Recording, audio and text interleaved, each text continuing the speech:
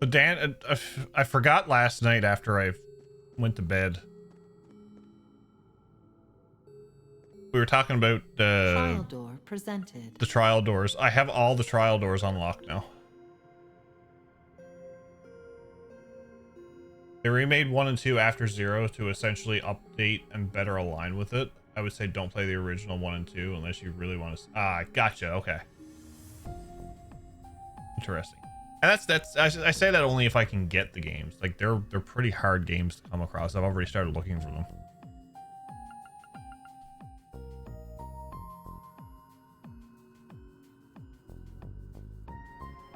So Dan, trial door 16, the one that you never got. Sarah, Sharon, General Le Guin, and Viscount Arcade. So, like I said, we'll probably do some of these if we have time. We're going to do the SSS DLC. But first and foremost, we are going to watch our final Daydream. Rendering browsing interface. Beyond the Reverie.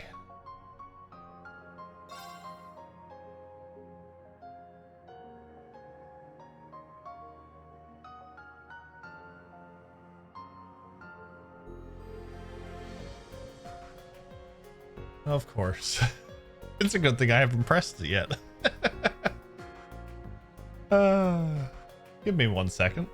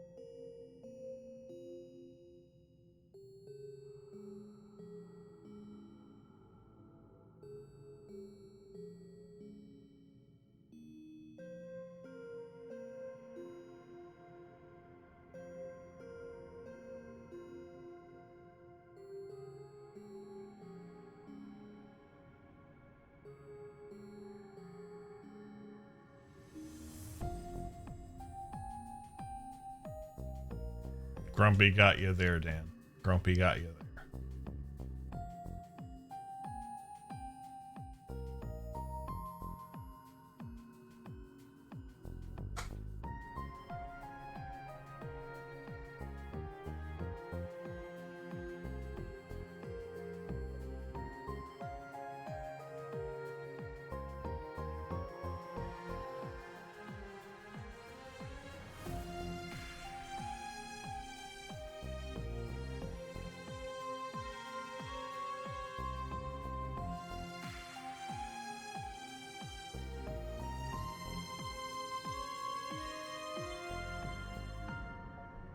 I mean,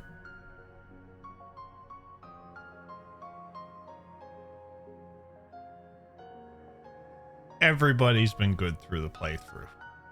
Will be good for the last Daydream. Pretty sure.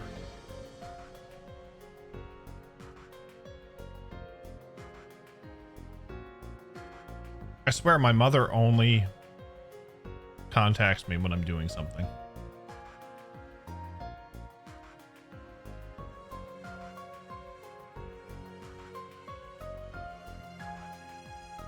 Jeff drank his optimism juice. No, that's still in the fridge. That's still in the fridge.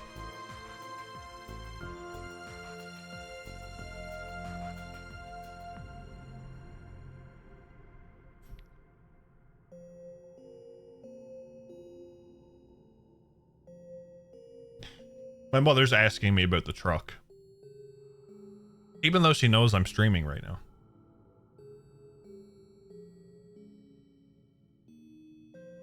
Well, for those wondering and have never seen in Discord, we are actually fixing the truck.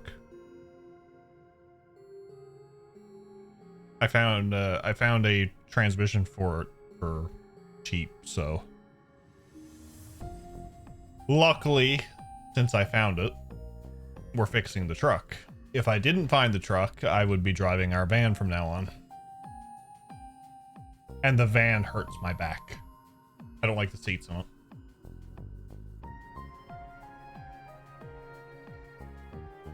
That's how it works, Jeff. It's a law of the universe to have someone call you when you're busy. Exactly, it is. All right, folks, beyond the Reverie. Let's go. Not the van. Anything but the van. Good old 2009 Honda Odyssey. There are but a minute fragments of memories drifting in an endless ocean, memories of what will be in the near future. Could they be shadows of the tangled threads woven by Elysium? Or perhaps faded illusions that slip through the cracks of time and space? There are none who know the answer.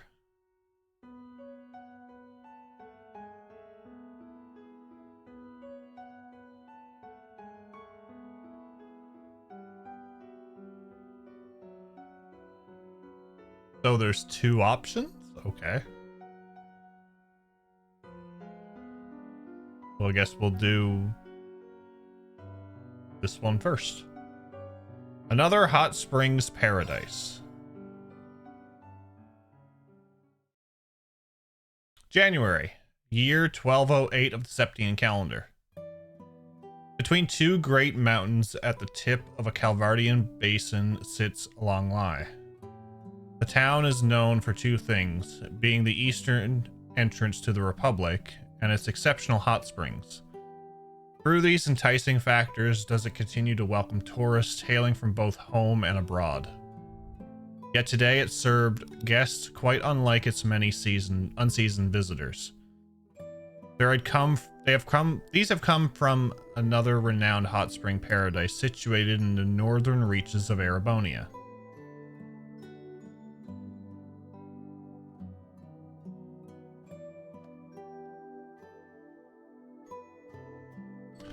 The depths of flavor in the food here is just exquisite. Agreed, the Phoenix Wings food is certainly nothing to sneeze at, but I have my doubts the chef could replicate dishes this unique in taste. The Bishan Inn's reputation continues to precede itself.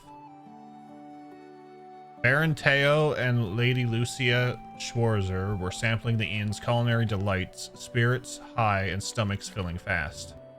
Their daughter Elise sat next to them, her spirit a bit lower by comparison as her brows furrowed with concern.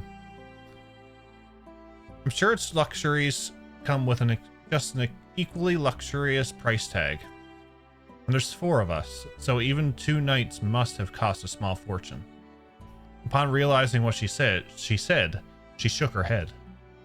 I didn't mean to dampen the mood. I know we have the money, but all my budgeting as student council president had made a terrible habit of me seeing the numbers and everything. Her older brother Reen couldn't help but let out a chuckle. Then the budget buster in you will like how much we saved, because we're not here as paying customers. We were invited by the owners personally. They said they wanted to get to know us since we run similar establishments. So here we are. And we'll be inviting them to Ymir sooner than later, of course. Right, Dad? Oh, absolutely. Add this to the list of boons coming from our countries finally coming to terms with one another. The Republic is reveling in unheard levels of prosperity, and the relations between our people are more active and festive than ever. I, for one, welcome any opportunity to further foster friendships. The Baron took another healthy sip of his Baijiu before continuing. Friendship over fighting, I say. Such a shame that the world tends to overcomplicate that simple concept. Seeing her husband's glass was almost empty, Lucia filled it to the brim while adding her own thoughts.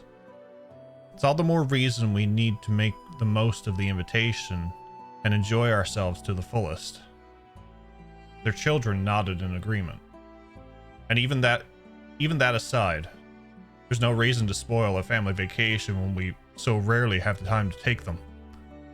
Oh, I read about some unusual sweet dishes worth trying here.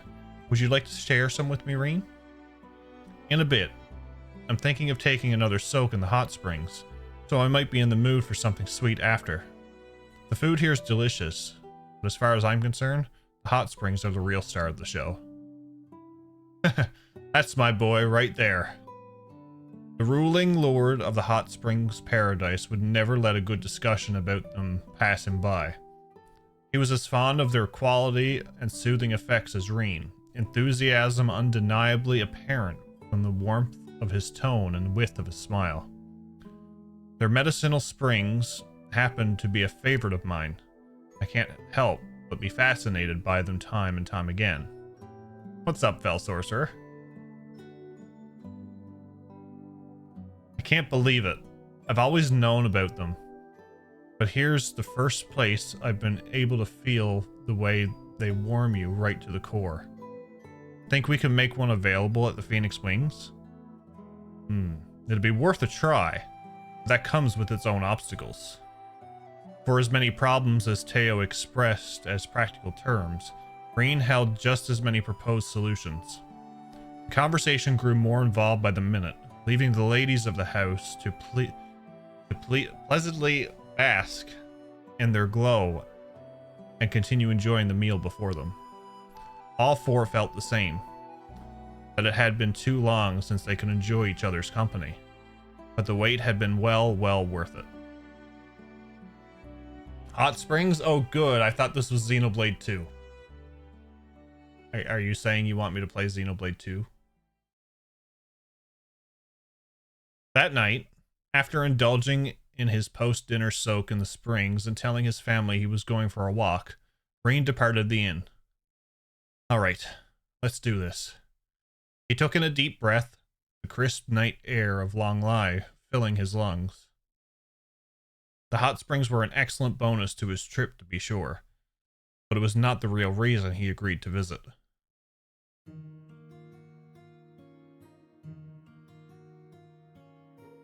He had come in search of Yun Ka-Fai, the famed sword hermit.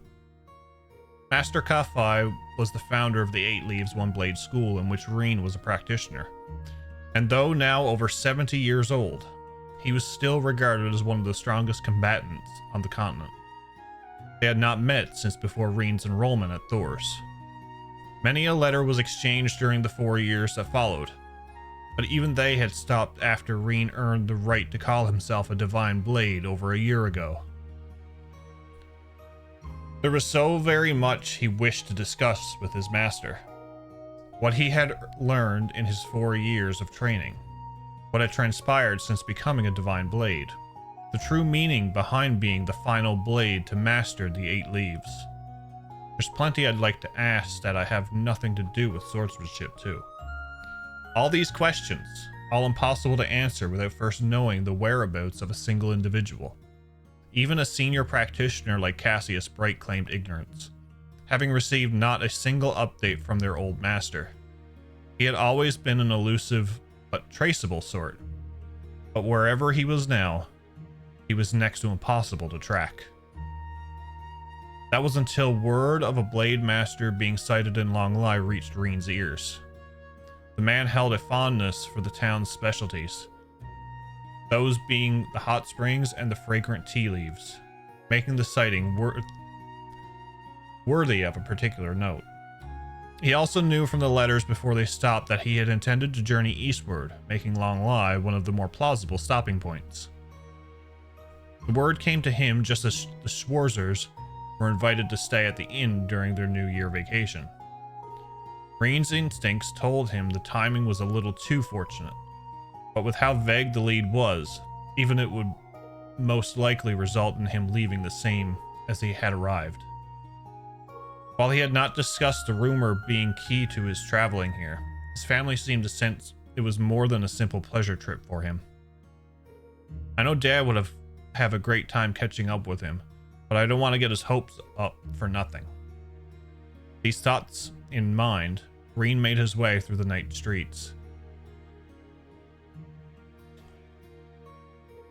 Yes, story time with Jeff.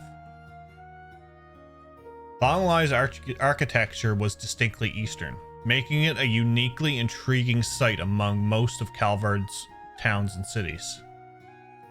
This was not to say it was similar to Crossbell's East Street. With subtle colors paired with dignified beauty, every wall and stone exuded the traditional concepts of wabi-sabi. One look was enough to understand the region was rich with history. Oh, the artwork is fantastic. This quiet charm would give way to contrastly lively evenings, where tourists both westward and farther eastward were greeted to stalls dedicated to the hot springs and more. This, too, held a traditional sort of charm. Breen asked several merchants if they had any information pertaining to the whereabouts of his master, somewhat sheepishly purchasing a number of souvenirs from their stalls to keep him from being a nuisance. They, he justified, would make excellent gifts for his friends, his co-workers, and his students.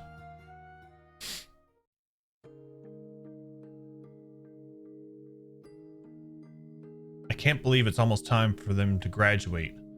I might be more emotional about theirs than I was for mine. For the first time, Reen would get to experience what it was like for the young birds he had taken under his wing for 2 years to finally leave the nest. Their first year had been eventful, to say the least. What had started as a problem class full of disagreements and mounting tension had slowly grown into one of compassion and understanding for one another. It was with each new discovery about themselves and every new ordeal the world sought to impose upon them that they grew not only as individuals, but as a team. He had hoped this period would remain as much a meaningful part of their lives as it would always be for him. The months before the Retributive Tower's appearance held many a trial, making the 10th month that followed in its shadow pass all too quickly.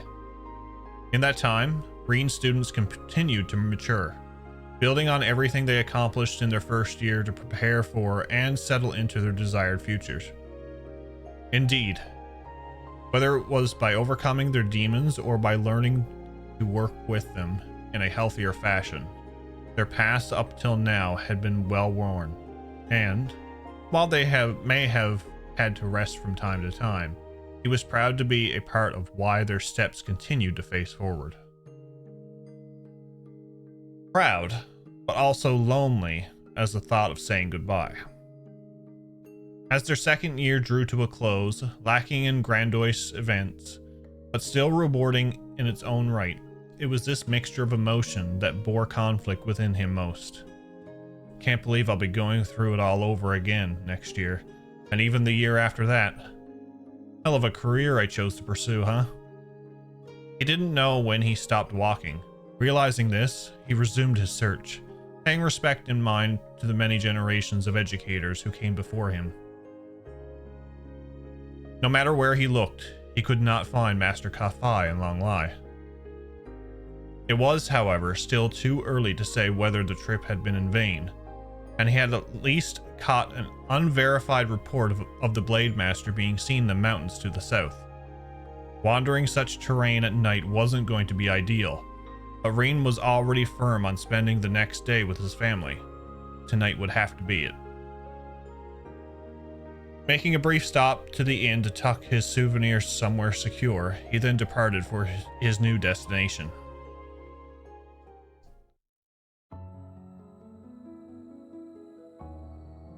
The mountain's winding, half-beaten trails would be more treacherous at night, but they were not off limits as such. The key, Reen knew, would be to not rely on sight alone. His senses of hearing and smell, perhaps even touch, were going to be equally vital in the hours ahead. Calling upon his experience and intellect to heighten all 5 senses, he took his surroundings in full. This really takes me back to training in the mountains. To call the experience training would imply his time being one of simple tutelage between student and master, but it equated to so much more. The danger then was far worse than it was now. with some days requiring him to set foot in highly dangerous territories just to find the day's food to survive. It sounds like the Kunlun Mountains may have been used for a similar exercise a long time ago. Reen was certain to think on the information gained during his search as he continued along the trail. Searching for evidence of human activity in an environment like this was not a difficult task. Humans always leave something indicative of their presence behind that no wild creature could, be it a long dead fire, footprints, or traces of going on the hunt. One need only follow the light to lead to their source. Reen did so, advancing with the caution instilled in him by both his old master and hunting enthusiast of a father. They soon led him precisely to clear evidence that a human had been in the area, though the evidence itself was far from what he expected. Remains of a camp? No. It didn't look like it had been left by martial artists in training or roaming hunters. But the most peculiar thing was that there were multiple sites like the first, all evenly spaced from one to the next. It was as though something was being measured. Maybe this is a form of group of scholars doing field research, but it seems too large in scale for that. There was nothing more to be found here. Reen advanced. Soon after, he found another unusual mound of evidence. It's like someone forced their way through here in car, or more like hacked open a path wide enough for a car to pass through. All further inspection here suggested that whoever was responsible had given up on this endeavor, leading him to wonder if they somehow found success elsewhere. And if they did, why had they done this at all? The question pestered him. If there was anything to clear wide paths, the remote depths of the mountains certainly were not it, but instinct told him he was only a step away from discovering the answer. If I keep following this trail a little farther. At this thought, Reen sensed someone approaching. One person. 2 people. Yes, there were 2, and it was clear they were aware of his presence as well. Only for a fleeting second did he think they might be the ones responsible for the strange trails. But a deadly tension that now thickened the air told him these were no simple scholars. He felt them draw near, the night veiling themselves well, and then he felt them stop. How about you show yourselves? He spoke without placing his hand on his tachi, signifying to those watching that he had no intention to fight. Their silhouettes then suddenly emerged from the darkest shadows of the mountains. They looked very much like the shinobi of the east he had heard about, their forms clad from top to bottom in black garments and their faces fully obscured.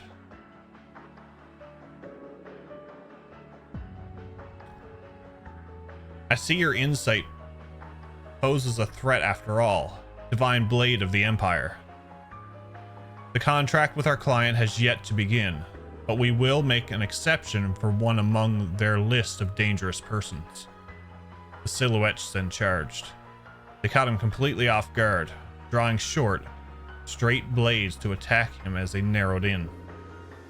Reen's eyes widened in surprise, but nearly that same moment he was in a fighting stance, hand over his still sheathed tachi. 5th form, Morning Moon. Ooh, I like that. He perceived the direction of his foe's attacks to evade them, then mounted a counterattack of his own. All it took was that instant to repel their assault and leave them vulnerable. Ordinarily, this would be the time to take the offensive, but all Reen could do was stare at the two with disbelief. The thought entered my mind as I saw you move, but now that we've crossed blades... He paused, the disbelief in his eyes giving way to a more intent gaze. Are you... practitioners of the 8-Leaf School? Another pause. this time from the silhouettes before answering as though they were well aware the question was coming. No, though we do possess ties to the school. We are of the Ikaruga, practitioners of the Black God One Blade School. The what? Reen was left stunned. The two Ikaruga held their blades horizontally, ready to thrust them forward at any moment. It was as though they wanted to make clear that while they had been caught off guard once, he would not be so fortunate twice. Reen responded by assuming the middle stance with his tachi. But just as the sides were only a beat away from engaging in battle, what could only be described as a black cyclone roared from the darkness at such speed that it seemed certain to slice anything it touched. Its appearance caught Reen by surprise more than the initial attacks by the silhouettes. He had not suspected an attack from that angle, that distance, or even that moment. His enemies, on the other hand, did not so much as flinch at the sight. The approaching blade, over an arge and a half in length, was heading directly for Reen's back. He couldn't possibly dodge it now. Perhaps he should have noticed. Perhaps it was impossible to notice. Whatever the answer, the divine blade of the Empire would soon fall. Silhouettes waiting in for his final moments to be, convinced of no other fate in his future. When Reen spun his body in a full circle, applying the intensity built into his tachi from the motion to swing, the blow made was weighted yet precise, shifting the incoming blade to a new direction without mitigating its near overpowering force. This technique was an application of the first form, Helix. There was no greater course in the moment than to use it to redirect the attack without it ever making direct contact. The spinning blade was now significantly off its intended course. Reen slashed at it again, birthing a shockwave that further shifted its path. The blade went flying hairs to the right of the direction it had come from. A hand was there to deftly catch it midair.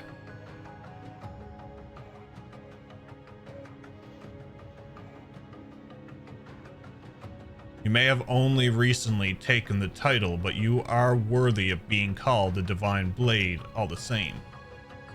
You used the unclouded eye well. From this hand emerged a new figure from the darkness. While he was clad in similar garments to the silhouettes, something about his presence was much more inspired by comparison. His musculature was thoroughly discernible beneath his body covering fortified suit. His every moment, however slight, reflected a complete lack of hesitation, and the faint light of his eyes, visible through his mask, projected no emotion whatsoever.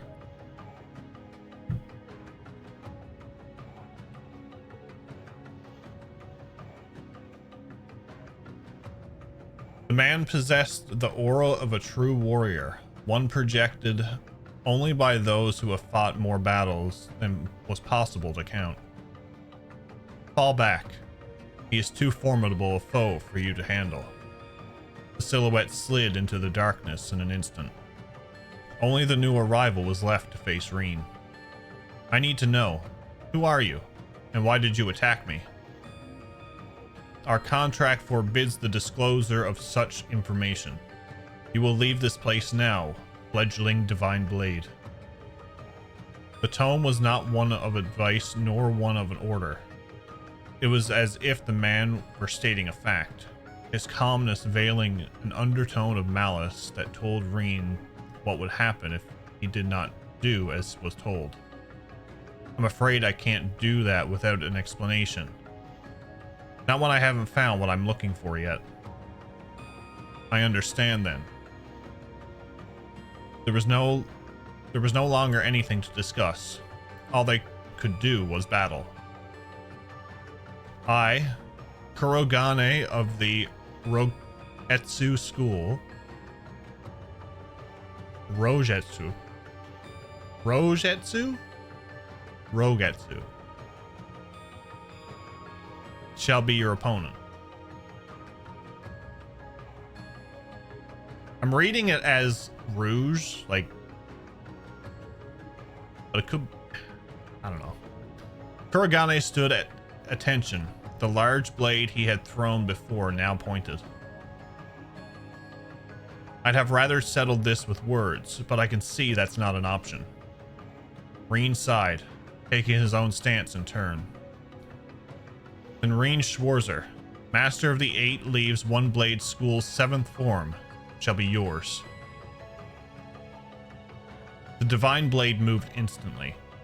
The bizarre weapon Kurogane wielded was less akin to a sword and more 4 equally sized blades arranged in the shape of a cross, their bases connected to a single point.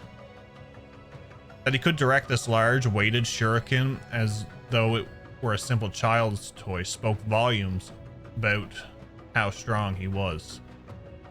Still, even it was not infallible, for it was not one to be idly used in close-range combat. Kurogane appeared to have no other key weapons on hand either, meaning that if Reen could force him to fight where he would be at his most disadvantage, he would very likely come out of this the victor. This was what he had in mind when choosing to act first. Second form, Gale.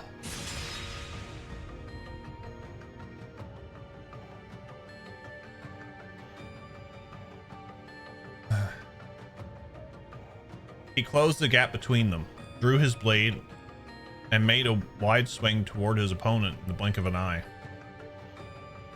Kurogane blocked the blow with ease. That, however, meant nothing in the larger scheme of things. Reen knew well this man's capabilities. So long as the gap between them was closed, and it was, he considered the attack a success. But just as he thought he would be able to push onward and overcome his foe by mounting a newly fierce assault, Kurogane had split his cross-shaped shuriken in half. The ease at which he did made it clear this was intended by design.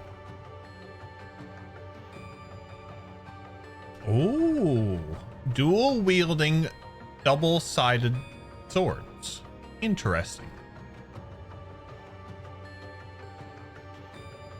He can dual-wield double sabers? There was no hiding his shock. In the West, double sabers were seen as relics from the Dark Ages that were difficult to utilize. Crow was the only person Reen knew who was competent with one, and only one. Yeah, I'll take his weapon now.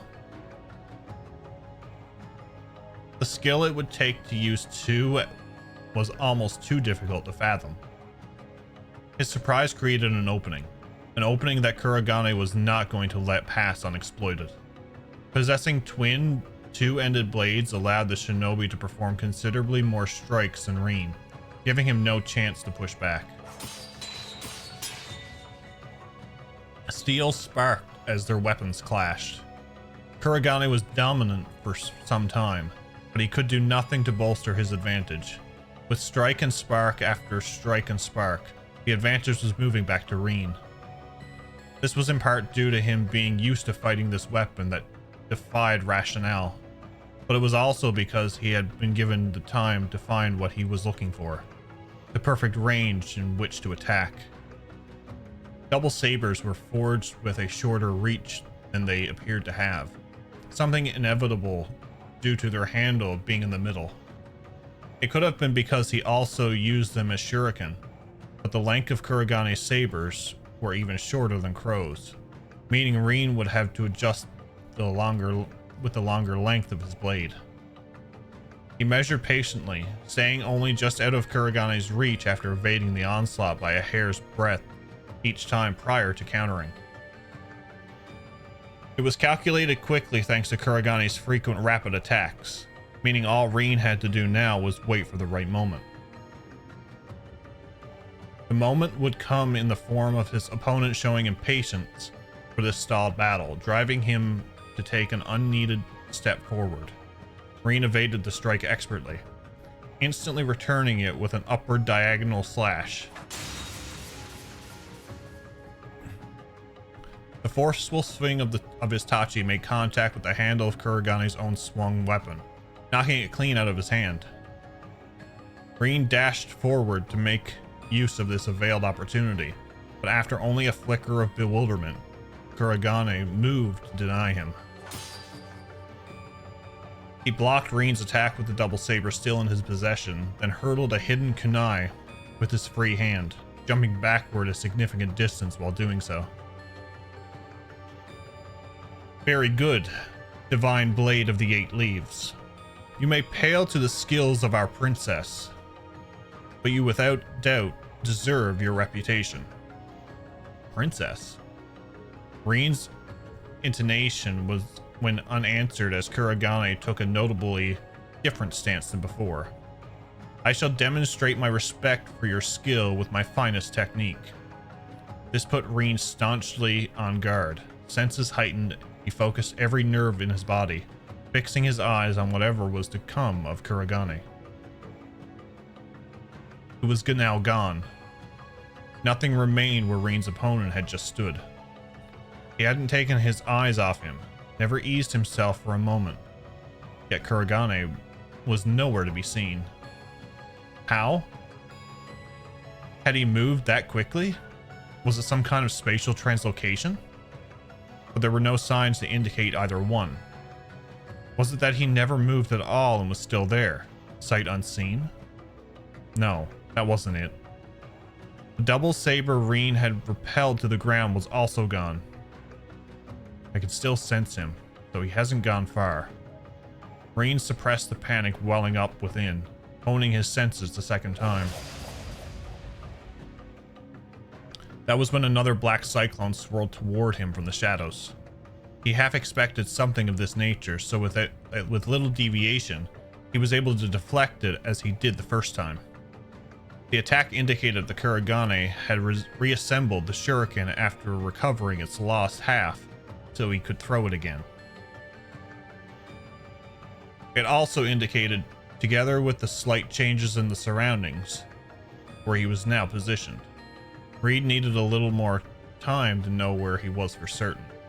But ahead of making a solid conclusion, the cyclone came at him yet again from a new angle. That was fast.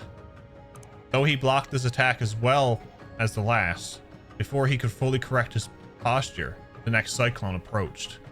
The gap between was getting shorter and shorter.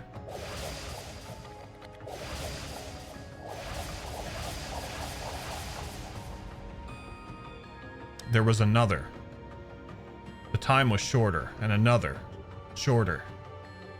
Soon, these assorted smaller cyclones were seemingly growing into a blended, grand storm of death, with Rin trapped at its center. This doesn't feel like I'm being attacked by a single person. Did he make phantom copies of himself? He had no idea where the next cyclone would form, and by the time he located it, the next one was ready. Even the unclouded eye wasn't going to be enough for him to deduce Kuragane's location. He had been able to repel every blade that met with him so far, but that was growing increasingly difficult. I didn't want to use it, but I'm not sure I have a choice. Well aware that doing so would place him in danger, Rin took his mind off the battle. He gave up blocking and evading attacks, dedicating the bare minimum of his focus to not sustaining lethal blows and focusing his mind inward. He focused on the power that he had long cultivated inside him, the power he had feared, loathed, and rejected. The power he now relied on, desired, and nearly surrendered himself to. The power he faced with his loved ones at his side, making it a true part of himself. With his mind clear as day, he unleashed his full strength. Enlightened spirit unification. He imbued his Tachi with the great power surging out of him, crying out as he did so, and spinning his body forcibly around to create a bladed circle around him. The energy released by his Tachi repelled all forthcoming shurikens with ease, and with them, Kuragane's phantom copies lurking in the darkness faded to nothing. With that, there you are. He charged towards Kuragane. The man was thoroughly overwhelmed by Reen's sudden counterattack, throwing him completely off balance. There was nothing he could do to repel what would come next. It's time to settle this. Reen swung his Tachi downward while pouring all of his might into a final single strike. But just as the two felt the battle was coming to an end, zeroth form, duality.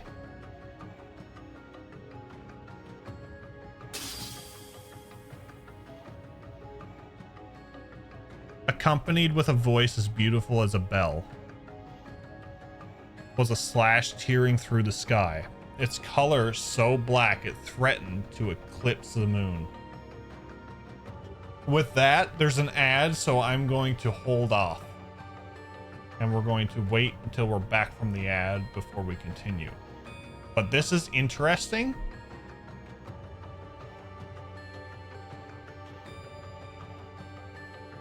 So there's a new form.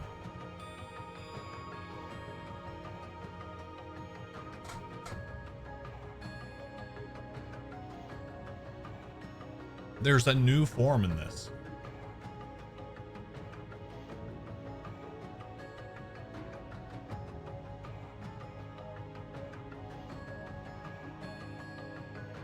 Interesting.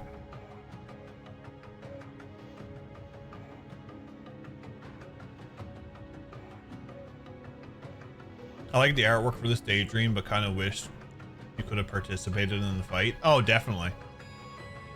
I like the artwork and the way they done it, but if they could have animated it and let you do the fight, it would have been fantastic. Okay, so this is me just pondering now. Just the gears going in my head, okay? So say this princess is part of the 8-leaf school. If the zeroth form is a new form,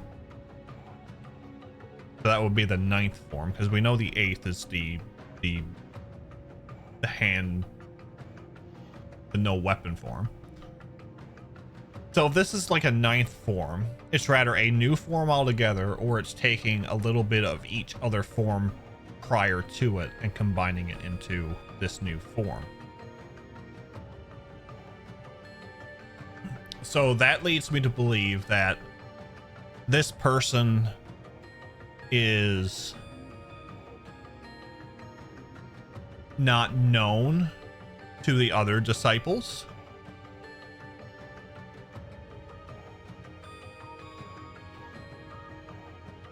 Or,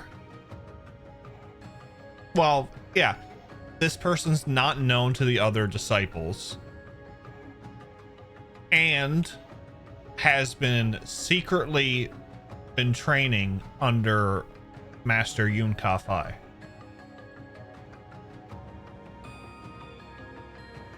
And no one knows about it.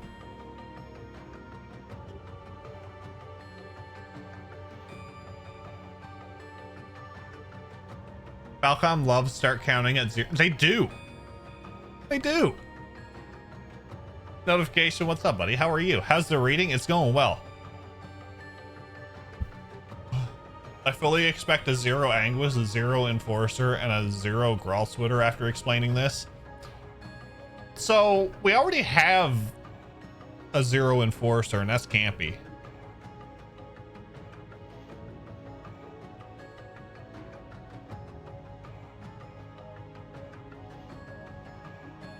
This is a joke, but Annalise went down. No, it's not Annalise.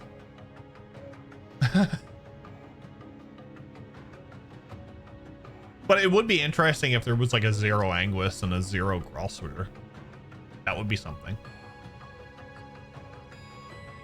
But that's just my thought. So anybody who's just joining us and have been here for the reading and that, we just met this, or we just got attacked with this 0th form. So my thoughts on it is, and this is just me verbally talking out loud. I don't want confirmation if anybody knows anything or that type of stuff. But this 0th form, I'm thinking, is rather a new form altogether aside from the 8. Or it's taking a bit of all the other forms and combining it into one. The person who's using it obviously is probably not a divine blade of the other styles, or else they wouldn't be using this form. And they're probably not known to the other disciples, and I'm gonna say they're probably training under Master Yunkafai in secret. And that's how this 0th form got developed.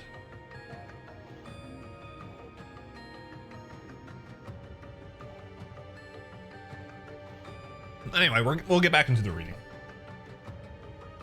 That's just, you know, verbal diarrhea of me just theorizing things. A company with a voice as beautiful as a bell with a slash tearing through the sky, its color so black it threatened to eclipse the moon. It effortlessly stopped Reen's weapon from reaching its target. But that wasn't all. What? With a high-pitched metallic sound, Reen's beloved Tachi was sundered cleanly in two. Wow. Princess? Kuragane was also taken aback by this new arrival. I heard what was happening from both our scouts. You could have invited me to join the fun instead of keeping it all to yourself. The words as she chided Kuragane indicated dissatisfaction, but the music of her tone betrayed her excitement. Reen made to see who this mysterious figure was. Oh, hello. Hello. And the sight of her alone took his breath away. I bet it did. She was young, wearing a fortified suit that looked to be a marriage of classical and modern Eastern styles, with long silver hair that almost appeared to glow in the pale moonlight.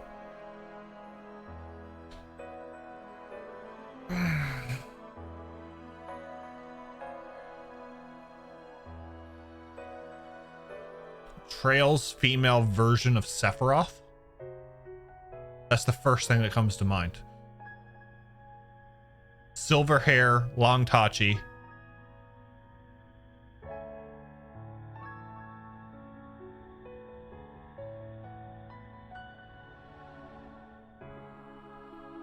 I hope she don't become part of the harem.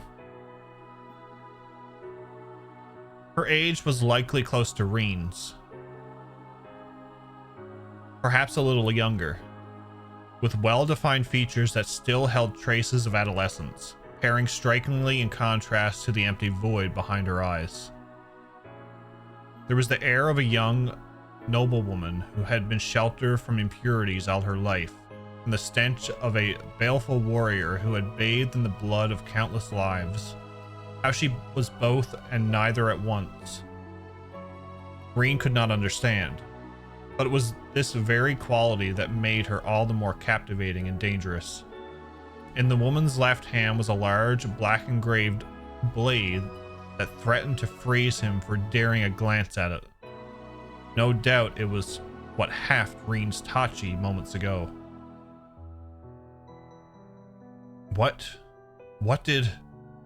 Reen fumbled for the words as he clutched the useless handle tightly in his hand. The fair-haired woman only smiled as she looked down upon it. Your weapon was very fine, but it was never any match for my friend, I'm afraid. She spun the black blade in her hands around gently before holding it up toward the night sky to seemingly display it with pride. It wasn't hard to see why she would boast about possessing such a weapon. He had seen many a blade of historical significance, but instinct told him that hers was better than any of those. The blunt side featured an intricate design of deep gray that While he could not discern its meaning there and then, he knew was nothing less than a work of art. There was an aura about it, one cold as ice, that seemed to reject its worldly surroundings, making it capable of cutting through anything it so desired. It came in company with a beautiful hilt of deep red that contrasted its body without feeling out of place. This juxtaposition was, in a sense, much a reflection of its wielder, with their two opposing natures being distinctive yet also as one. Green thought as he observed, her blade was clearly something special, but that alone did not explain the strength behind her attack. He had never heard of the technique she used, but it was certainly connected to the 8 leaves in some way, and the skill she showed in executing it, my lord, made her equal to a divine blade.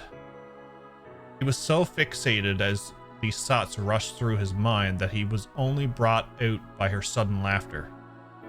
I didn't think I'd ever meet you here. I wonder if our old master is behind guiding us to the same place. Or if it's just a happy coincidence. Wait. The manner in which she spoke and her familiarity with Reen gave him a theory. That technique you just used was really something. Consider me intrigued. It's put you a league above more interesting than our senior practitioners. So he was right. Are you... But before he could hear what he already knew, she turned away, refusing to let him finish the question. He isn't here, so why don't you run on back to your family? Go and make the most of your vacation. Just don't let your skill with a blade slip.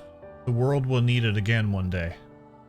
She spoke with a certain satisfaction as she pointed down to the other half of his broken blade, and then she leaped high, seemingly disappearing on the other side of the moon. Reen can only stare, dumbfounded as she vanished. He couldn't even speak. Kuragane left with her.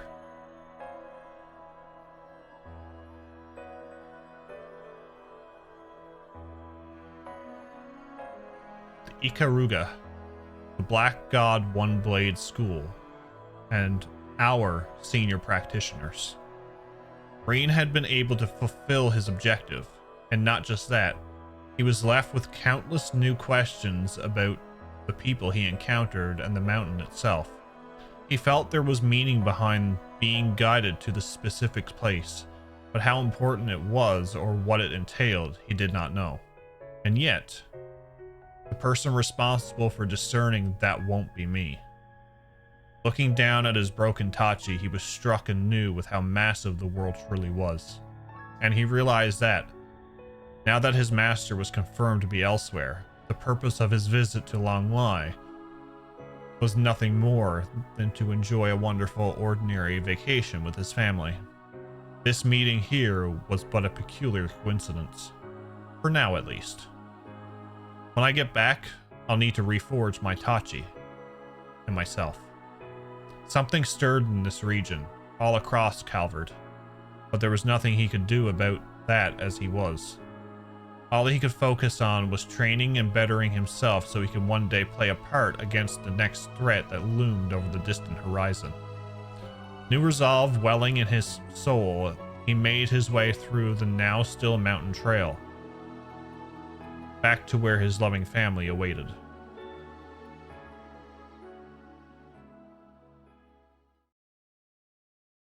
Another hot springs paradise. The end.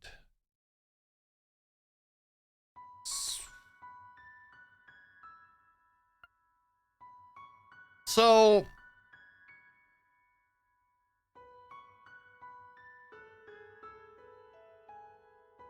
I hate it when I'm right.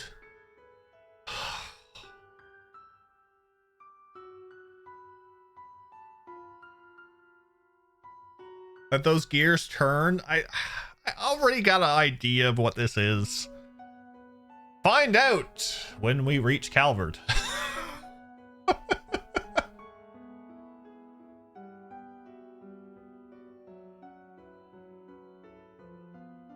Well, obviously from that, we're going to see Reen in a future game.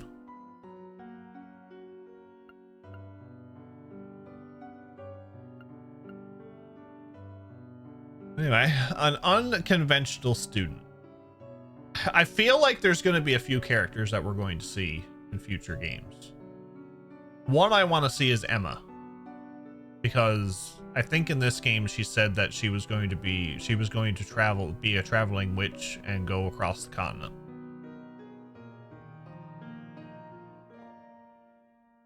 Falcom shouting from the rooftops, "Please play Daybreak." All right, an unconventional student.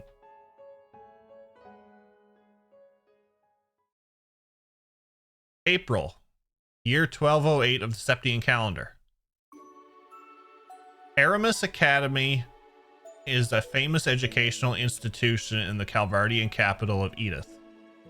The name derives from an artist central to Calvard's democratic revolution 100 years ago. This was also reflected in its goal of nurturing new talent and helping to forge a brighter future for a new republic.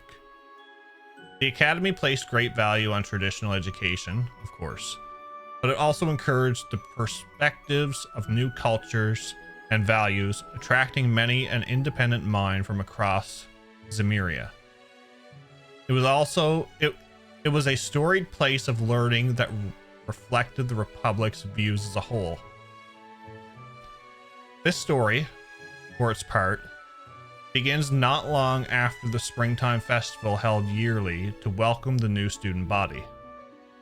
It was just another morning at the academy, countless students shuffling through its grounds, when one of them in particular happened to draw an unusual amount of attention. The young lady had long, soft violet hair crowned with a black ribbon.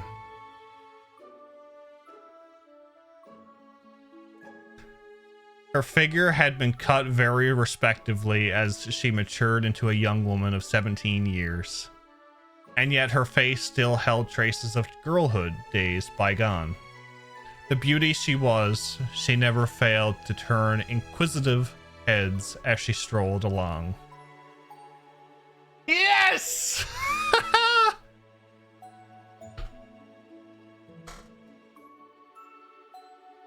I'm gonna love... I hope she's well, she's definitely got to be a playable character in the next game. Oh, I'm gonna love it. Her name was Wren Bright. She was a second-year student from Genis Royal Academy in Liberal, now studying at Aramis as part of an exchange program. She had only just arrived in the spring. Wren's goal in attending was not to further her education.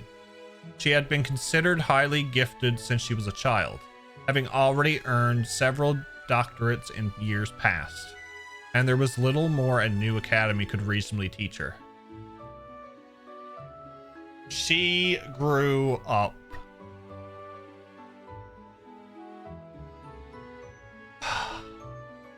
Her goal, in reality, was to use it as a front to operate freely in Calvard.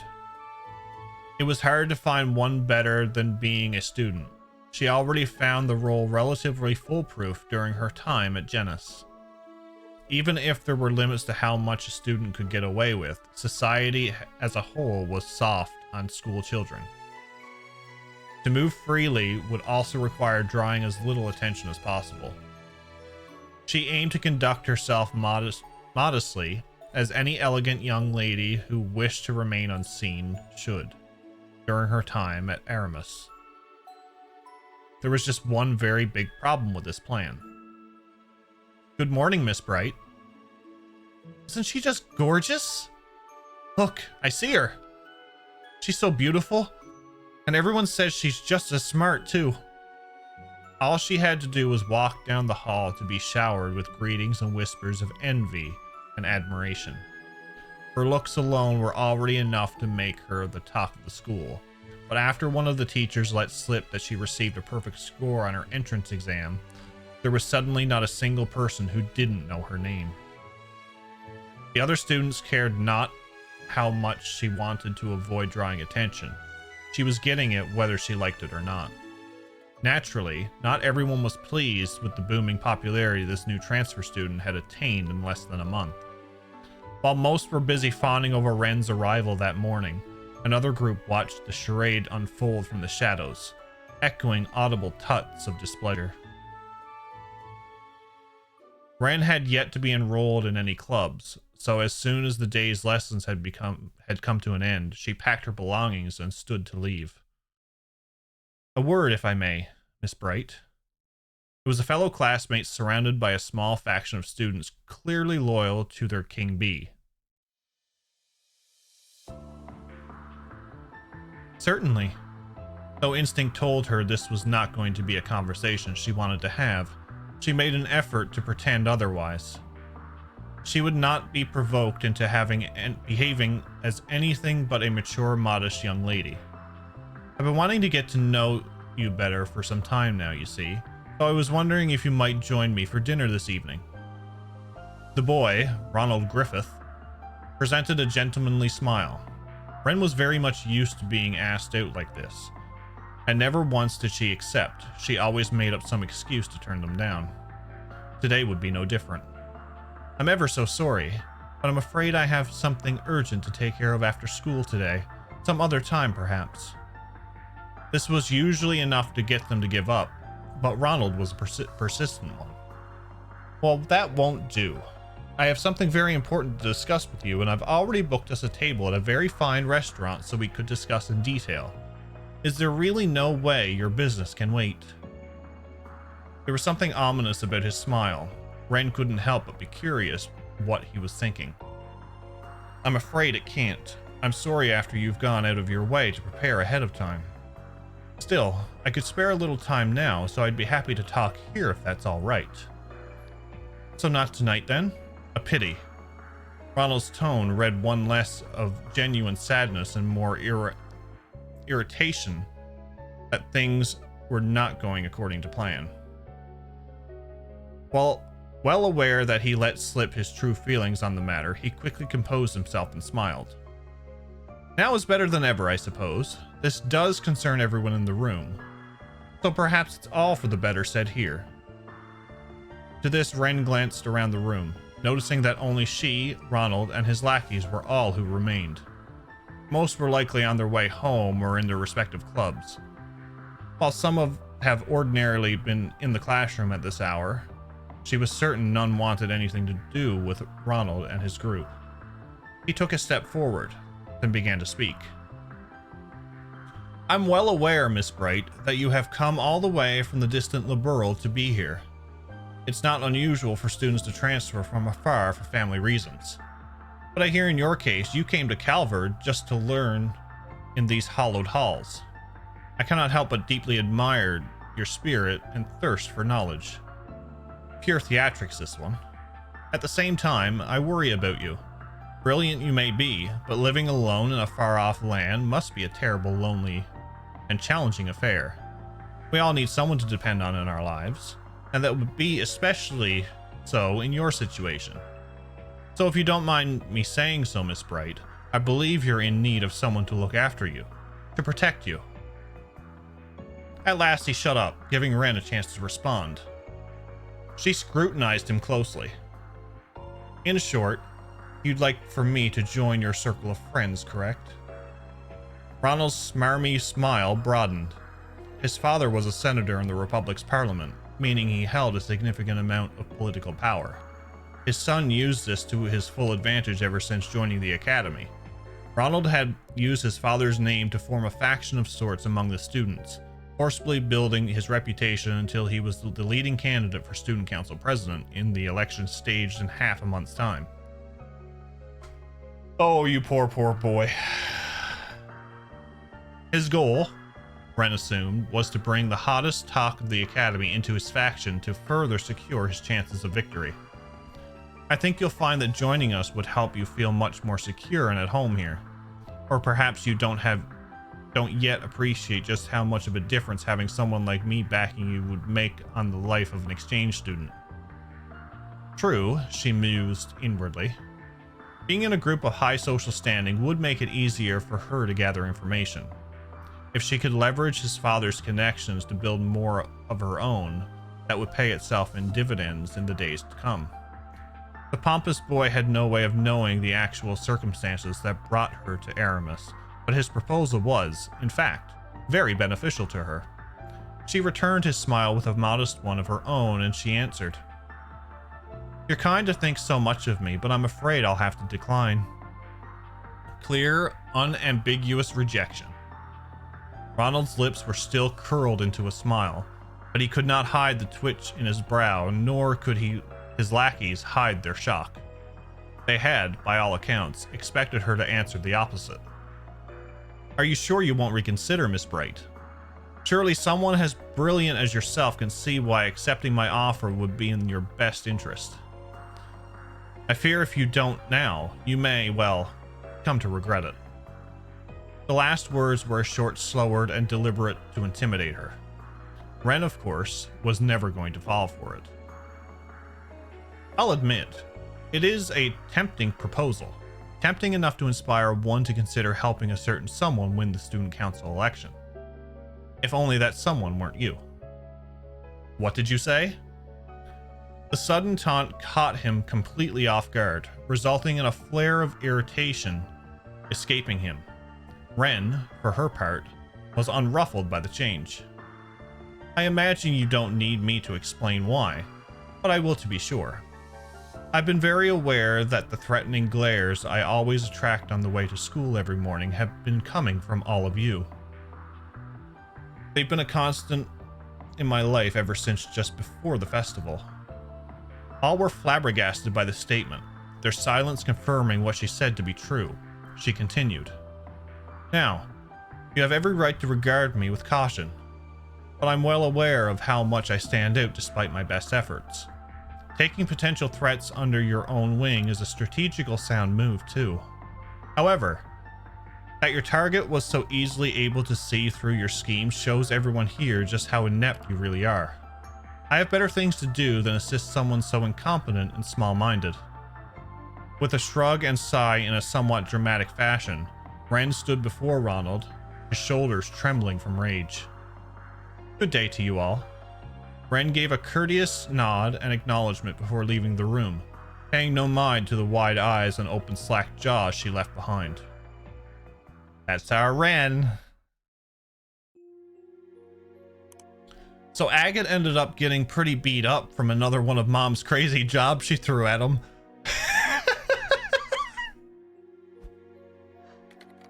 Oh, poor Agate.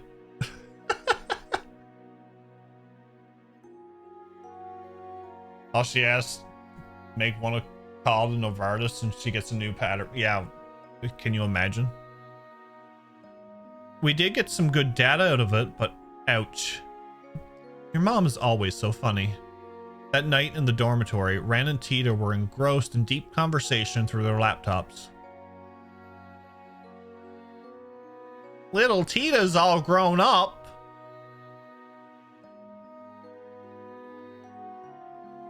Not gonna lie, she kind of looks like Erica a bit.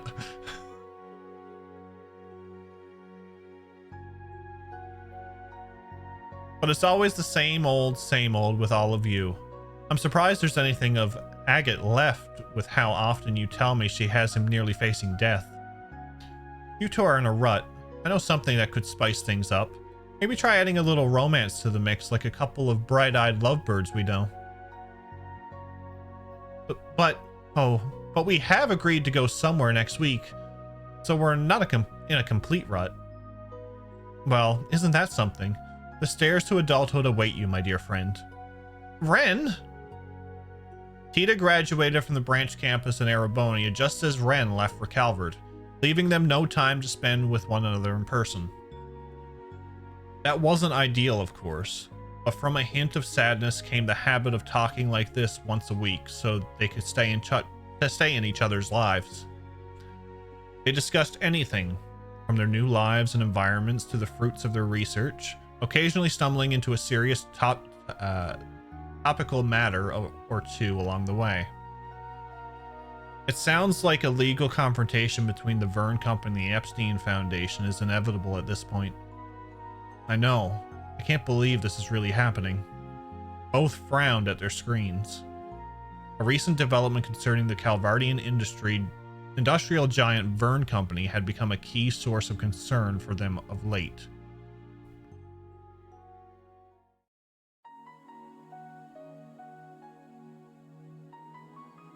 It began soon after Crossbell returned to normalcy after the Supreme Leader's takeover the previous year.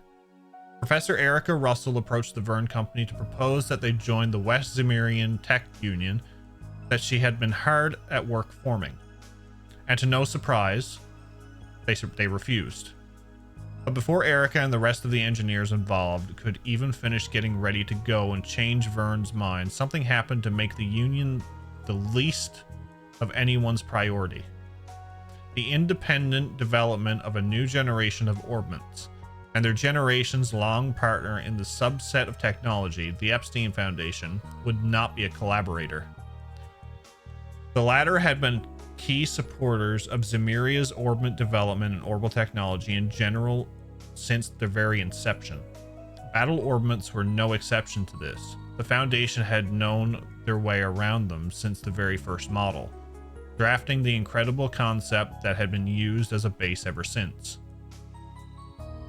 Even the Reinford Company before the Battle of Jormungand had not thought of developing their Arcus models on their own, instead favoring to develop them in partnership with the Storied Institute. The announcement was, quite simply, unprecedented, and it sent shockwaves throughout the industry. The Epstein Foundation was also less than pleased about being cast aside in this manner. While there were certainly legal concerns regarding who owned the patent to this technology, the greater concern was their stable position in the industry as a whole was now becoming unstable. They initially responded by attempting to resolve this through peaceful means. But when those attempts proved fruitless, it was reported that they were preparing for what could be an ugly international legal dispute. I'd say Verne has the upper hand if this ever makes it to court. Unlike their previous Ramda orbments, the 6th generation is designed to set a whole new standard. All of its main features are packed with new tech, with some new features still being kept under wraps. I wonder what those are. What could they be trying to develop that's important enough to ruin their relationship with the Foundation? Though I have heard about the government telling the Verne Company to focus more on weapons development.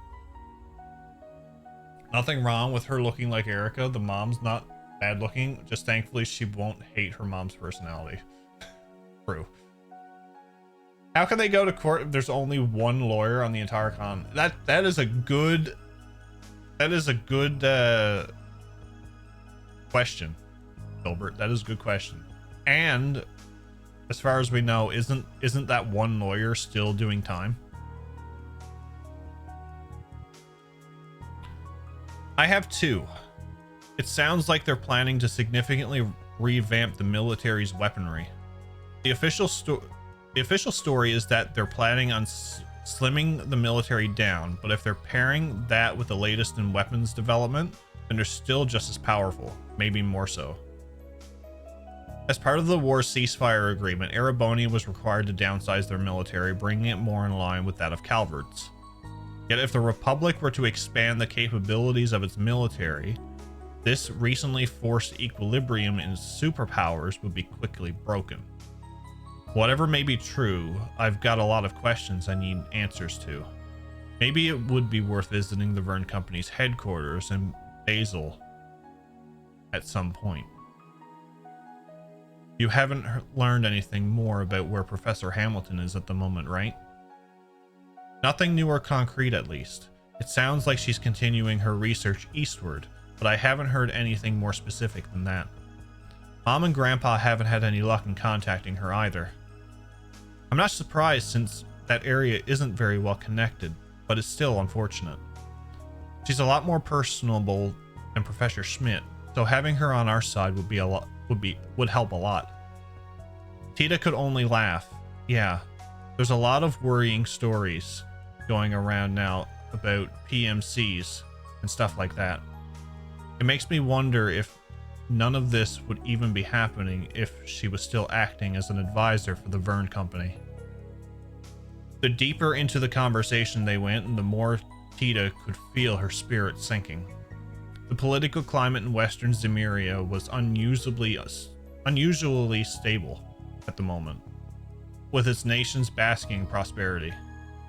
But she could not shake off the feeling that this peace was built over rotting wood, and that it could all come crashing down with but the slightest provocation.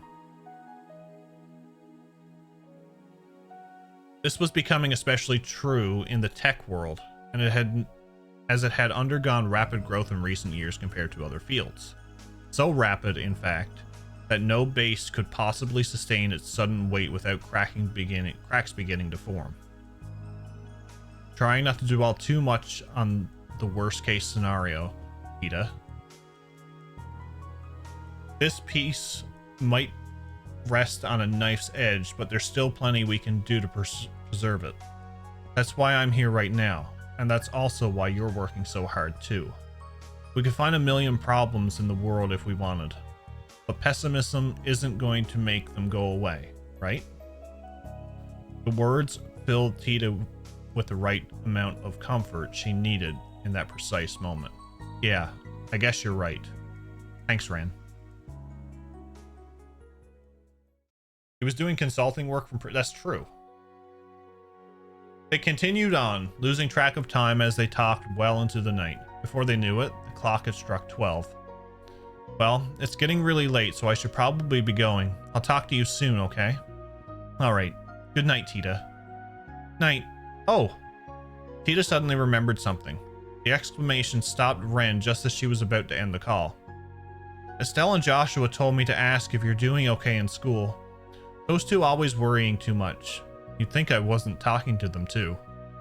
She couldn't help but remember her interaction with Ronald after class, but Ren quickly drove the thought from her mind. It wasn't worth dredging up. Tell them they can rest easy. Everything is fine. Good. They wanted me to let you know if you were being bullied so they could fly over and help. Ren can only sigh. Honestly, do they think I can't keep myself safe from a few schoolyard bullies? Actually, they said they were more worried about what you do to them than what they do to you. That is true. That is true. At her friend's silence, Tita couldn't help but burst out laughing. I worry about you too, obviously, but they're probably right. How awful of you. Even if that were to happen to me, I wouldn't do half of what you're imagining. Not anymore, anyway. See? It's saying that kind of thing that makes people worry. I'm a lady now.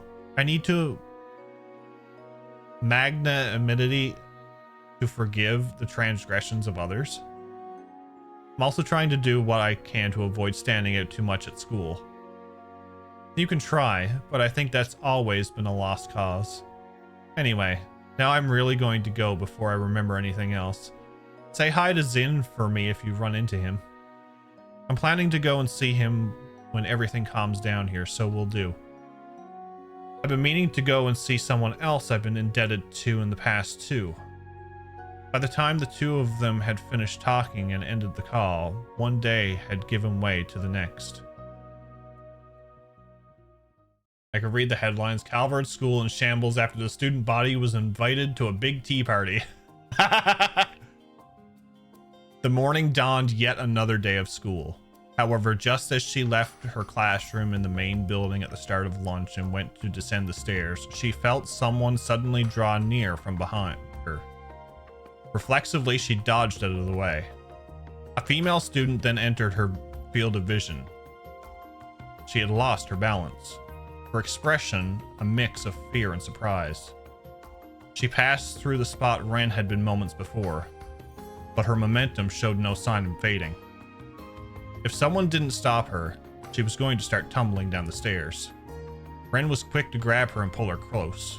She supported the girl's weight with one arm, with all the grace of someone taking part in a ballroom dance saving her from falling. Several students happened to witness the event unfold and could not help but elicit gasps of admiration. Noticing that the girl's eyes were still unfocused, Ren gently addressed her. "Are you all right? Are you hurt? You aren't hurt, are you?"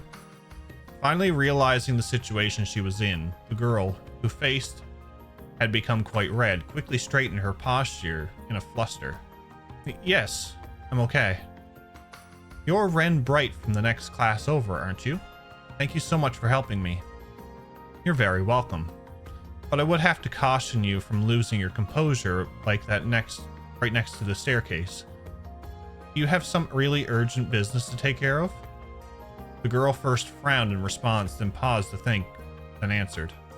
"Nothing I can think of. It's weird, but even though it was probably my imagination, it felt like someone had pushed me from behind. Obviously, no one here would do that, so I must have just bumped into someone by accident." She thanked her rescuer again before disappearing into the distance. The situation she had deemed herself imagination, however, lingered in Ren's mind. If I hadn't sensed something was amiss, both of us would have fallen down the stairs. We could have been badly hurt. Was it really just a coincidence, or was it a deliberate action by someone who wants to hurt me? If it was the latter, she didn't have anything to support this theory, but with it came a familiar sensation. The feeling of malicious stares focusing on her from the shadows. It took surprisingly little time for her suspicions to gain evidence. After finishing gym class the next day, Ren made for the classroom and began preparing for her next lesson. As she did, she immediately noticed something was amiss. All of her textbooks had been glued shut with an excessive amount of adhesive. Try as she did to open them, it was a lost cause to get to even a single page. It was an obvious attempt to harass her. The culprits behind the act were equally obvious. Not far from where Ren was sitting, Ronald Griffith and his lackeys, whom she so memorably turned away 2 days prior, were snickering to themselves, their eyes mockingly focused on Ren all the while. They're not even interested in hiding what they're like anymore. I'm sure at this point, they want me to know who did it to intimidate me. This latest development also confirmed in her mind that they were responsible for trying to push her down the stairs the day before. What a pitiful sight they were. Because she refused to join their group, her existence was, in their eyes, now nothing more than a hindrance to Ronald's campaign for student council president. They would stop at nothing to either break her spirit and force her to join, or shame her into lowering her popularity among the student body. It didn't matter that Ren had no interest in taking part in the election. After further inspecting the state of her textbooks, Ren's expression grew difficult to read. "I think I can make them usable again, but not in what little time I have left before class." The bell soon chimed to signal the start of her lesson.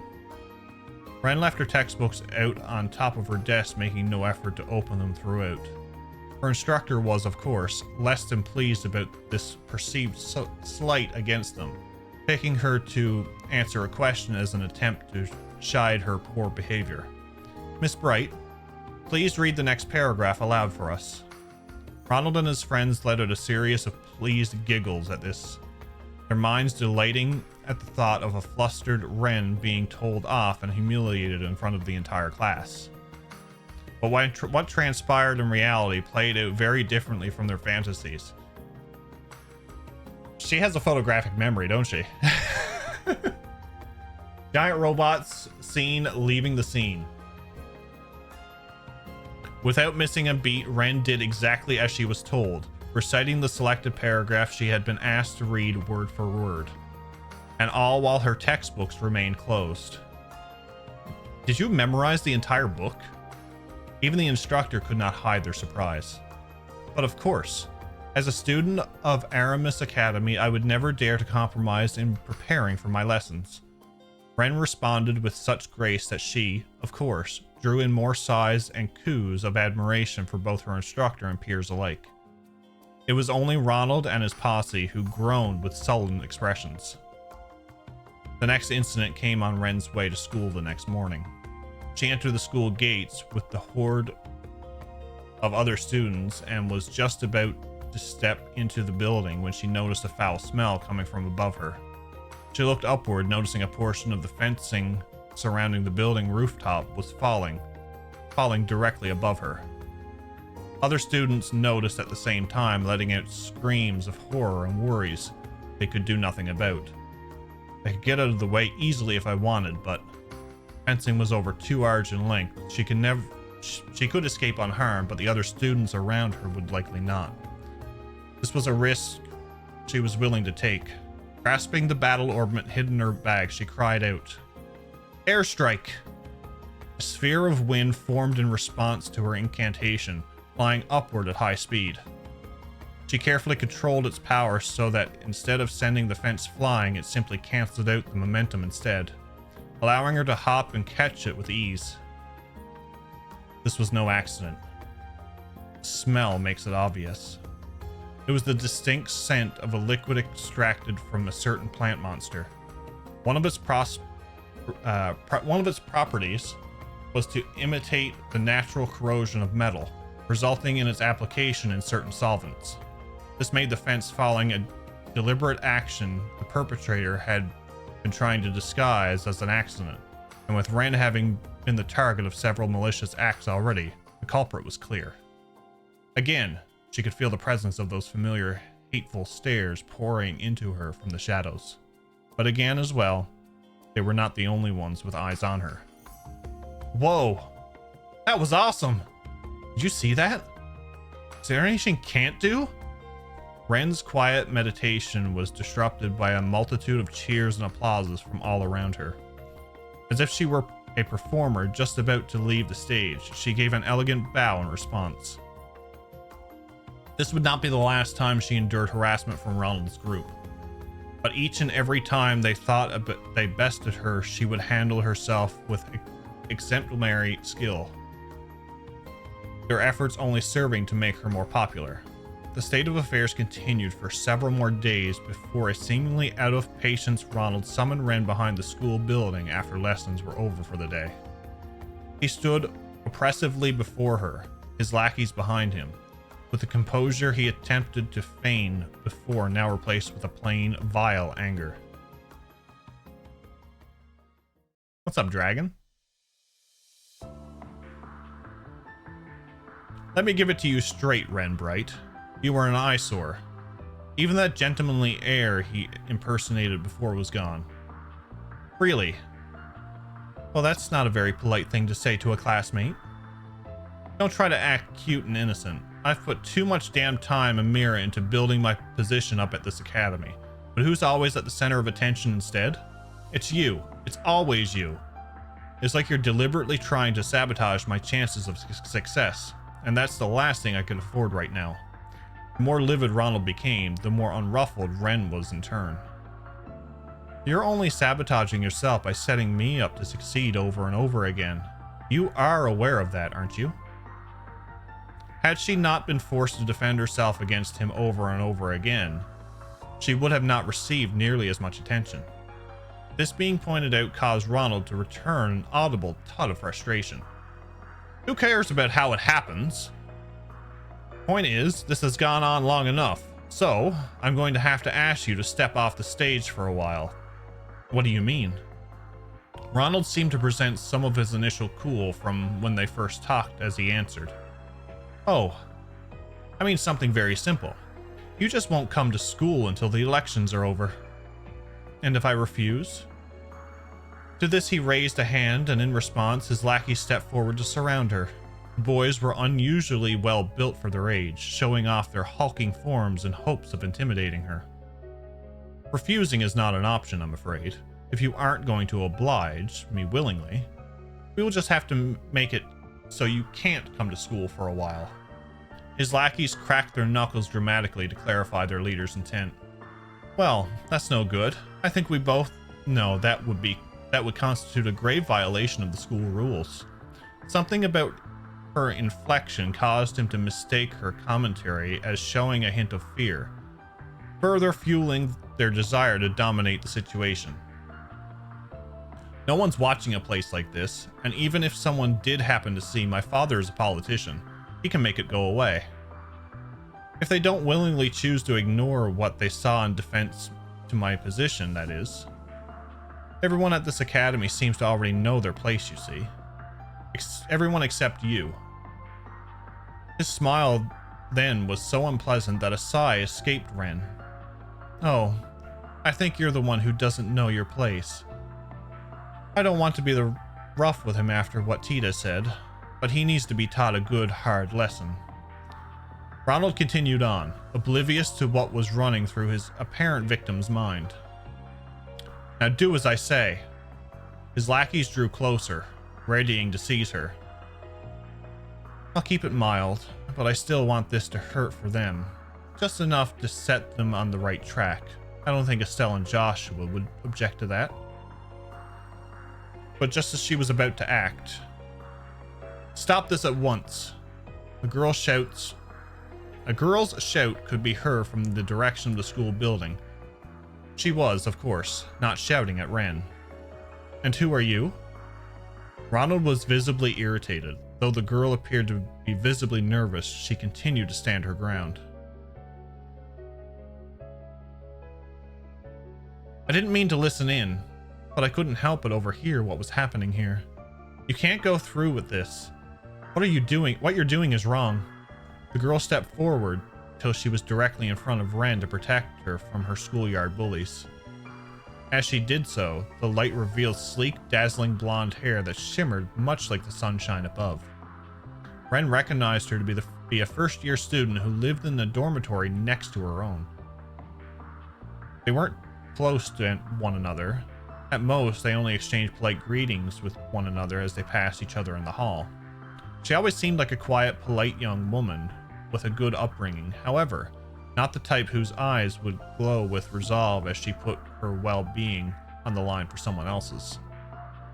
Ren was surprised by this, and as was Ronald. Though, he was less than impressed. He never fathomed that another student would dare to resist him. One thing he did sense was that her resistance was a little more than a brave front. With excitement at the thought of stripping that front bare, he grew a sadistic smile and addressed her. Is it now? Well, how fortunate for me that I have you to show me the error of my ways. Ren can wait. You're a first year, I presume. I'm going to need to give you a lesson and just how right and wrong works in our society. Upon his signal, his lackey shifted to surround the new target over Ren. She began to tremble as danger closed in on her, but still, she did not move. Don't you dare. This time, it was Ren who spoke up. I'll give you what you want, so you don't dare touch her. Oh, but... You sure about that? She wasn't planning on that response, but Ronald was more than happy to have his win in any form. I'll stay away from school for a while. That's what you want, right? But then you... The experience of studying abroad has been rather tiring for me, so maybe I need some rest. Ren's voice was gentle in an attempt to assuage the kind girl's concerns. Ronald, meanwhile, made no attempt to hide the joy he felt at victory, laughing heartily with all the glee of a spoiled child. Good! Now everyone knows their place here. I see no reason to harm either of you now that I've got what I want. Consider yourselves lucky now that I've decided to let you go. Ronald turned away and made to leave, his lackeys following suit. Good day to you then. When we next meet, this school will be all mine. And then he was gone. With only the girls left behind the school building, the younger of the two looked at her senior, concern welling in her expression. I really am all right. You're very kind to worry. Ren's smile was one of genuine kindness. From then on, Ren did indeed stop coming to school, citing illness as the official reason behind her absence. The students then gathered in the Academy's auditorium several days later for the long-awaited student council election. Aramis Academy as a whole placed great importance on the autonomy of its students, and as such, the student council exercised an unusual amount of power. Why can I see this being Ren being the student council president? It also weighed upon them a massive amount of responsibility, such as being the sole planner for the Academy's festival, a symbol and celebration of the spring in the capital. This, however, also led to the position being a major status symbol even long after graduation. All of this was why a large number of students put their names forward to become student council president every year. Yet this year, a great majority of the most promising candidates dropped out under mysterious circumstances, leaving only Ronald and others associated with him on the ballot. I couldn't exactly boast about winning by default. Ronald and his supporters sat in the rest area, chuckling among themselves at the whole affair. Perhaps his name wasn't the only one on the ballot, but none of the others had done any certifiable campaigning, meaning his election was positively assured. Eventually, the time came for him to give his speech. It was a compelling one. He played the part of a respectable young gentleman as he delivered it, speaking with the same silver tongue he inherited well from his father. There were some moments where he failed to hide his arrogance, but as no one else had prepared a speech to give, this was not the blow to his campaign it otherwise would have been. Now, if you could turn your eyes to the screen he spoke of was at the back of the auditorium. This was a rather notable feature to have in a school building, to have anywhere, and was installed several years prior for use in lectures and displaying recreational films. She's gonna hack it. Other nations had yet to indulge in such luxuries, showing just how far ahead Calvard was in its technology. Up until then, students had used it to display photographs during their speeches, but Ronald intended to take it another step further. He wanted to share a promotional video, and not a simple makeshift self-produced one that might ordinarily be presented by an amateur, but rather a professional work he paid a considerable amount of mira for. Its quality was genuinely impressive. His victory was written in stone, but this, he knew, would cement it that much more. Convinced this would serve as the perfect beginning to his ascension to the top of the social hierarchy, he started the video. The musical number it played was rousing. Fitting. What followed then was Ronald appearing on screen. So, how much mira do you want for supporting me? I can make it worth your while. What?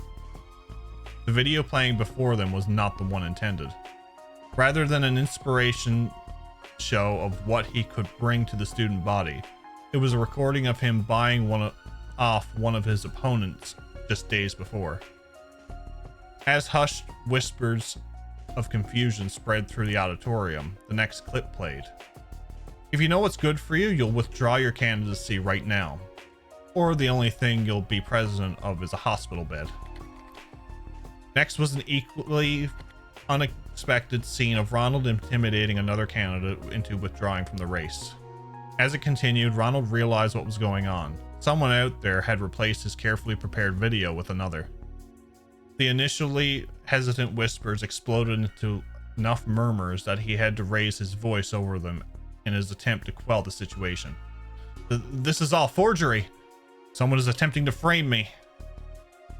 But just at that moment, as if waiting for his cries of denial, a girl's voice resounded from the auditorium's entrance.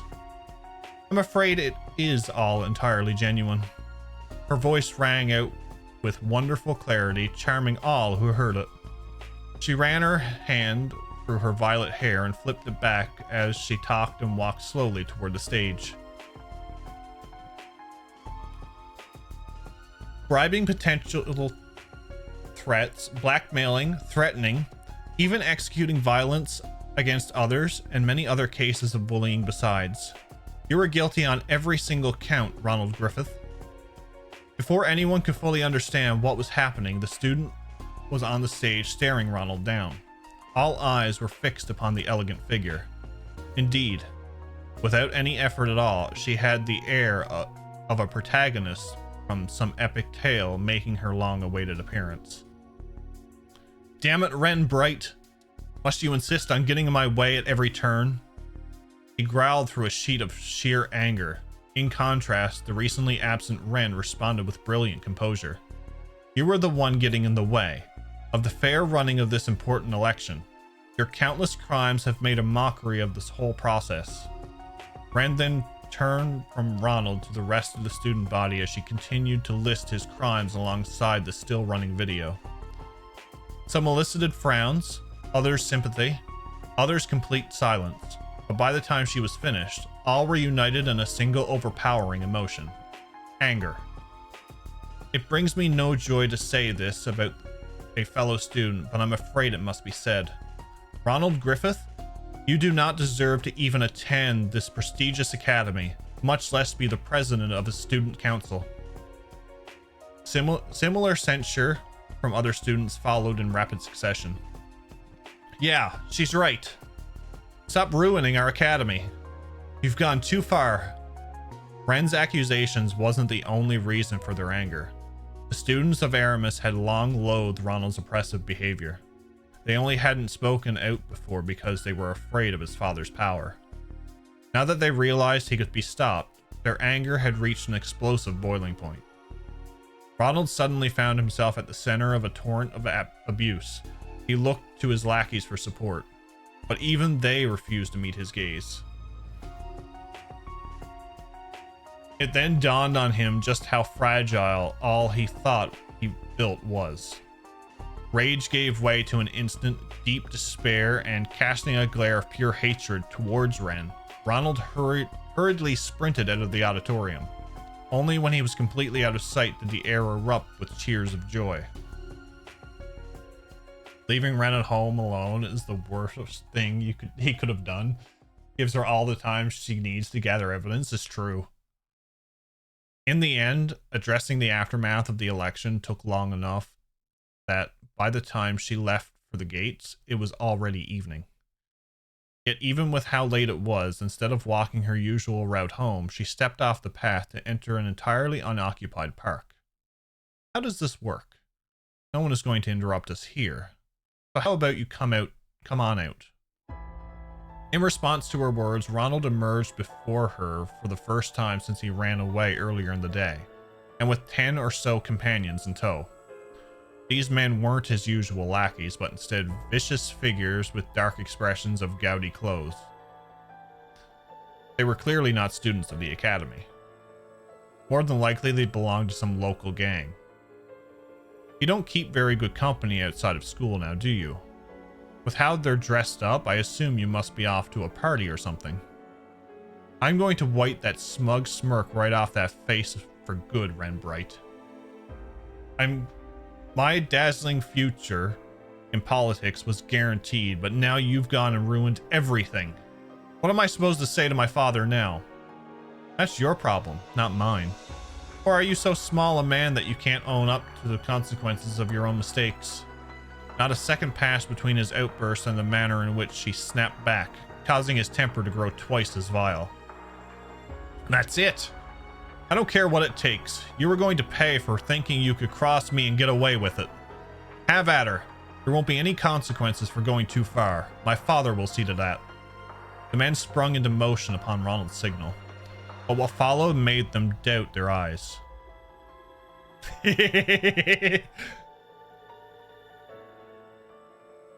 I love this image.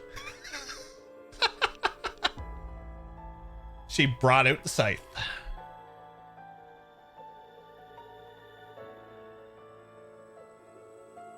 Ronald could not understand what just unfolded before him. His eyes relayed the information well enough, but his mind rejected it completely. The second after he ordered his new lackeys to attack, Ren had produced a monstrously sized black and gold scythe from thin air. This in itself was beyond comprehension, but it wasn't the last thing to be so. The scene was like a cat toying with a powerless, cornered mouse, except in this shocking case, Ren was the cat and his men were the mice. They surrounded her at first, and yet all it took was a single swing of her conjured weapon to cause most of them to collapse to the ground.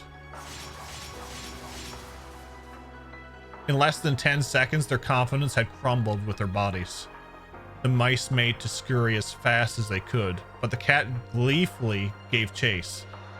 There were even moments where she let a few think they had gotten away, only for her to immediately close the gap between them. It was only after she was bored that she would knock them unconscious like the rest. Then she would seek delight in her next hunt. Like heavy sacks of potatoes, the men fell one by one, one by one, one by one, until only Ren and Ronald were left. This can't be happening. The young man was still struggling to come to terms with what he'd just witnessed as Ren stretched her limbs like a bored child still gearing up to play. Amateurs. Every last one of them. I thought I could at least have a little fun. Oh, but don't you worry. I didn't actually slaughter them. She turned her gaze from the spectacle of her own creation to Ronald.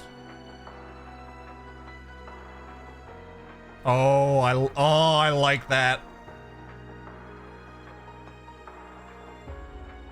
Would you be open to giving me a little more entertainment, perhaps, Ronald?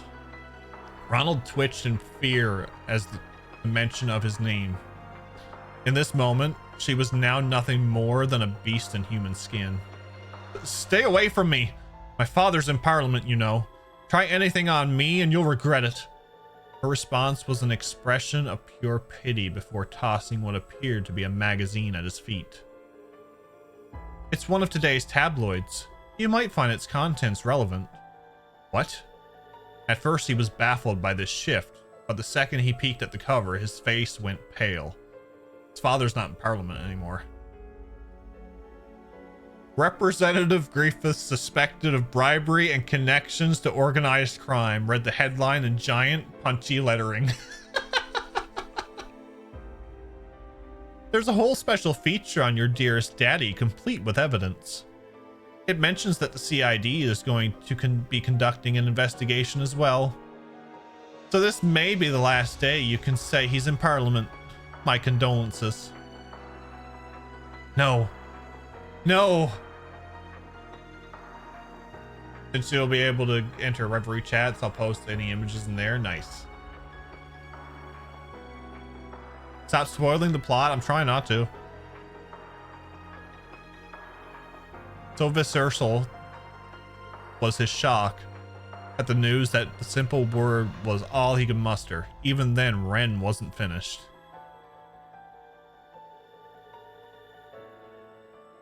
So now that he's been removed from the equation, I'll ask again. Would you be open to giving me a little more entertainment? She edged closer and closer, scythe in hand and a sadistic smile lacing her lips.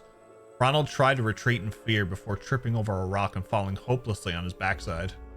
All he could do was watch her as though she were the Grim Reaper. Tears and snot streaming down his face. Be a doll and play with me.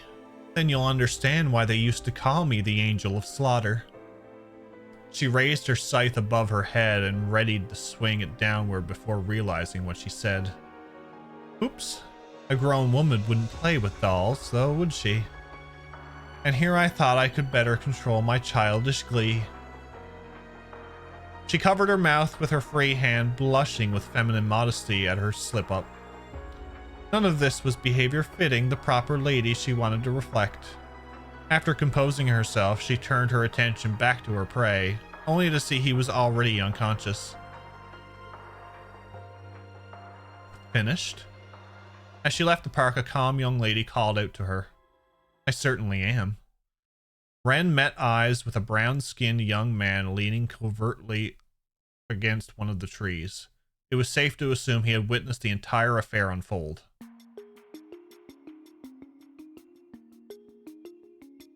He glanced inside the park for a brief moment before speaking with slight but genuine admiration. You really are something. In what way? In every way. Even if I was more struck by the hacking abilities of the famous Kitty than the combat prowess of the infamous Angel of Slaughter. Still hard to believe you managed to find dirt on his bigwig dad that easily. Ren's response was matter of fact, showing no sign his praise had gone to her head. Most people just aren't as cautious about cybersecurity as they ought to be. Understandable, with how new most are to it.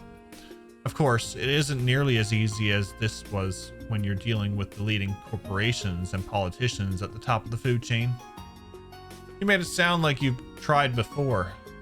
Maybe I have. Ren's smile was both cryptic and darling. I've been more impressed with you. You were quick to write a piece that's scathing while also finding me exactly the proof I needed. I'm glad Grace introduced us. Just doing my job. The man's name was Dingo, and he was a professional reporter for a tabloid. He was extremely capable at his job, very well connected, and held a reputation for never shying away from danger. After being introduced to one another by Grace Lynn, he and Ren made a deal with one another just a few days prior. The terms were simple. Dingo would provide Ren with proof of Ronald's misdemeanors, and Ren would use her hacking abilities to provide evidence of his father's crimes. Both were now reaping the rewards of one another's success. Though I'll admit that I did get some help from a friend, he was none too pleased about being asked to look into a scummy politician's equally scummy son. But he pulled through. Never change, Ren. Never change. It's true. We're in ads, so I can take a break. When we come back, we're probably at the end of this anyway, so we'll have some fun.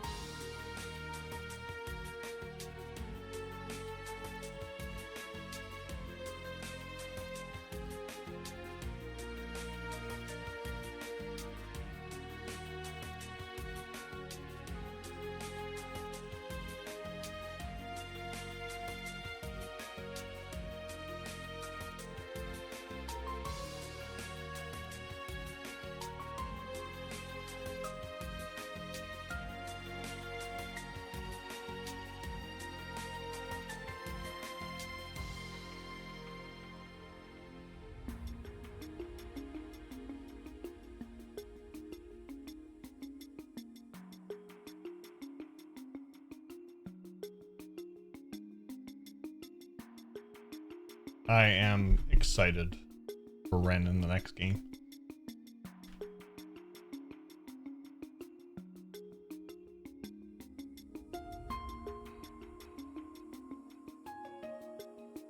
All right, we're back, folks. Let's continue on. If I could go back and do all these games blind again, I would.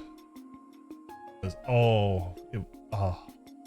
the story would be so good. Like the overall story.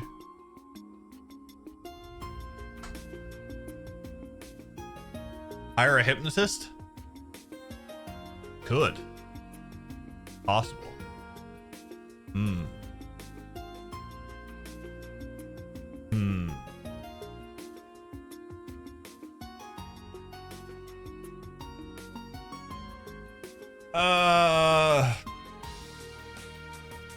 Okay. Oh. You just have all kinds of connections, don't you? She did sense someone other than Dingo was acting on her behalf while she was off school, but she wasn't sure who that someone was. This curious sensation regarding their identity remained as she continued their conversation. You know, I'm surprised you didn't meet with any resistance in running that story. It just goes to show how big a fan the government was of Griffith. They left him alone because he didn't actively oppose the current president's party, but from the CID's perspective, this chance to take him down was about as good as it was going to get. That does sound like something that Miss Taito Master over there would do. I can't say I like the feeling of being used by her, but oh well. Dingo then made a curious observation. I have to wonder why you went to such lengths to get rid of a small fry like him. He really bother you that much? Ren glanced briefly at Ronald, still collapsed on the ground of the park, before shrugging her shoulders dismissively. Not in the least.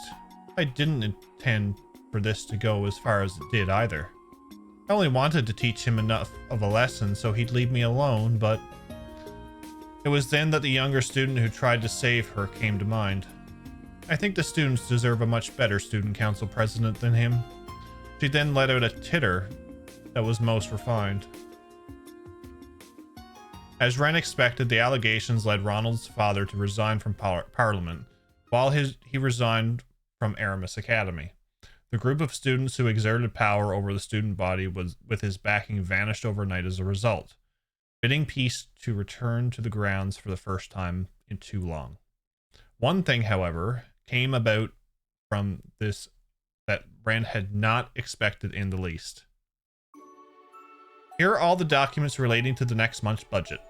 The student council's new president accepted the documents from the blonde-hair first year in charge of general affairs, pursuing them straight away. After Ronald dashed from the auditorium on the day of the elections, most of the students in his group who put down their names dropped out in a timely fashion. Voting still took place even then, but once all was said and done, nearly 70% of the votes cast were disqualified. This was because they were all in favor of someone who never had put her name on the ballot. Ren Bright. I called that one too, didn't I? Aramis Academy was known for how little its staff interfered with the many liberties it gave its students, but this time the staff was clearly concerned that dissatisfaction with Ronald was going to present dire problems in the future. The teachers then chose to directly negotiate with Ren, and in the face of such fervent demand, she reluctantly accepted the position of student council president. None of her duties posed a challenge to her, but by accepting it, she had completely and utterly failed her initial goal of avoiding attention. I wonder if this is how the Thor's Branch campus first student council president felt when he was elected. Even I couldn't believe it when Tita told me. Alright, it is what it is, I suppose. I'll just have to make use of this as best I can. She's come such a long way. I love Ren's journey. Sunlight beamed into the student council room. The blonde-haired girl and two of her friends struggled with the new workload they were adjusting to. As Ren sat there, ears open to random talk and the occasional grumble, a thought crossed her mind. She had no end of real-world worries. The problems arising from rapid technological development, the society's next move, the ominous winds of change blustering over Calvert. President Ash. Exactly. Both the site users are council presidents. Well, Ash uses a switch axe, but it does more damage with the scythe. But despite all those, she wanted to enjoy her simple time here while she could. What say we get this work done so we can celebrate with a tea party, hmm?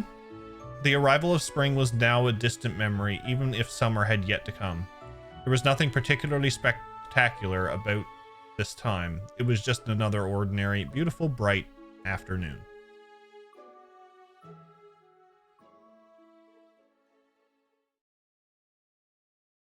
An unconventional student. And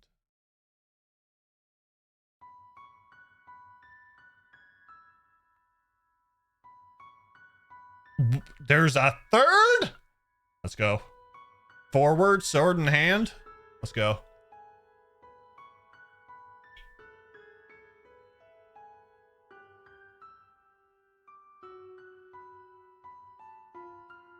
That was a switch axe? Yeah, he actually calls it an axe. Surprise! Sword in hand. This must be for,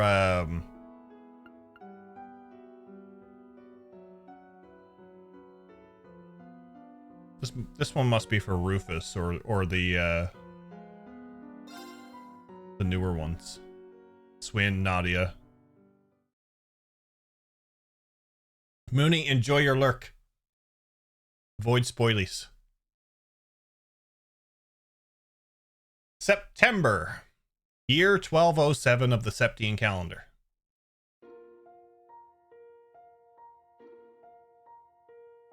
Never mind. That looks like a new person. I cannot accept. I was not one to mince words. The hulking bear of a veteran bracer, Zin Vathek, could not hide his disappointment, puffing out his bottom lip with a sigh as he stood before me. Not again. You gotta resign yourself to the inevitable one of these days. I had been indebted to this man, who was as capable as he was kind since my first days in the guild. Truly, I didn't wish to be a source of vexation for him, but the wish alone was not enough. I have neither the experience nor skill to be worthy of A rank, so I cannot accept your recommendation. Racers are assigned ranks based on their strength and achievements, with A rank being the highest, on paper at least. Its members are the very face of its beloved organization, and as such, ranks are a metaphorical badge of honor to be worn with pride. So how had I received multiple recommendations for the most prestigious rank in 6 months? I spared no effort in working to hone my craft in the years I joined after school, and certainly I wouldn't classify myself as a doe-eyed newcomer. But to have my name among the greats of the guild? Absolutely not. But after turning down my first recommendation, a second one had come from the guild's headquarters in Le Mans. If you ask me, you got both in spades. There's something else making you lead toward a no? Zane's awkward smile told me he had been pressured by headquarters to persuade me. I folded my arms. Setting aside whether you're overestimating me or not, which I believe you are, there is, I would very much like to not stand out any more than I already do. I've been getting offers to be a model, to star in films. It's been, frankly, exhausting forcing them to give up. Now, what do you think would happen if I were to accept a promotion? I'll be neck deep in the same mess all over again. Okay, that makes sense. But sorry, you're a 1-2 punch in the beauty and bronze department. Trying to lay low's a lost cause. But the kind of fans you're getting, maybe you should consider the silver screen after all. Who knows? You might walk away with an award from the film festival. Zin's laugh was a hearty in contrast to my unamused frown. Much as I respected him, he could do with showing a little more decorum. That's not funny. I understand being in the public eye to some extent is inevitable, and I've accepted it, but I'm a bracer, not an entertainer. I wasn't trying to be funny though. You gotta find a way to let off some steam or you're gonna break when we need you put together the most. Happens to the workaholics like you more often than you think. I didn't think I was pushing myself as much as he implied, but I also couldn't deny there was a nugget of truth to what he said. We were getting off topic.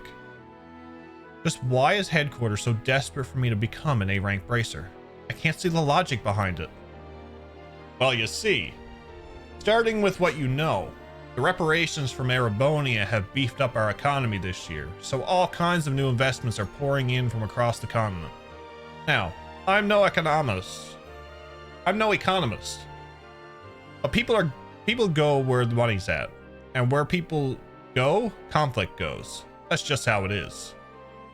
I saw where he was going from there, electing to expand upon the rest myself.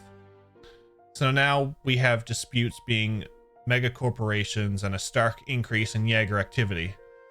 These are in addition to the known growth of private military companies and increased tensions between mafias. You got it. You think it's bad now. It's only going to get worse from here. That's why Le Mans wants to up security here while promoting our rising star, you. They see it as a good PR for the guild and a deterrent to any potential threats that are thinking about stepping out of line. Perhaps I was more vaguely aware of their goal in using me than I wanted to admit. This didn't make hearing the answer any more satisfying. If they have you asking me to play my part, then surely they have asked you to play your part already. You've been recommended for S rank, haven't you? If you know of a better deterrent than having an S rank in Calvard, then I'd like to hear it. Zin scritched the back of his head awkwardly upon my statement. I just don't think I'm up there with someone like Cassius Bright. S isn't even an official rank, and even if it was, just look at me. You think a guy like me's a picture-perfect advertisement for the guild? I think you have the skills, achievements to become one, yes. A curt, quick response.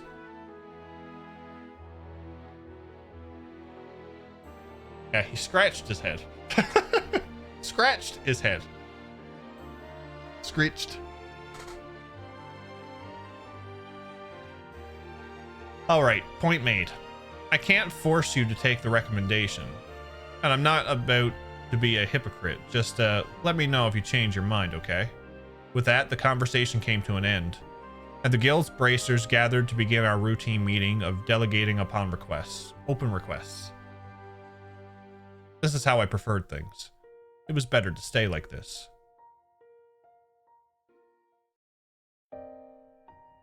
There was a point when I wanted to be something more. I can no longer remember when that was. Sometime during my childhood it happened, I'm sure. I just recall realizing how small the world truly was. So I prayed and longed to become someone I was not. It was around high school when I thought I became that someone. Those years were unforgettable. Scritch is a word. Okay. Interesting. I'll never forget the unexpected reunion that was had there, nor the priceless treasure I had gained. I truly thought I'd gotten closer to who I wanted to be. But in the end, it was just a wishful thinking. But in the end, my hand once held was now empty. And I was still a nobody. But I refused to stand still. I grew unrelenting in following the new path I chose for myself, ignoring my family's objections. My motivations had changed, however. I no longer possessed that girlhood desire of becoming something more. of becoming someone. I just needed to keep moving, however aimless that movement was.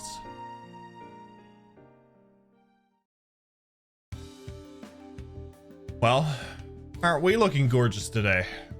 With a whimsical wink, a familiar bartender welcomed me into his establishment. He was a tall, affable man who lived by his own rules and never hesitated to lend a helping hand to others. He reminded me much of the Crossbell City branch's receptionist from the few times I visited for work. The place was nearly empty today. I sat down on the counter seat farthest from the door as he approached. The usual, sweetheart? I stopped by here after a hard day's work on occasion, and when I did, I always ordered coffee and a light snack. This was not a coffee and a snack kind of day. I want something with alcohol. Even beer will do. Now she's talking. Not at all fazed by the vagueness of my order, he walked away and started preparing my drink. It wasn't long before he returned and placed an elegant glass in front of me. I think this is a little more you than a beer. It was a beautiful cocktail composed of two colors, a clear blue like that of a priceless sapphire and a calming jade. No doubt he could tell how disquieted my heart was and was trying to soothe it in his own way. I thanked him inwardly before daring to broach my other reason for coming. Have you learned anything more about what I asked? Apart from being a skilled bartender, he was also a well-known informant. He was extremely well connected to the guild, the press, and even the criminal underworld, but he was very careful never to overstep his bounds with the last one. Indeed, I found him to be a valuable source when needed. I wish I could say yes, but not even Dingo has any promising leads. Still, I think you've got your eyes on the right district. It's only a matter of time before they get smoked out. I see. Since the guild's investigation turned up nothing, I was hoping he would better point me in the right direction, but it seemed this was going to be a lot harder than I had hoped. Things will work out. Just pace yourself and keep at it a little bit at a time. That also applies to that cocktail. It's a strong one, so don't drink it all at once. I tilted the glass delicately between my fingers as he stepped away, my mind continuing to wade through the case I was following. There had been a stark increase in illegal drugs on the market. Not just any drugs either, but ones of highly addictive, dangerous variety. Payaway, who effectively ruled over the criminal underworld in Calvert, ordinarily limited their proliferation in the market as part of their rules. Limiting the number of drugs was, of course, far from the ideal elimination of them, but none could deny that the syndicate's actions had brought some semblance of order to where chaos often reigned supreme. Yet the past few years had seen a worrying number of criminal groups rebelling against these careful, curated rules. One of these groups was surely behind the change in the market, and all of this held a presumed connection to two missing people. The guild and police had been tasked with searching for two children below the age of 10, a boy and his younger sister. They simply left the house one day and had not been seen since. Evidence suggested that they came from a perfectly ordinary family on good terms with one another, so the likelihood of them running away was slim. We mulled over the suspicion that they had been abducted for ransom early on, but not a single demand was made following their disappearance, so it was quickly ruled out. Despite a healthy amount of manpower that was coming from both sides, neither the guild nor the police had yet to find them. That said, the search so far had not proved entirely fruitless. Their last known location was fortunately established, and it was, unfortunately, a popular site for illicit drug trade. The working theory from there became that the siblings witnessed a transaction and were held captive by the criminal parties involved as a result. If that held true, then the longer it took our parties to find them, the greater the danger their lives were in. The abductors wouldn't do anything right away. Murder was sure to leave trace evidence behind, but it was only a matter of time before they resorted to that or trafficking abroad to be rid of them. With each passing second, the odds of the children being returned unharmed were dropping to 0. At the same time, all of this was pure speculation on our part based on a single established location. For all we knew, this had nothing to do with the criminal underworld at all. The potential dangers thrown around made inactions an agonizing task. But if there was no evidence to go on, action was impossible. We could forcibly arrest any suspicious people on site and make them talk should we wish it, but that would be a direct violation of the guild's code and its founding principles. The Bracer Guild always sought to be an ally of the people first and foremost, so resorting to criminal acts to obtain evidence was out of the question. If only the strict adherence to our code didn't stop us from being able to resolve so many crimes, thereby putting the people we swore to protect in danger. It was the ultimate impasse. As a result, or as I found myself pondering on this impossible dilemma the Bracers had placed themselves in, a familiar face came to mind. He was a childhood friend with blue-tinged, unkept hair. Though we had lost contact with one another some years before, he one day returned to the city as suddenly as he left it, soon after starting up a particular profession that skirted the line of legality to a dangerous degree. The kind of profession that could easily involve himself in the affairs of many of unscrupulous individuals. Or so I believed. Just what did that idiot think he was doing? He walked out of my life without warning, and walked back in much the same. I'd spent so much time searching for him.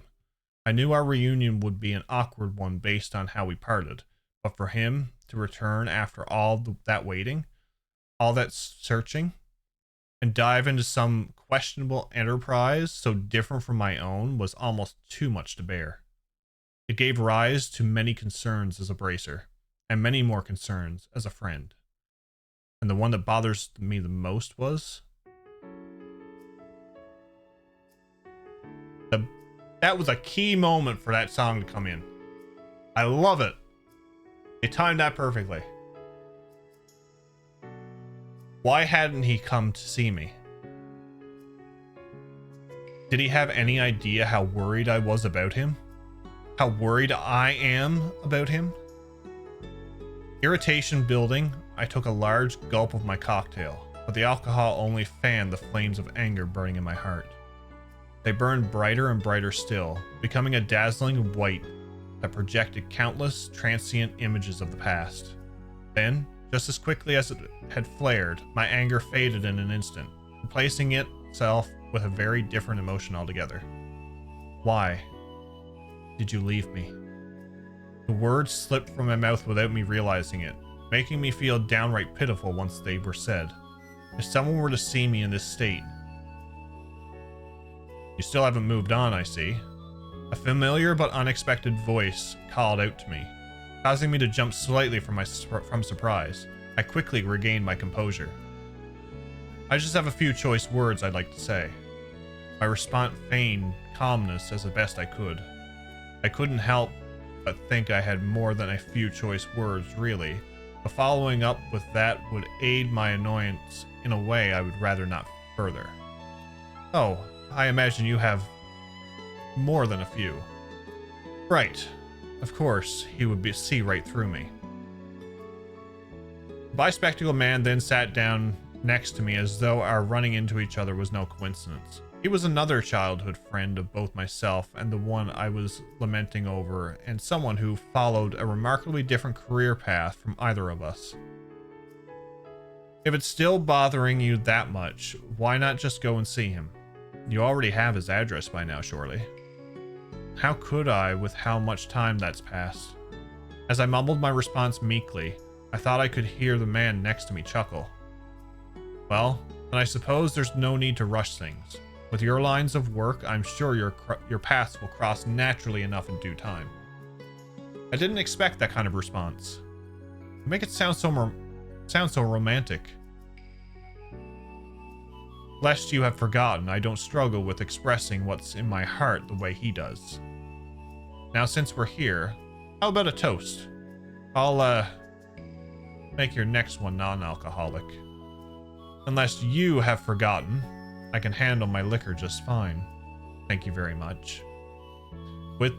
We then spent the rest of our time reminiscing about the past. It had been too long since we were able to just sit and talk like this. It wasn't that he and I had become estranged, but both of our jobs made it a trying task to meet even at the best of times. By the way, I've heard word you turned down becoming an A racer again. Of course, that wouldn't escape the CID's ears. The information itself wasn't confidential, but that he already knew something, however unofficial it was entirely typical of him. The Bracer Guild focused on protecting civilians, while the CID focused solely on the needs of the president in office. The groups were neither enemies nor allies. They simply had very different goals where work was concerned. I know it isn't my place to tell you to accept the offer. However, he paused before resuming, his tone becoming markedly more serious. The times we live in demand a new hero. That much is clear. I had no idea what a realist like him was trying to say by implying I was a hero. But before I can inquire further, he changed to the subject that was likely what brought him to find me in the first place. Now, if you don't mind, I have something that will be of interest to you regarding those missing children. My eyes widened from the unexpected change. He continued. We've identified the group that made that district their turf, as well as have compelling evidence of a crime taking place. You may proceed as you like in cooperation with the police. I couldn't believe it. On a fine silver platter, he had given me just cause to act, and since the information came from the CID, there was no reason to doubt the veracity. I felt it. I was on the verge of rekindling my girlhood desires. All I had done till now was follow life where it was taking me. And yet here I found myself before a new path that could lead to that someone I once wanted to be. This deviation terrified me. What if it led to me losing someone again? What if it ended in more pain? My fear begged me to stay idle. I was a fragile human being at my core. I knew it well. It made me wish I was anything but. It inspired me to take up the sword and rebel against any whispers of weakness, and I played the part admirably on the surface. But if I were forced to face cruel reality in the future, I wondered. Thank you for the follow. Would my heart be able to take it?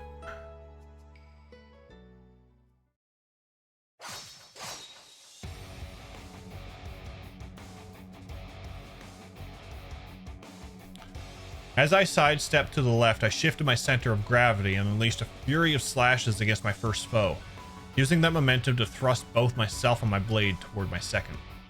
Two low-ranking mobsters fell to the ground. They were members of the mafia I had been chasing, and right now, I was in the thick of their den of operations. My friend gave the guild and police the excuse we needed to take a more direct stance against our targets. His information was vague, however, so we still had to discern their precise location of our own.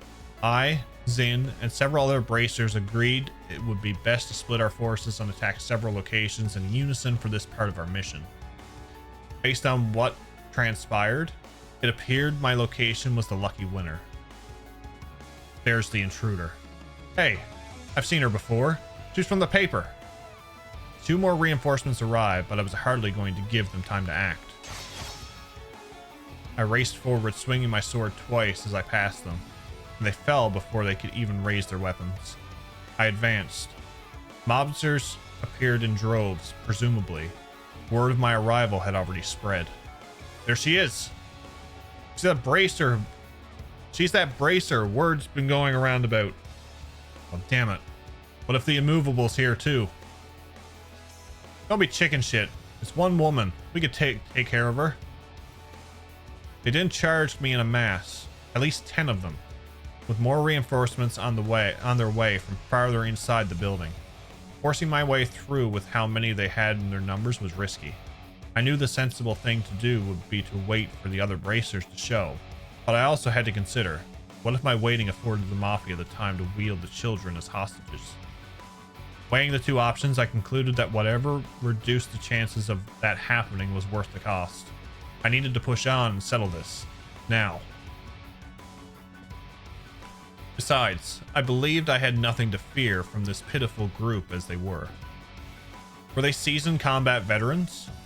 They could have used their numerical advantage to implement complex formations and corner me, but they did no such thing.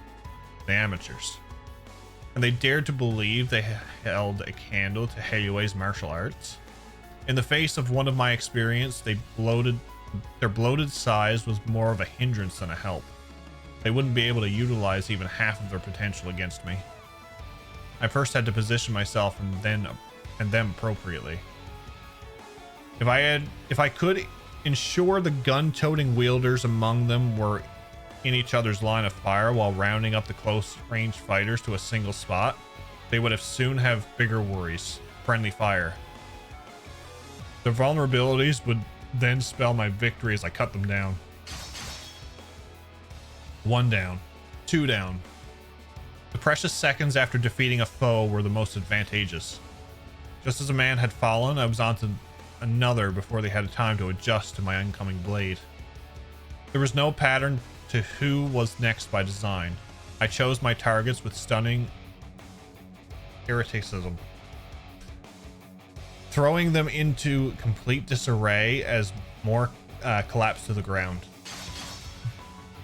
3 down. 4. I would go around them in a wide circle. I would move between them, while remaining ever aware of any surprise assaults at my back. I waded through them until I encountered the one farthest back. These ones never even considered I would be able to reach them. They were spread so carelessly. The men took up their guns with newly alert panic strewn across their faces, but their fate was already sealed. They were powerless as I closed the gap between us. 5, 6, 7. With over half their numbers down, the remaining mobsters were quickly losing their will to counter. Some attacked out of adrenaline-induced desperation, calculating their next moves so poorly that they fell into my long-set trap and accidentally attacked themselves. At this point, the battle was as good as final. All I had to do was continue taking them down until I was the last one standing.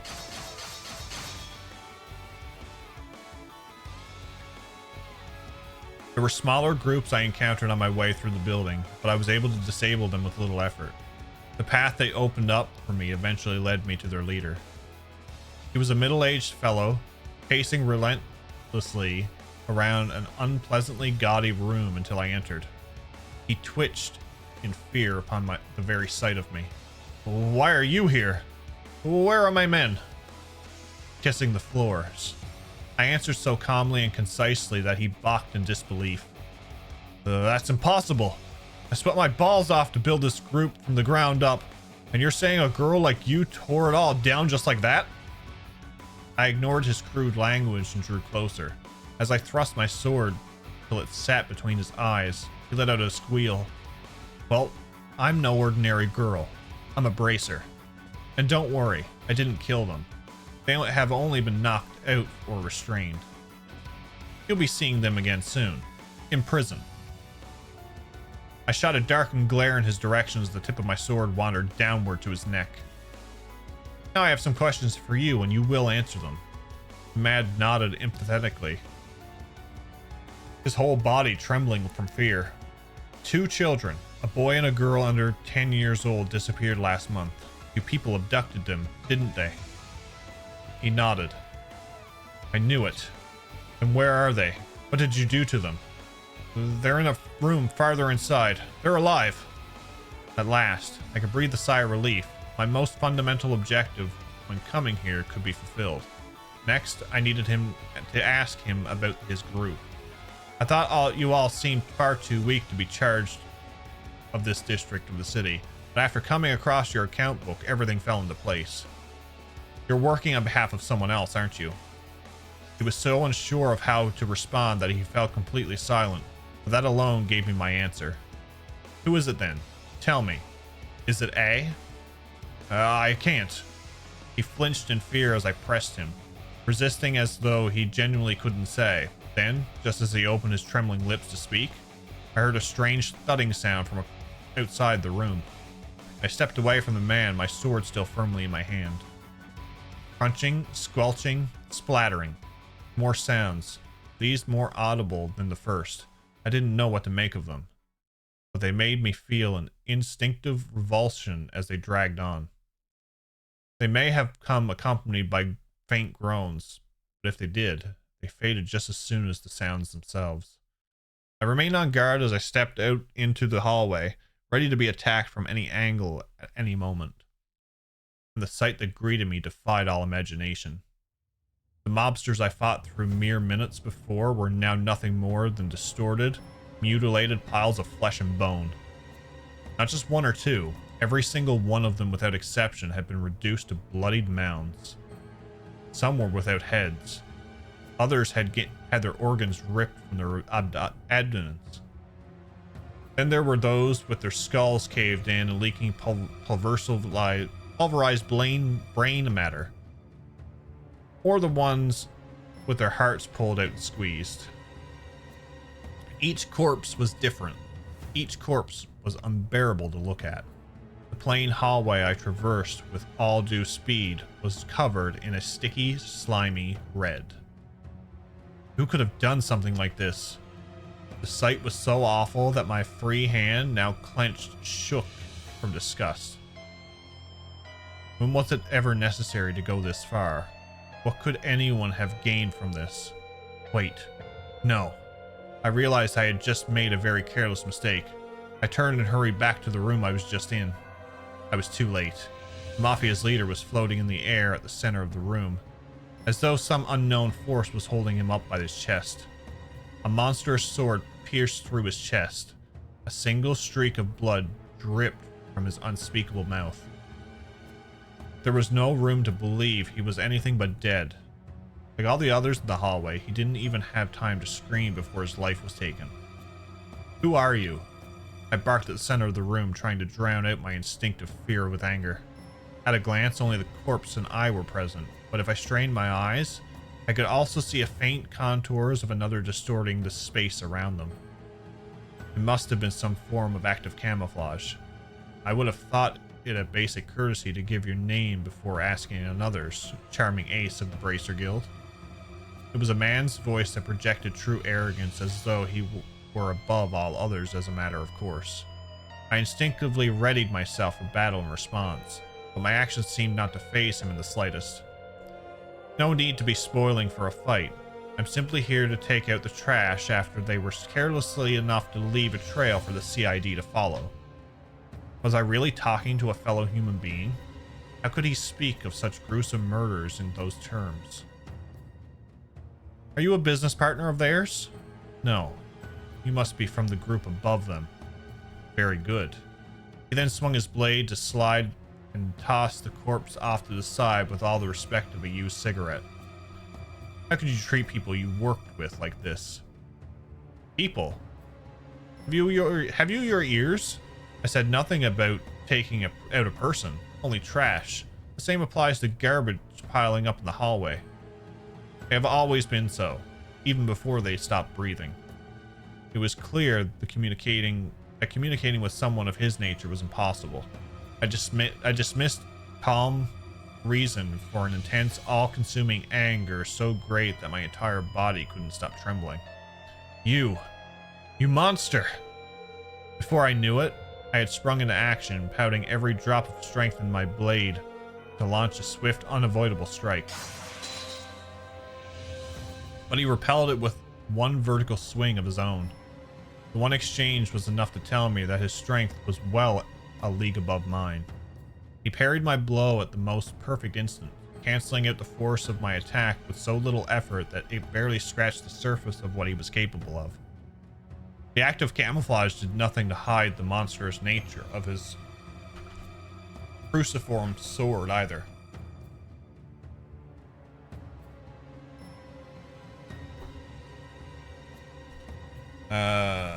Its design of combined silver and black in an unholy fusion of darkness and light, as if chaos itself dwelled within its very blade.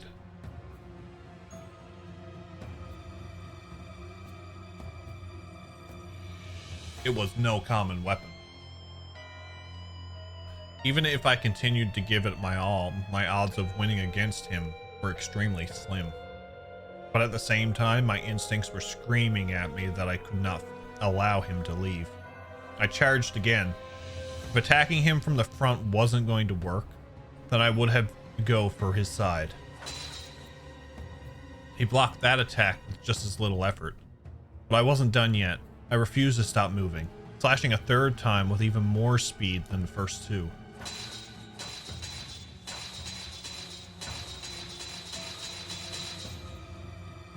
I showered him in a flurry of them, each one faster than the last. When I finally reached my physical limit, I darted in a new direction, attacking him from behind. I put my very soul into one overwhelming attack, aimed directly at his rear, which I could only just make out through the camouflage distortion. I got him.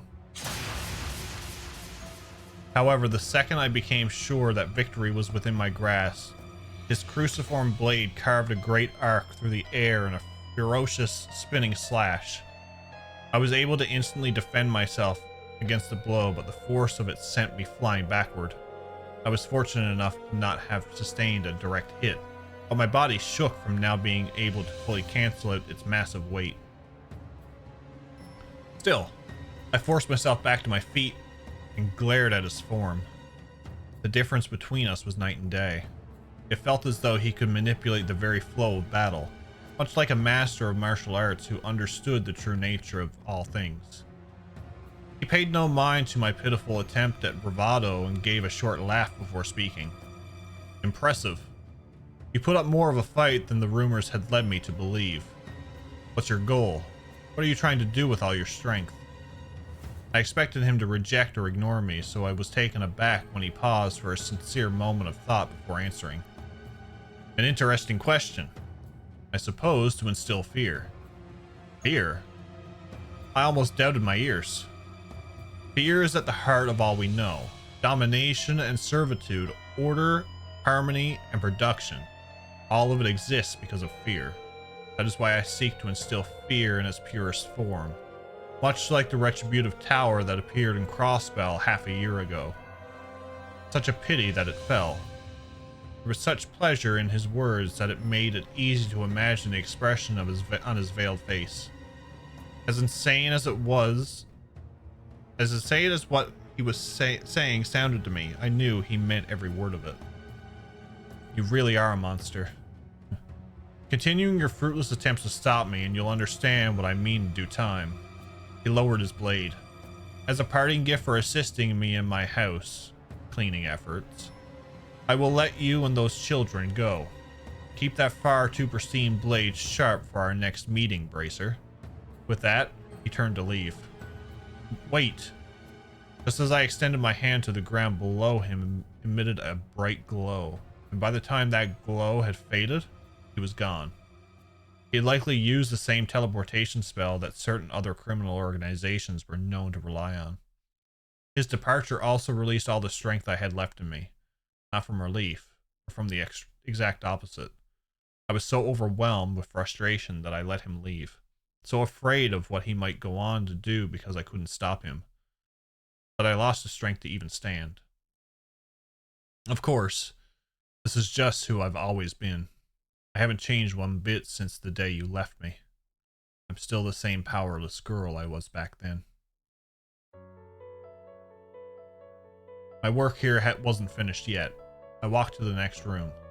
I opened the door and was greeted by what appeared to be an old storage space. There, across the hall, I found who I was searching for.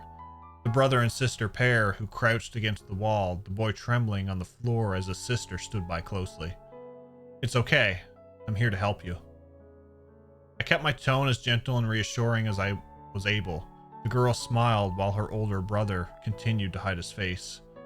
I slowly walked toward them, careful not to make any sudden movements, but as I did, the boy shook his head vigorously. His whole body trembled more the closer I got, as though he was telling me to stay away. The answer from that man flashed in my mind. Fear is at the heart of all we know. These poor children were very much in fear's clutches. No matter how gradual I was in closing the distance between myself and the boy, trying my best not to provoke him, his body language showed he continued to reject me. We were now within arm's length of one another. His shaking grew more violent, and though he opened his mouth to speak, his voice refused to come out. "It's all right." I smiled a most comforting smile. After that, I reached out behind me and grasped the blade of the knife that was being thrust toward me. I turned swiftly, my fingers never letting go, and found the one gripping the hilt to be none other than the sister.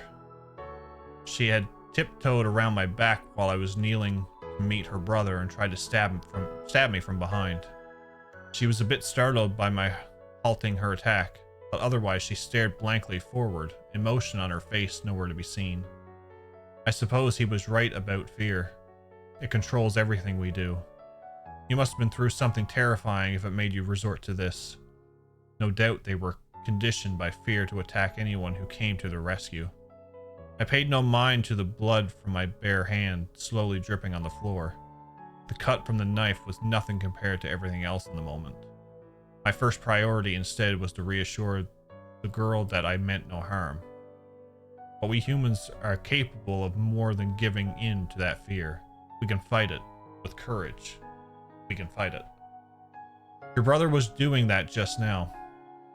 He may have been gripped by fear, but he still fought his hardest through his actions to alert me of the danger his sister posed. Even if it took all he had, he wanted to keep me safe and to keep her from committing an irreversible, regrettable act. It was thanks to him that I noticed she was trying to do.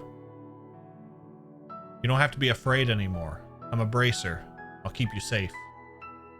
I took the girl into my arms. You're a bracer?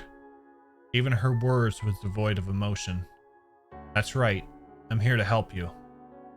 Oh, I think I've seen you in a magazine before. Something Blade, I think. That's right. The nickname is a little embarrassing, but I'd be happy if you remembered it. That way, as long as you hear it, you'll know I'm here to keep you out of harm's way. I tightened my grip around her as if to stop anything more from hurting her and surround her heart with my warmth. It really will be okay, I promise. I noticed her eyes twitch just suddenly, and before long, her eyes filled with tears. Soon she began to sniffle. At first, a small one here and there, till they gradually grew more pronounced, eventually turning into uncontrollable sobs. She had finally been liberated from her fear. As for me, I had stayed my course. I was too afraid to deviate from my current path. Still, I had chosen this path with pride in my heart. I didn't think it right to turn my back on it now. But I wasn't going to let it be an aimless journey from now on either. And so, it was another day in the Edith branch of Calvard's Guild. It sounds like that Mafia was trying to copy what that other organization of assassins managed to pull off. I was discussing the recent case with Zin. The siblings had indeed been abducted because they witnessed an illegal transaction. The Mafia involved then thought to mimic a group of assassins known for raising children with the intent of turning them into professional killers.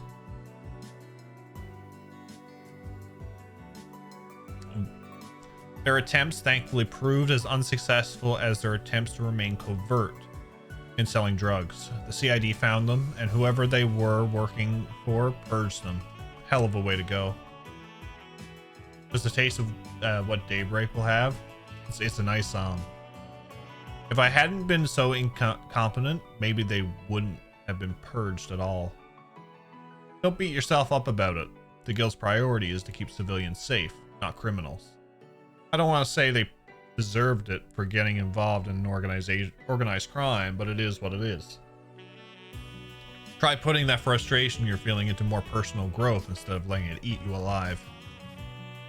I was told that while the siblings were going to need psychological counseling for some time, they were fully expected to recover and go back to their everyday lives. Me meeting them had triggered something inside me. I came to realize that something needed to change. I had to take some kind of step forward, even if it ended in me falling into the floor in some dramatic fashion. I just needed to pick myself back up again. With that in mind, I accepted my multiple recommendations.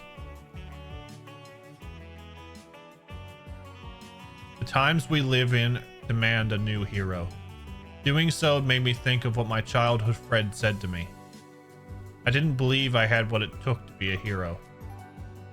But if I could be even just a brief one able to give the people hope and banish the darkness ahead, then that was a reason enough to keep going. Maybe then I could make somebody enough to fight alongside the real hero once they came to light. Well, shall we get down to business? Zin turned to face me, his classic broad grin even broader than usual. It'll be a while longer before the official paperwork arrives from headquarters, but I'm sure they won't mind me speeding up this part of the process with how much they wanted this. The Republic now has a bracer who reached A rank at the same age as the Empire's Purple Lightning. Congrats on your promotion. Elaine Eclair, Beauty's Blade. Yeah, that's a name. Well, that's a title.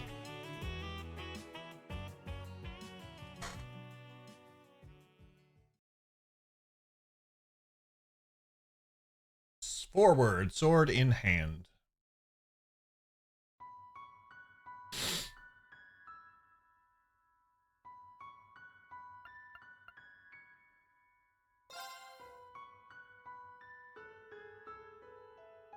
Ah, I get the thingy now.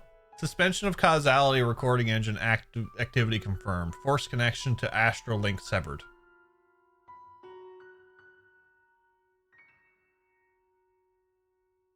The whirlpool of causality engulfing Erebus and the fated land has at last been unraveled.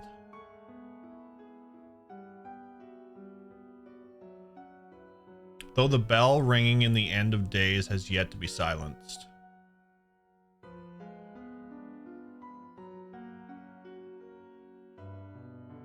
You, children of Zemuria, have earned your moment of peace until the time comes to face the final hour.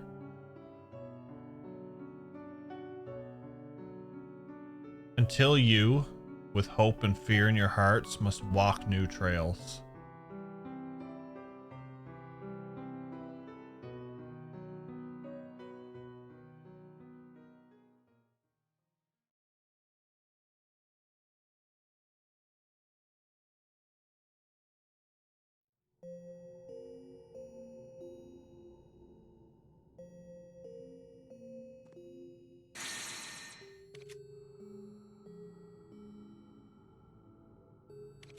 Really?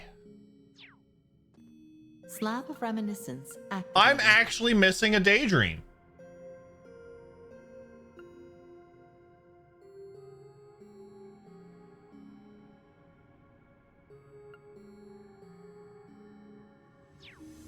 Mini games count? The only mini game I have is the Who Wants to Be a Millionaire, so I saw some comment from people who were all bent out of shape over the localized title. It's a title. Ooh, I see some fishies. Yeah, summer. So okay, my copy of Daybreak is not going to arrive on release, so I'm probably going to end up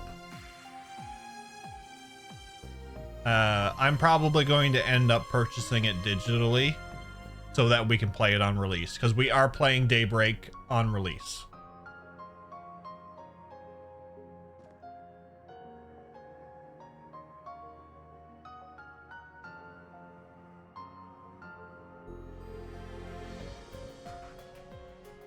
Sword Maiden. So that Sword Maiden was the Japanese title.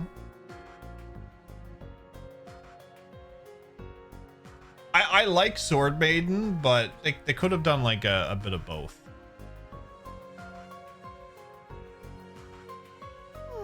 It's just not Executing fair, I tell recuperation you. program.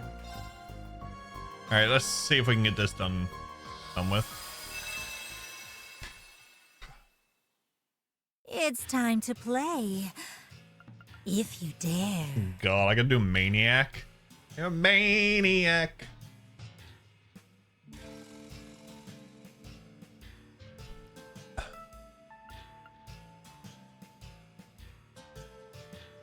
Is it summer yet? May destiny guide you.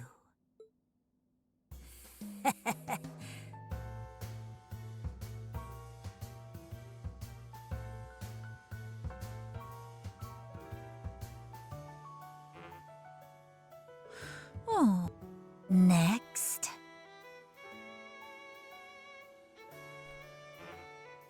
Wow, I'm gonna get all these wrong first. Next.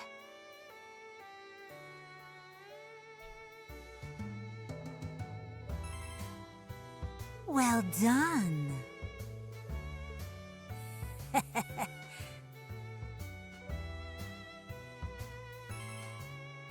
Oh. Next.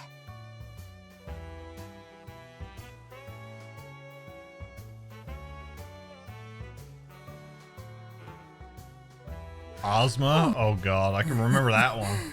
Have FF9 you boss? got it?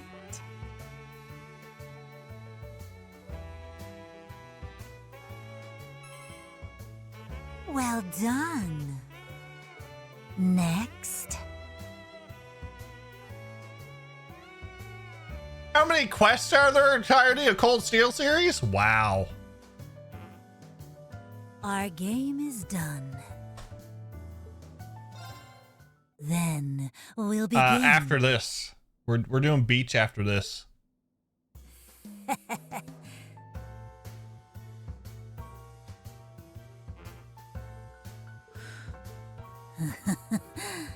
Have you got it?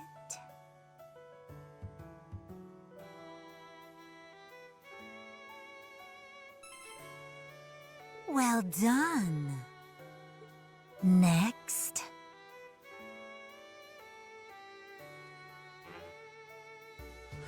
Oh, a pity. Have you got it?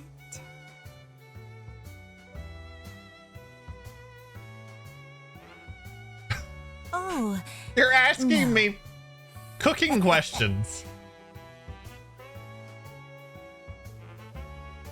oh.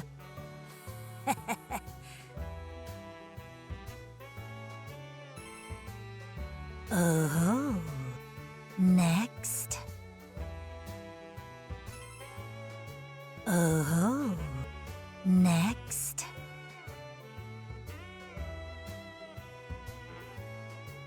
Our game is done. Then we'll be.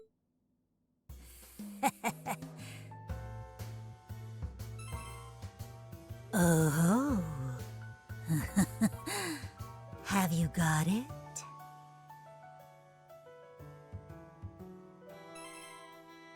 Correct. Have you got it?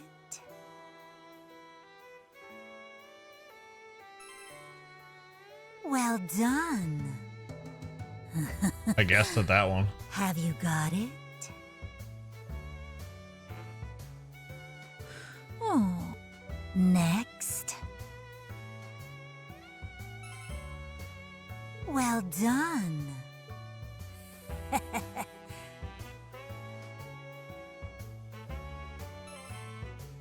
Correct. Have you got it?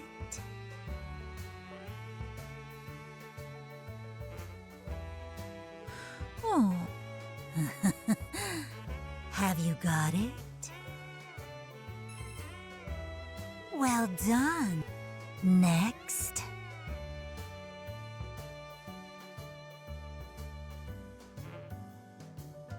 Incorrect. Cold Steel 3's water, damn it. Next. Oh, Damn it! no. Next. Our game is... Then we'll begin.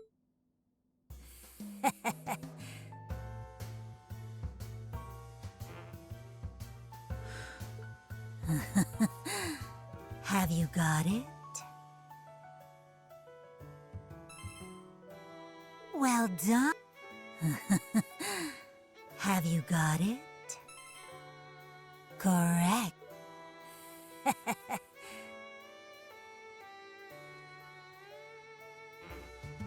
40. Okay.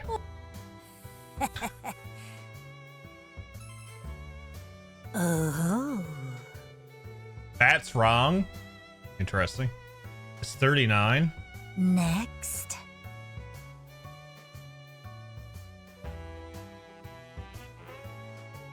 Oh.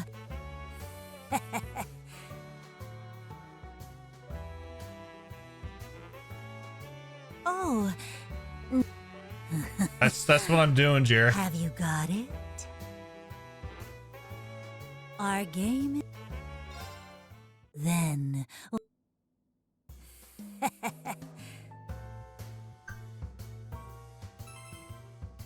Oh.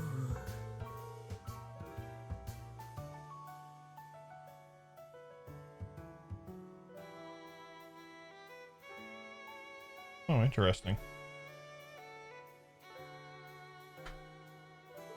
I didn't realize I could get emails from them.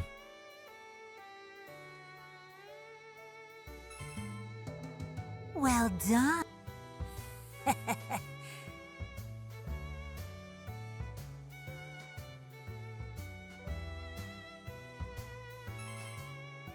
Correct.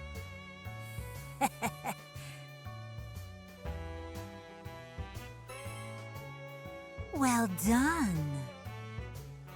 Green, Unchained, General Gwyn, Viscount Arcade, and Estelle are the only ones. Estelle is the only one that targets a single foe. Dang.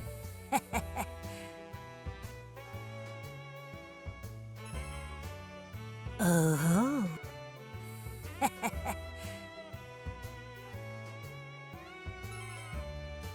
Well done. Next.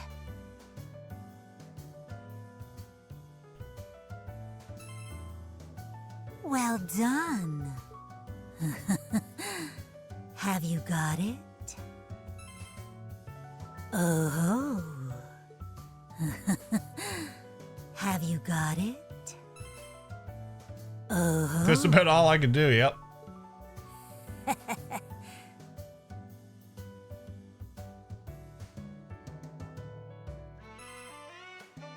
Clever soul. Oh, why don't we continue? Oh, next.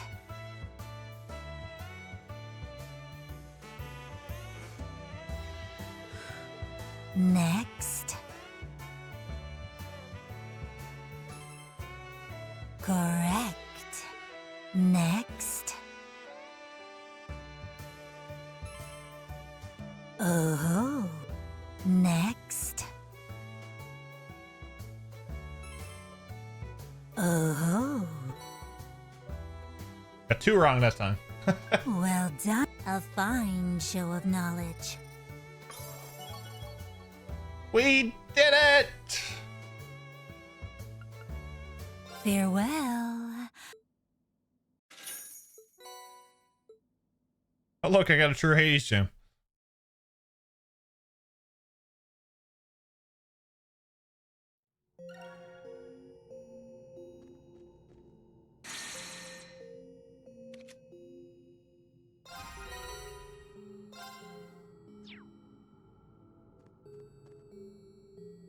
Um...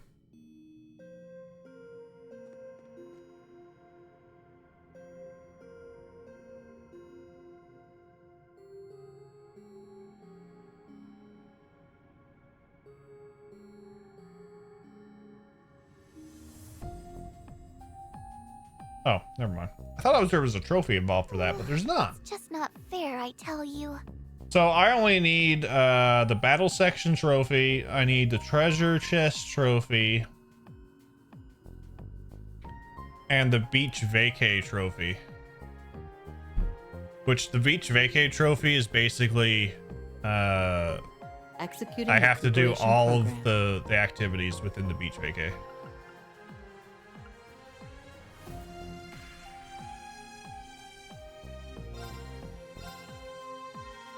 Beach time! SSS beach time.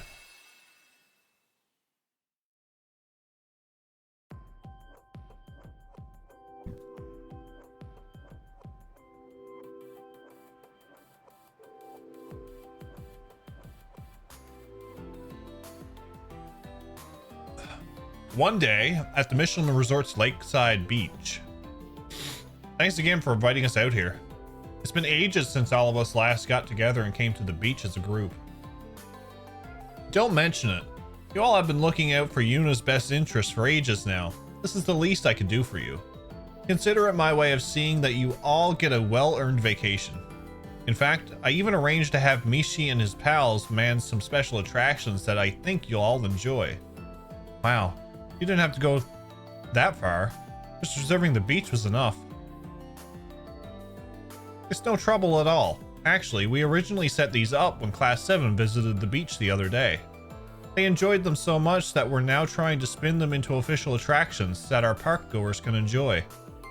So having you all give them a try too. Serves as a valuable testing run for us. Enjoy them as much as you like. Well, I guess we don't have much of a choice when you put it like that. But alright, we'll be sure to do that. You can count on us to put them through the paces today. Now that's what I like to hear. Thanks, Lloyd. Poor dragon. You thought we were going to get away with this for not doing it, didn't you? Guess who? Oh,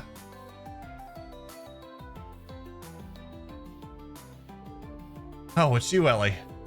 You got me good that time. I didn't even hear you coming. Sorry. I saw you standing there and couldn't help myself. Anyway, I brought you a Belcola. Today's going to be a real scorcher, so make sure to cool off. Oh, thanks. So what were you and Matthew talking about? Would it have anything to do with why Tio and Kia can hardly contain themselves? You could say that. Anyway, the others are probably waiting. Want to head over now? Sure, let's go. Forget they called it Belcola. There you are, Lloyd. You finally made it. We've been waiting for you, pal. Everything's all set up. Let the fun begin. Phew, the day's only just started, and I've already worked up a good sweat. Thanks for all the help, guys. It looks like we already have everything we need. Yep, I just finished inflating all the inner tubes Matthew was kind enough to leave us. Behold, Lloyd, one inner tube even has Mishi on it. So cute, so gentle, so inviting. I feel more relaxed simply by gazing upon it. My favorite is the one shaped like a chocolate frosted donut. I like them both. They really do suit each of you. But the real treat is Mishi and his family coming to look after us hand and foot today. It's like a dream come true. I couldn't possibly come up with a more perfect day if I tried. Pinch me, Lloyd. I don't want this all to be just a wonderful dream. Easy there. I promise you're not dreaming. This is as real as it gets. I'm glad everyone's so excited. It's a shame Ilya and Sully couldn't join us this time. I'm sure they would have really enjoyed it. It's okay. We all know how busy their schedules have been lately. I'm just glad one of you was able to make it. Cecile was pretty bummed she couldn't take any time off either. I say we pick up some souvenirs later and let them know we're thinking of them. That sounds like a great idea. Let me know when you want to do that so I can tag along. Speaking of being busy, I'm surprised Zeit decided to tag along. I wouldn't have figured him to be a beach bum. Woof. Oh no. I think I've lost the ability to understand Zeit. Wait, he must be doing that because we're not alone out here. He could probably still whisper to us if he really wanted to, but yeah, probably a good idea to keep a low profile today. That's understandable. Either way, it's good to have you with us, Zeit. Oh, and Matthew's totally fine with you being here too. Feel free to roam around as much as you like. Yay! Did you hear that, Zeit? We can play together as much as we want. And we have the entire day to do whatever we want. This is officially the SSS's summer getaway. He's staring into your soul.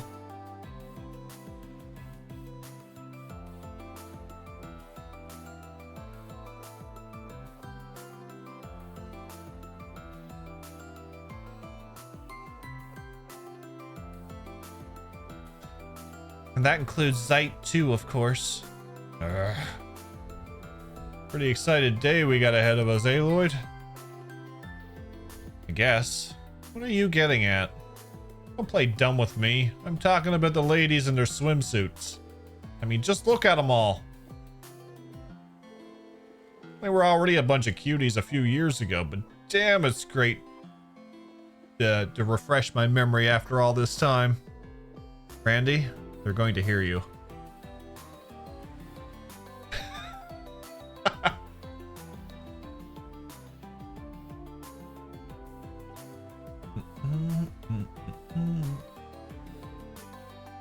What are you two talking about? It's a little embarrassing to be stared at so much. Sorry, I didn't mean to be impolite. I just wanted to say you all look great. I've known you all for so long, but I was still taken aback a little. You're all even more beautiful than you were the last time we were here together. Thanks. Well, Lloyd, how does someone even respond to something like that? You just couldn't help yourself, could you? That's quite the compliment. I don't know what to say. And after 3 years, Lloyd still has the delicacy of a hammer to the side of the head. Do I? Lloyd, old partner and pal of mine, you know what they say, some things never change. You always had a way of pushing the ladies' buttons without even realizing it. Seriously, it's a talent. Well, if you're determined to dig your own grave, then at least I can do is promise to be one of your pallbearers.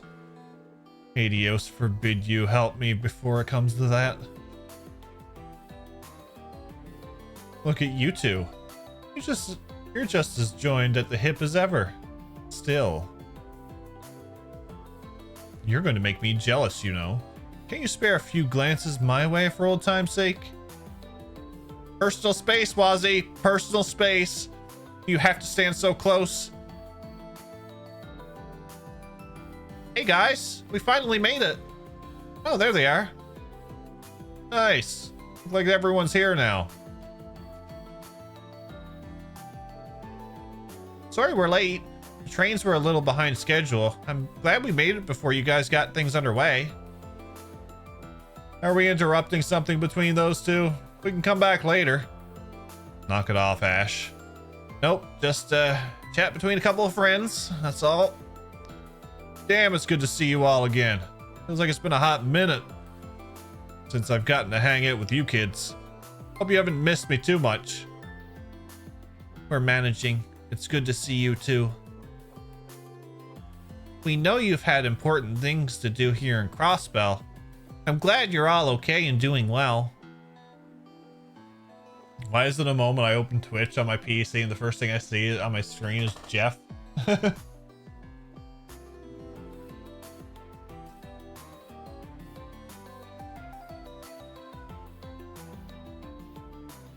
This isn't what you signed up for? Hey, I never knew they were going to be here. Thanks again for inviting us. We really appreciate it. We've never really gotten the chance for all of us to spend time together like this. This is our second beach trip recently, but everyone's been looking forward to hanging out with you guys. That's a relief. I know Michelin's not exactly the shortest trip for you to make, so thanks for coming all this way. I was worried about our schedules wouldn't line up, but maybe it was just meant to be after all. I figured Uni and the kiddos would make it, but it's a pleasant surprise you found some time too, Toei. Well, I have been saving up my vacation days. When Reen told me the plan, I just thought, why not? I'm glad you did. We have a lot of catching up to do. It's rather exciting to return to the beach again so soon. Not only because it's a chance to bond with our Crossbell friends, but it also makes more precious memories with the instructor. Are you sure that's not the only reason you wanted to tag along? Yeah, Yuna looks a bit weird, but her hair's not in a ponytail. Her motives may be questionable, but I agree with the sentiment. We should use this chance to make fond memories. Our two teams have never had a chance like this before. We should make the most of it. That's the spirit. We're here to have fun. You should all cut loose and enjoy the day for what it is. Yeah, but enough standing around and talking about it. Let's get this party started. Agreed. What are we waiting for? All right, everyone. Our vacation is officially underway. Woo!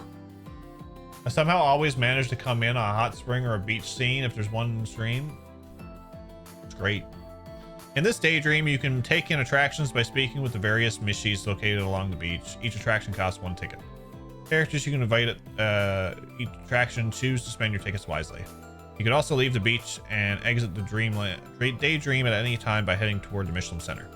Furthermore, you can return to the beach via the Sporting Stone located in the Reverie corridor. Additional tickets can be found. Okay, we know that. I have maximum tickets.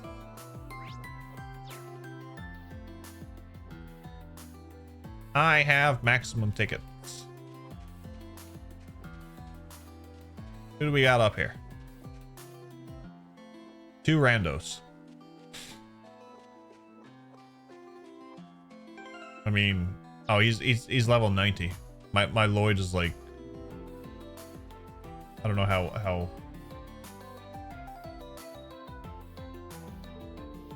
Everyone here looks like they're having a good time. Actually, I just discovered something.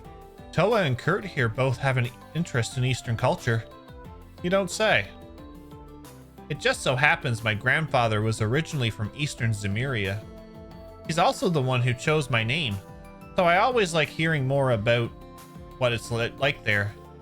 And my mother has been influenced by the Eastern martial arts, including the 8 Leaves, 1 Blade school the instructor follows. Eastern styles tend to have a unique spirituality that fascinates me. I wouldn't mind visiting for myself one day. If I had to sum up what the East is like in one word, it would be sprawling. Starting with a visit to Long Lai may be a good idea. It's a town at the easternmost tip of the Republic, deeply ingrained in Eastern culture and customs. I think you'd have a wonderful time. Really? I heard it's also famous for producing green tea. Now that you mention it, Angie dropped by Long Lai on her tour around the continent and told me all about it. She said the food there is also to die for. I'd love to visit someday. I lived in Calvert for a while myself, but I never got the chance to visit there. It could be fun to get the whole crew together and check it out. I'd love to show you all around if the time ever comes. Shit.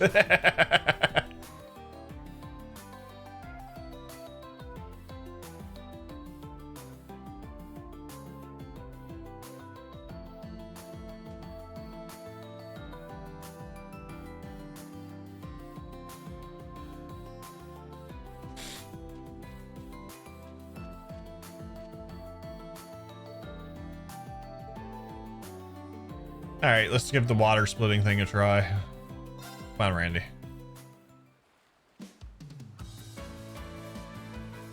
Don't screw it up. Straight ahead! Just like that! Maybe a bit more to the left? Maybe to the left?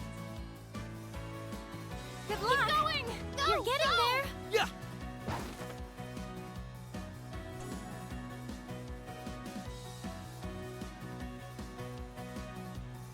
Smash it open. Maybe to the left? See it Keep with your going mind's straight. eye. Right, Easy right, does it. right. Focus. Straight ahead, keep Focus. going. Maybe a bit more to the left. Keep We're going. getting there. Weak. Lloyd smashes it to This is a lot of bits, fun. I had a and good time. Randy can't do it.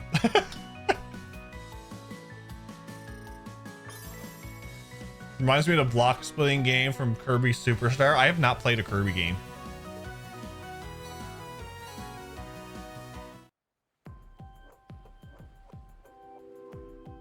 You're hearing Fee say weak now? I gotta do that again. We'll do it with Wazzy this time. You got it, Lloyd. Straight See ahead. the left, miles off. More to the left. Careful. Good luck. You're getting there. Yeah.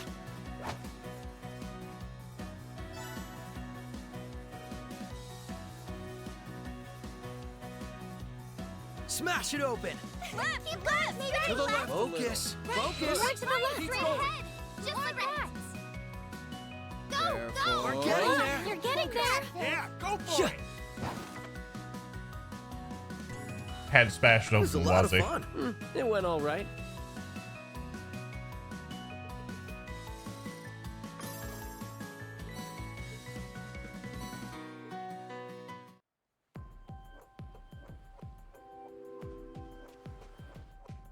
Okay, we all know why. I know people, this is all people want me to do.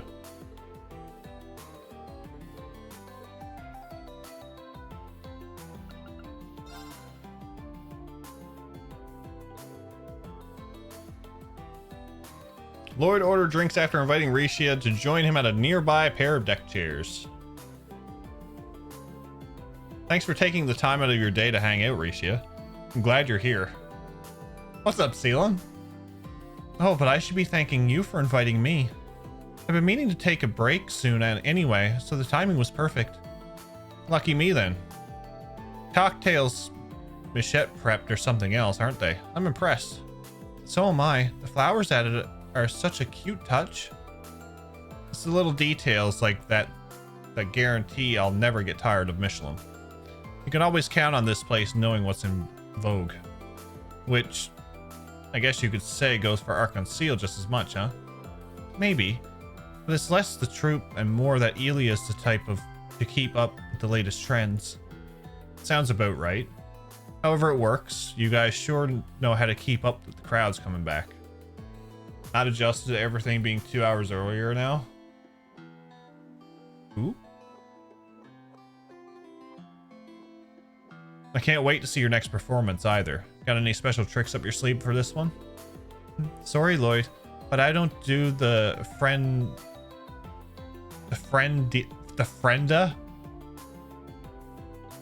You won't get a peep out of me. You'll just have to come see it live for yourself and be ready for a fun time. And by live, I mean opening night. I'll put my all into rehearsals, so that once you finally see it, it'll be the best it can possibly be. Fair enough. I wouldn't miss for the world, Risha. Listen to me going on and on about work stuff. How about we get to the relaxing part of the time off and add a little more fun to our talk instead? Sounds perfect. Visiting my in-laws in New Mexico, 2 hours time difference. Oof. The weather today is just sublime. I wish the others in Arkansas could have made it. Yeah, it would have been lots of fun. Hopefully they'll be satisfied. I'm gonna mess with a this few up and I'm gonna have to do it again. Would you mind helping me pick them out later? I don't know why, but I kept getting a strange amount of attention while playing beach volleyball earlier. It was especially bad whenever I jumped. Did my hair keep falling out of place funny, you think? My chest? Oh! You're doing this all This day is so before stream? awkward. I thought Elia was a little too excited when helping me pick out my swimsuit. Too late to worry about it now, I guess. I appreciate you being honest with me, Lloyd. Thanks. Sorry about that. It's not because I'm bored, just so you know. It's more I'm comfortable. Almost too comfortable, it would seem. If you're so fine Wow. with it, I'll have to make myself extra cozy. Just Extra don't mind it cozy? if I end up leaning on you mid-nap. All right? Still bothering me. See, it feels a little tight around my chest for some reason. Maybe I should have gone up a size. I'm debating whether or not to put up with it or to go buy another top at one of the shops. Sure. In that case, Lloyd, care to tag along and help me find a nice one? I could have sworn I put on enough sunscreen, but my back is already starting to feel tingly. I wonder when will be a good time to ask someone to help me put on more. You would do that for me? I mean, we well, did it in what, Azure? Sure. I'd really appreciate it. Huh? Our drinks came with some sort of note. I didn't mess it up. Consider these flowers a humble gift from me to you. Be sure to give them to your special squeeze so that your love may blossom as beautifully as this bunch. Me-hee-hee. How bold. I ought to take a page out of Michette's book. I know she meant this as a romantic gesture. Watching on my phone doesn't usually There's work, another but girl still you wanted to have pop in in to mind, say hi. Lloyd. Catch you later. Celine, I thank you don't for mind. popping in. I hope It's your okay. visit goes well. I wouldn't want you to feel put out on my account.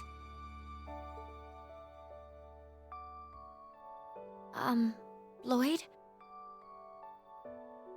Isn't Ellie canon? Me, yes? You really didn't have to do this, you know?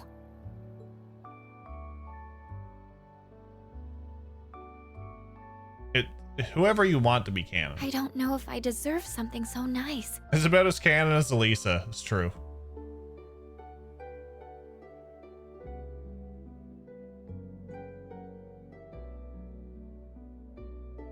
There it is. I really do think they would look much prettier on someone else. I'm not doing the other one. I'm so fortunate that my job lets me wear so many gorgeous costumes, and all tailor-made for me. So, what is it about you putting a few flowers on me that makes me so happy? Thank you for the follow. I promise I'll take such good care of them.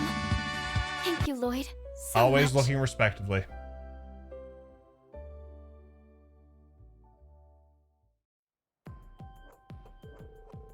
Thank you for helping me have such a relaxing day. Everyone needs those days where all you do is sit around and talk, right? Right. It was worth it just to see you smile, Risha. Thanks again for the flowers, too. Now to find the perfect outfit to go with them. Oh, I doubt you'll have much trouble finding one. You've got to be used to wearing little accessories like these all the time. Not as much as you think. These are special. You know, I bet Sansan will have some good ideas. I'll ask for her input. Good call. Anyway, I probably shouldn't keep hogging you all to myself. I'm sure you have other people to see. So I'll go on and head out. I hope we can do this again soon. Same here. See you, Risha. The Elisa one where it didn't end seemed to have been a bug. Gotcha.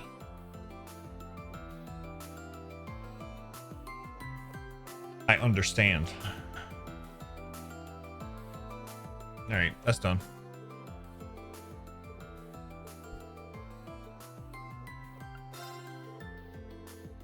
It was bugged.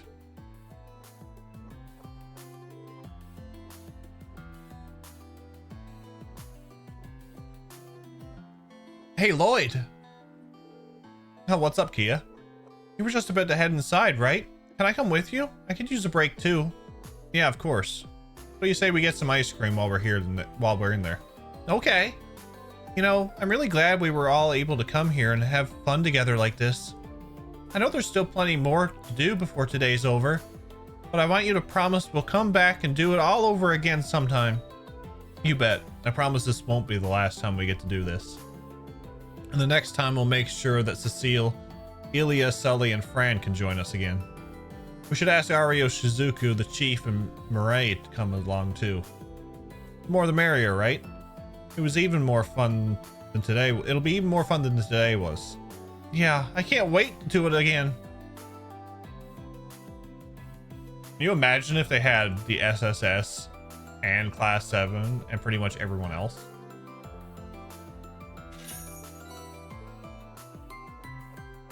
That would be a long beach party.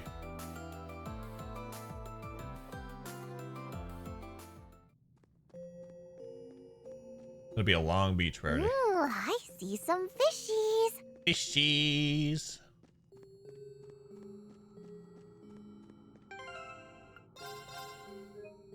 It's me.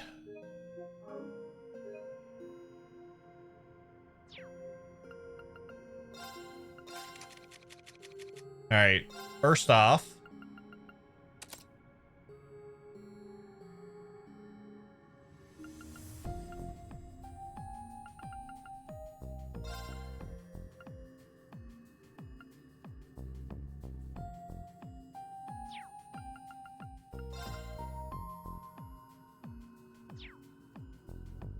do do do do do do do do.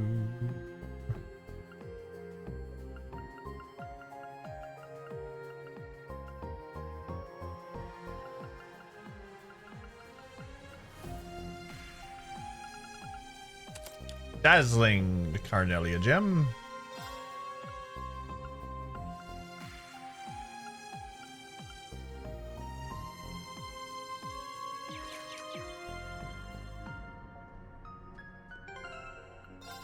All right, let's see what McBurn door is.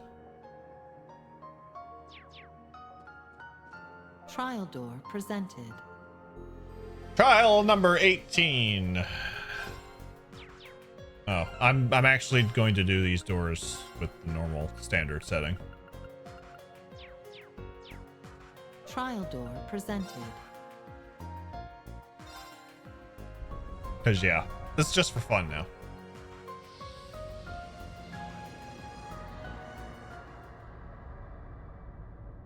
Oh, I have to fight myself. Huh? Yeah. I was wondering who would have had the guts to challenge me. Kind of fitting that I'd end up basically looking in a mirror. Seeing that form though, I can't help but wonder if it's the work of that weird ass anomalies going on around here or whatever. Not that it matters. Seems more capable than that shitty doppelganger at least. And hey, I like a good one-on-one. You listening out there, administrator? You better watch out, because with any luck, I might tear this whole alternate dimension into pieces during this fight. Think you can make this a little fun?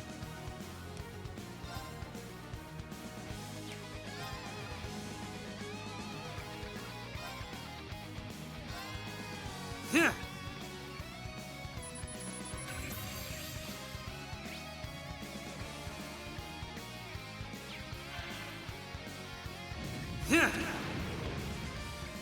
Too slow.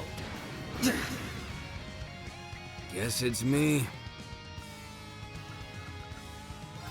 Not gonna let me down, are ya? More. Give me more of this.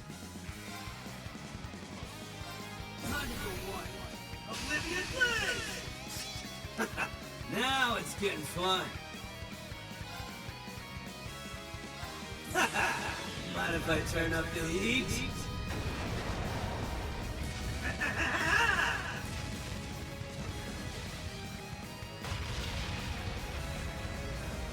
This one's a scorcher!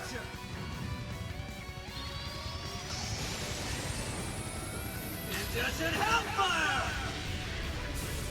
I think I understand the whole McBurn, how I can build McBurn. He's all about his crafts. So you need to build CP on him quickly. How about this? Burn to ash!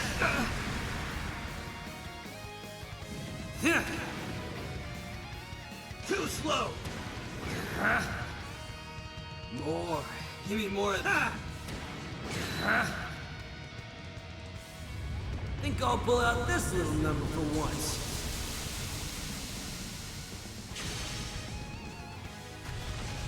Take this!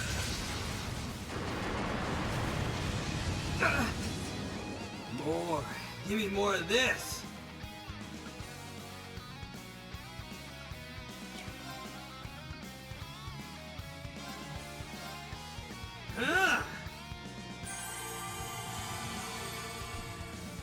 More. Give me more of this. How about this? Burn to ash! Too slow! More. Give me more of this.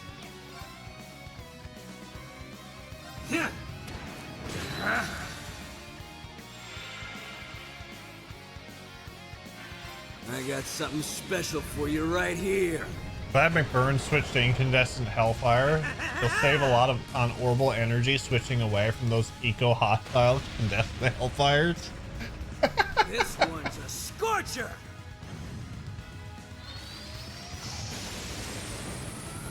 Incandescent Hellfire!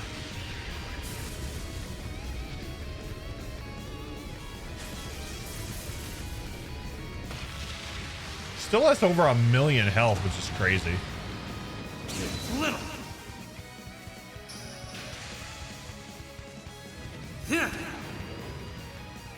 Too slow.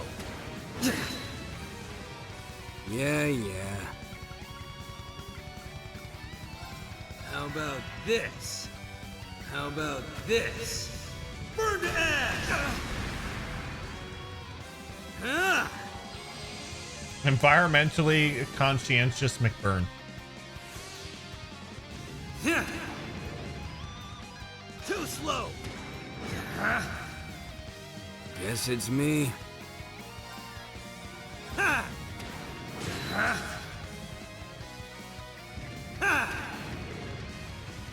Too slow. He may be the blazing demon, but he's not a monster. Burn to ash. Too slow. I'd rather do anything else.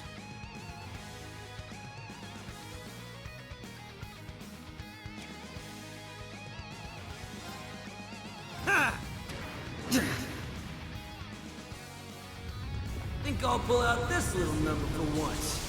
If he lived in a volcano, he wouldn't have to worry about it. It's true. Take this!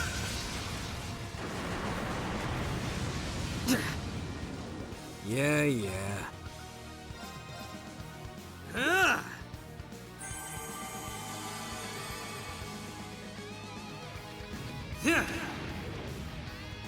Too slow. Wish he'd pull out that little number for once. Here I go. Oh, I used the wrong one. Dang it. How about this? Burn to ash! Too slow.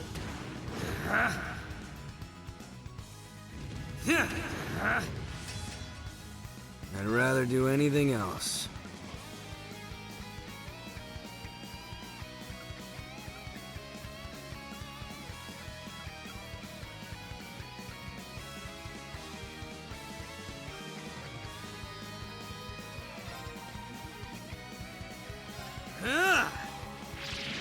I mean, we just as well use it.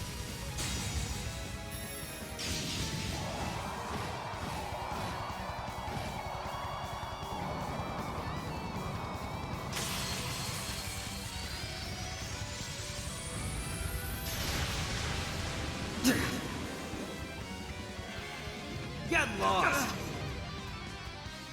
Yeah.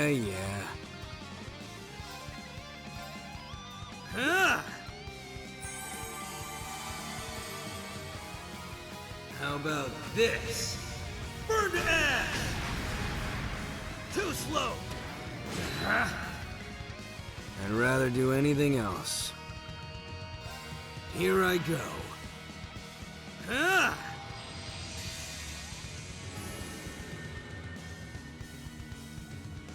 I got something special for you right here.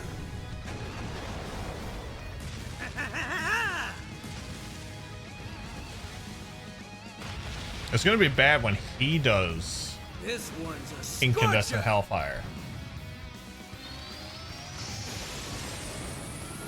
Incandescent hellfire.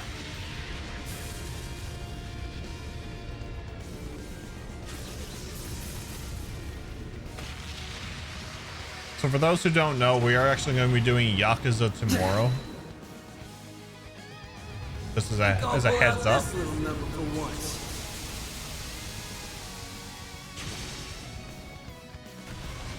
Take this. Oh, he hit me. He hit me. Too slow. How about this?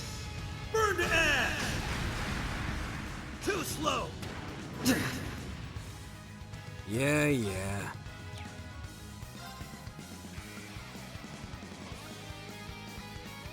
Looking forward to me starting 0. I'm looking forward to starting 0.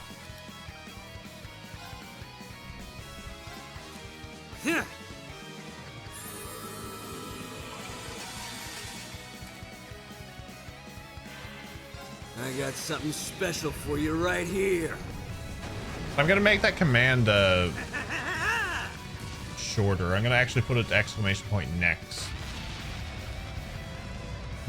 This one's a scorcher. It'll make it a lot easier to use. Incandescent hellfire.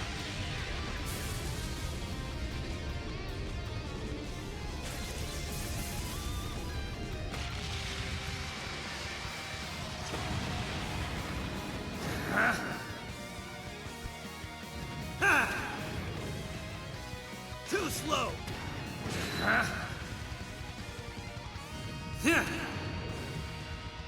Too slow.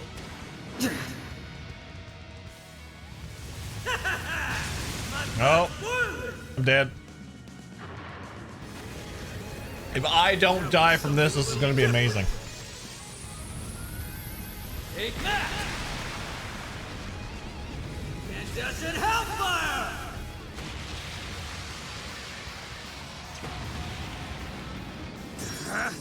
Yep, I died. Yeah.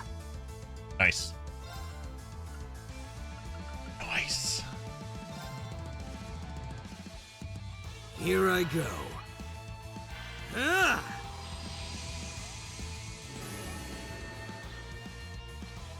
How about this? Burn to ash! Too slow! I think that's part of his Master Chord ability, actually. Too slow! I'd rather do anything else. Not gonna let me down, are ya? Now it's getting fun. Get lost.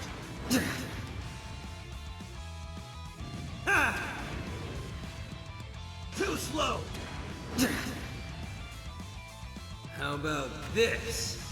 Burn to ash. Too slow. More. Give me more of this. Get lost. Get lost. Too slow.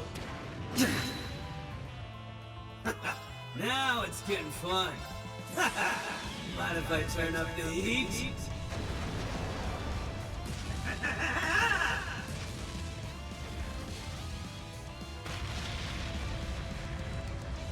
This one's a scorcher.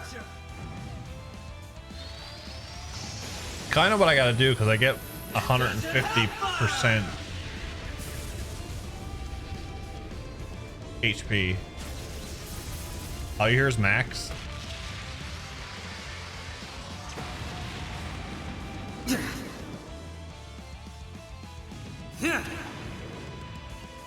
Too slow.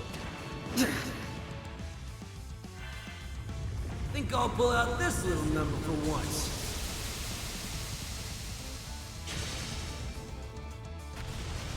Take this!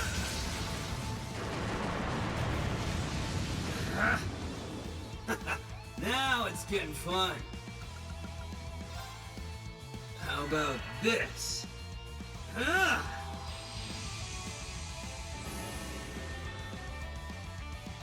How about this?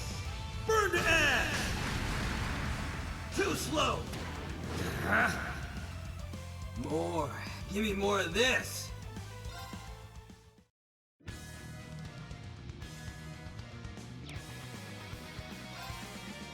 Ha! Ha!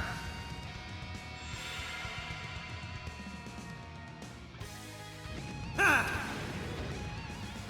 Too slow. I'd rather do anything else. Get lost. I wonder if McBurn will win this. He might. Get lost. Too slow. How about this? Burn to ash. Too slow. Yeah, yeah.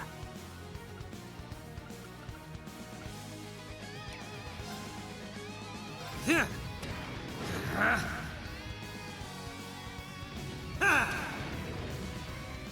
Too slow.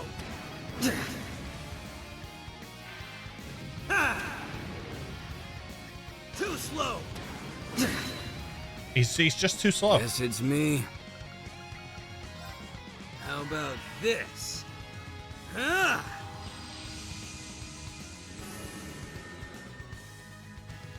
How about this? Burn to ash! Your money's on Too Mayor slow. McBurn? I'd rather do anything else. Not gonna let me down, are ya? More. Give me more of this.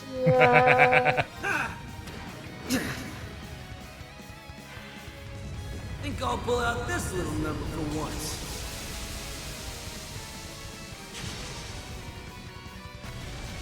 Take this!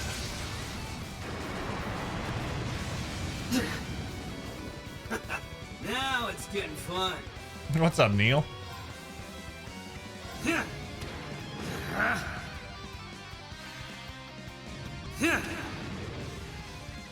Too slow.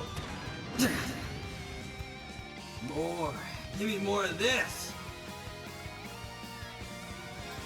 Here I go. How about this? Burn to ash! Ah!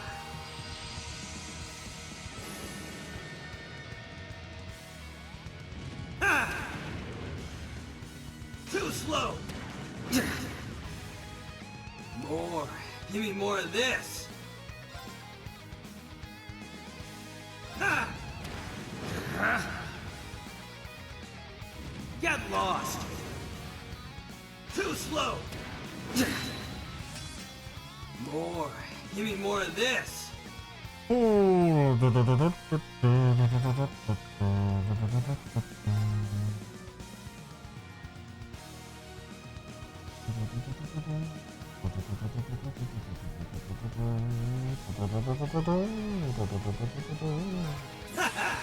Mind if I turn up the heat?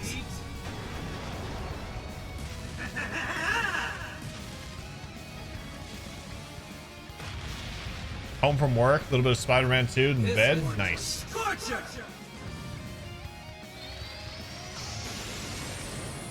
I'm gonna have to install Yakuza probably after stream.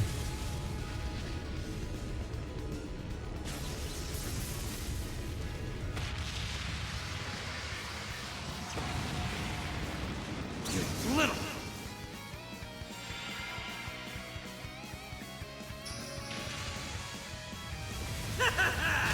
My blood's boiling. Yeah, yeah. Not gonna let me down, are ya? Now it's getting fun.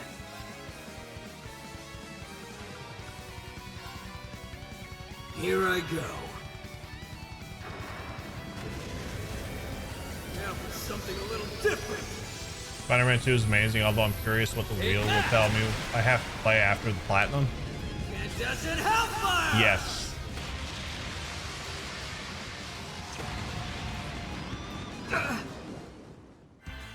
Wow. Glad I did that. Now it's getting fun.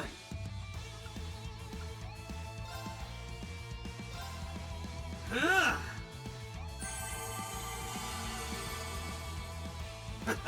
Now it's getting fun. How about this? Burn to ash! 100 games, some hard, some tedious, fun. Nice. Spider-Man 2 was just... I heard a lot of good things about Spider-Man 2. I still haven't done the Spider-Man games. Now it's getting fun.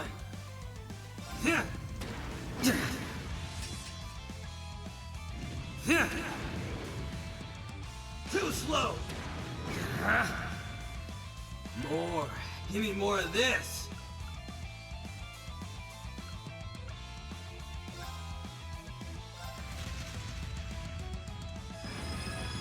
Think I'll pull out this little number for once. Burn through. Spider-Man games alone have made me a fan. Nice. Splatter.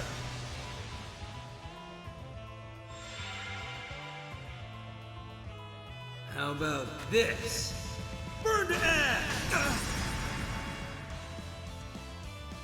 Get lost, huh? I'd rather do anything else.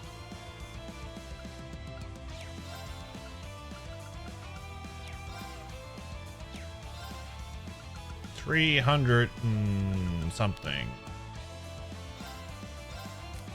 Huh?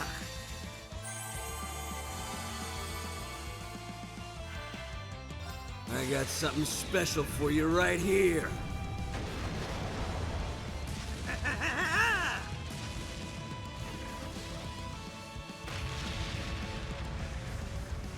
This one's a scorcher!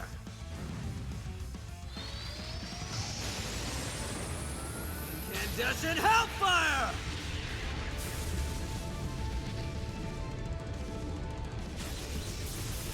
He's not as fast as what I want him to be.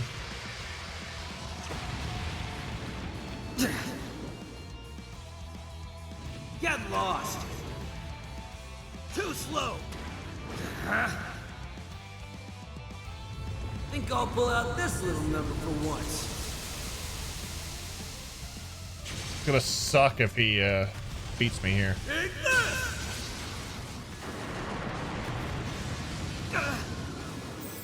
How about this? Burn to ash! Guess it's me. How about this? Get lost!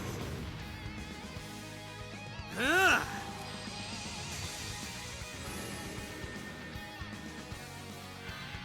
I got something special for you right here.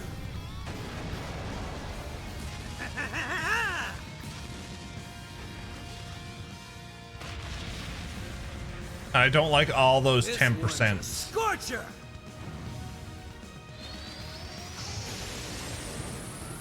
Incandescent hellfire!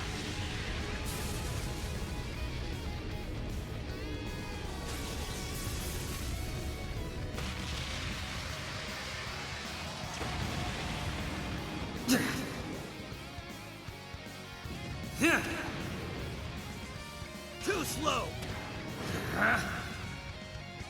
How about this? Shit. Burn to ash! Too slow!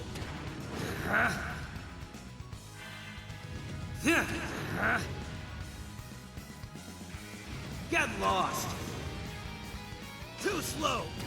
I'd rather do anything else.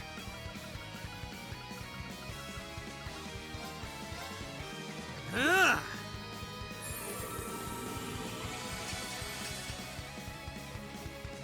Yeah. Not gonna let me down, are ya? More. Give me more of this. How about this? How about this? Burn to ash! Huh?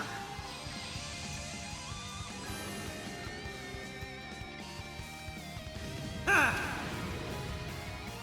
Too slow! More. Give me more.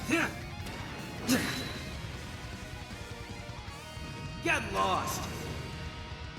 Too slow. More.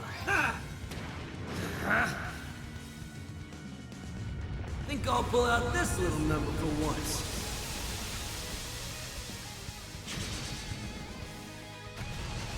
Take this!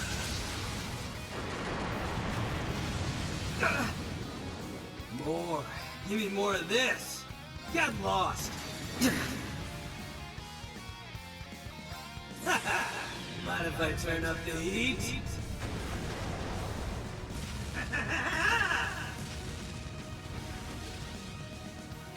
I might do it with this. This one's a scorcher!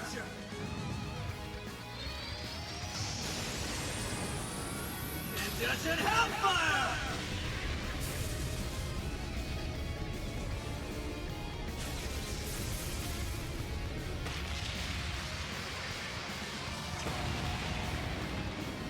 Little.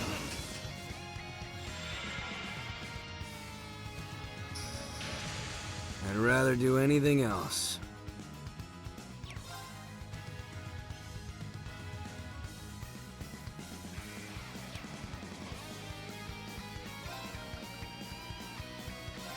Not gonna let me down, are ya?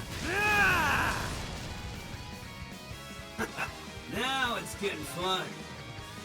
Here I go. How about this?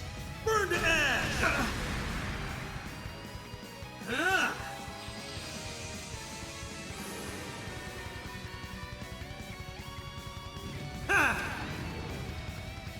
Too slow! More. Give me Mind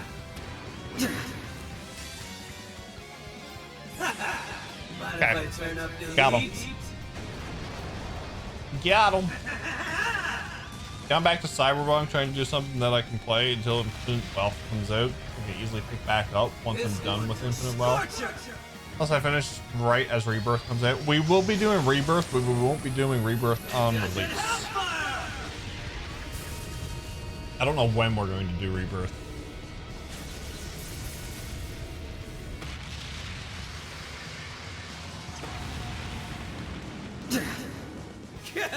You're pushing me pretty hard. Not bad. Not bad at all.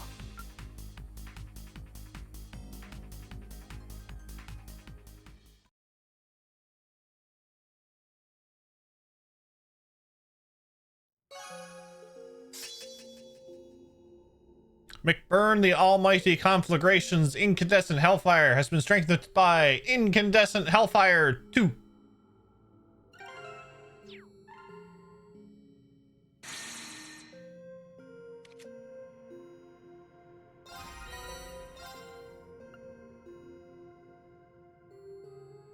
Level 250. Conquer 14 trial doors. That one's a scorcher, it is.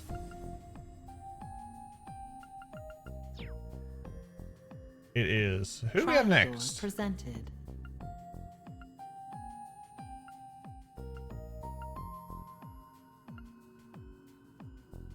Fee and Toval. That one should be good.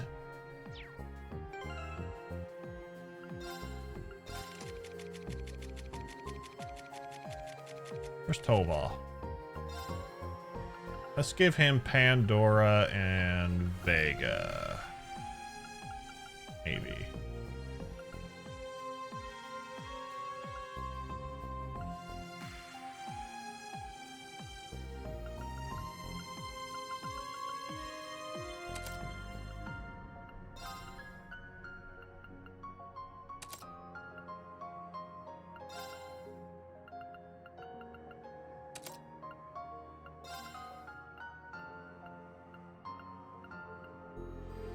No, wind.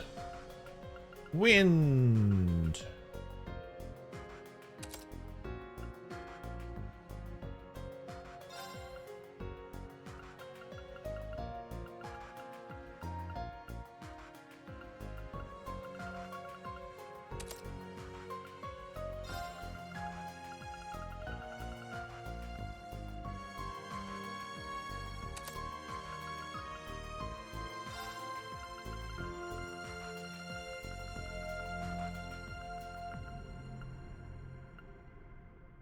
Oh, I have no Vol Jam.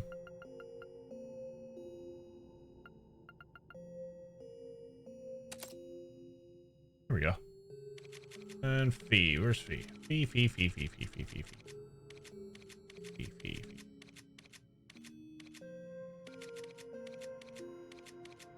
Where's Fee? I should be good on that.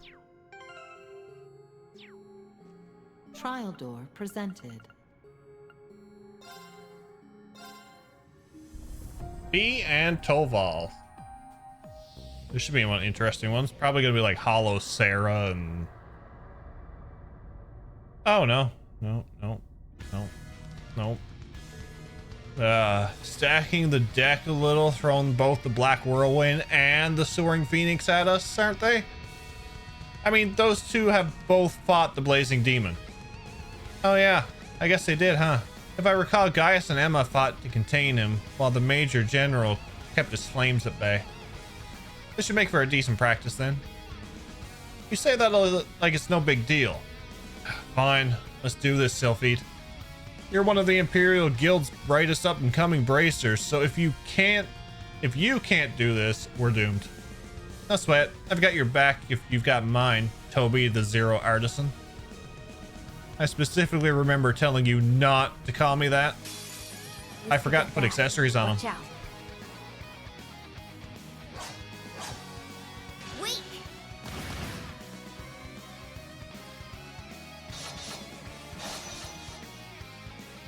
Showtime.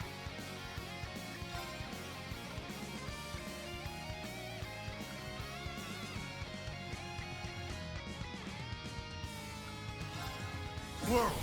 Spiral Arc! Got you. Yeah. Let's just increase the insight. That's all. Right.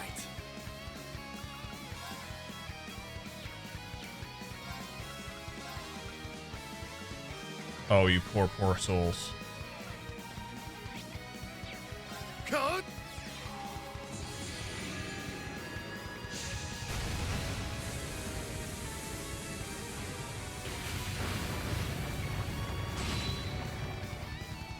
Showtime. Ha!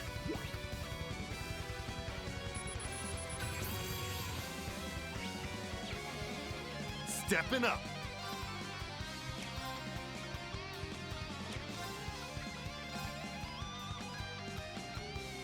There!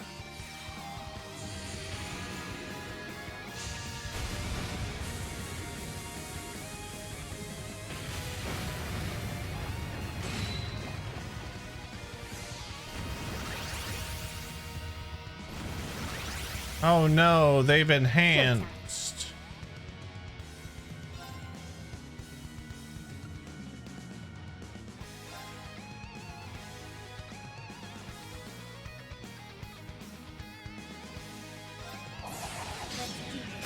Go!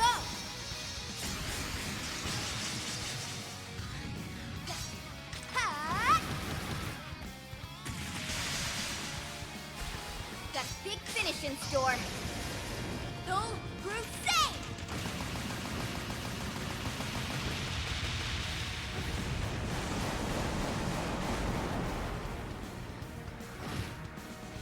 Stepping up.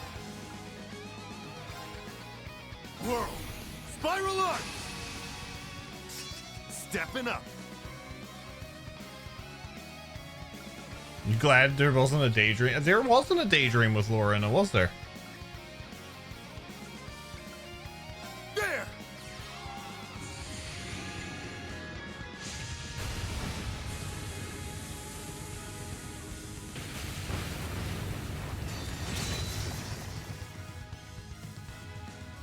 All right, let's do this. She was part of the tournament. But you had to choose her for the tournament too.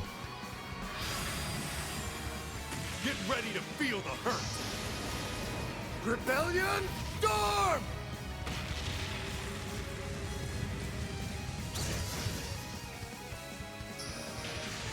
I'm next.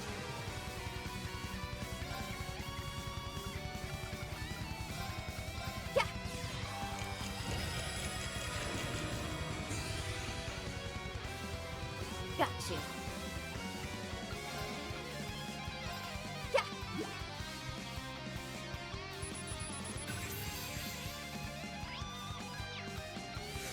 I'm next.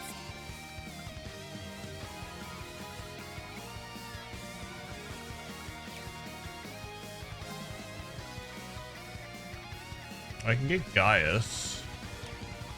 Probably.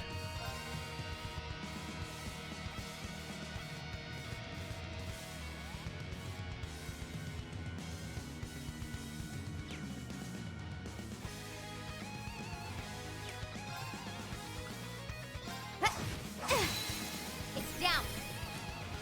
You're mine! Let's do this. Go!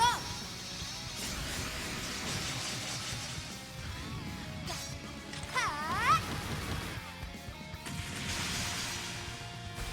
Got big finish in store. Soul Crusade!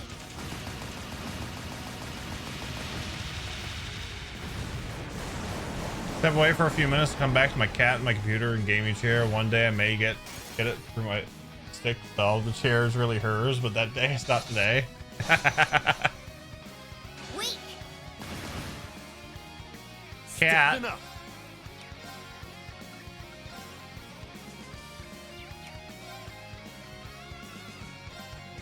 There! It is nice for her to keep warm though. My turn. Whirl. Spiral arc. All right. Cut.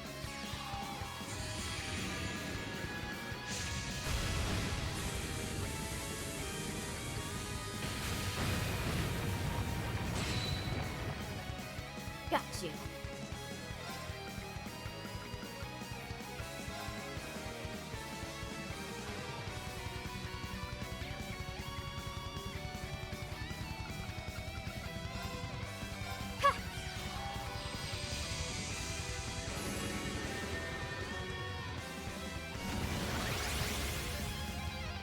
Stepping up.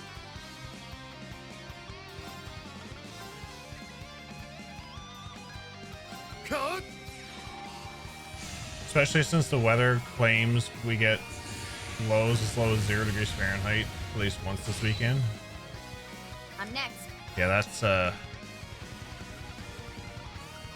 not good. Yeah. Thanks for that. All right. Arcus, activate. I'm next. We're gonna do this just in case. Start. Cut.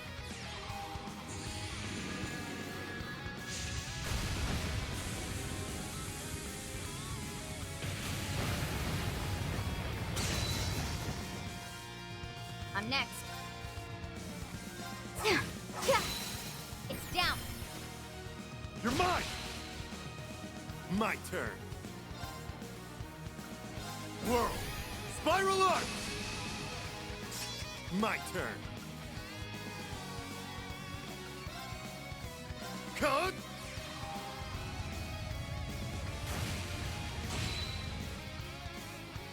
My turn. There.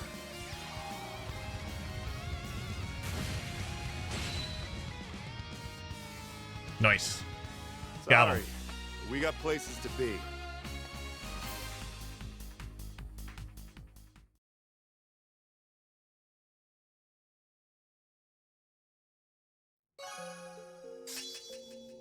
Feast Tricyclone 2 has been strengthened by a Tricyclone 3, and Toval Sphere Break has been strengthened by Sphere Break 2. Trials available. Let's do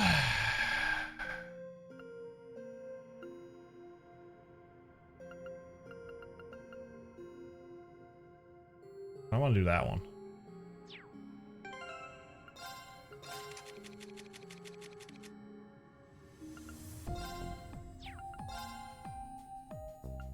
I want to do that one.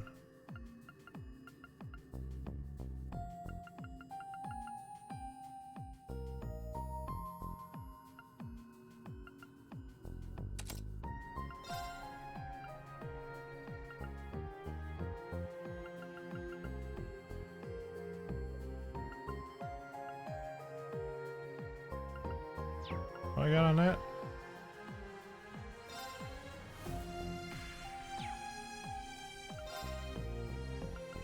Evasion. So with that, I want...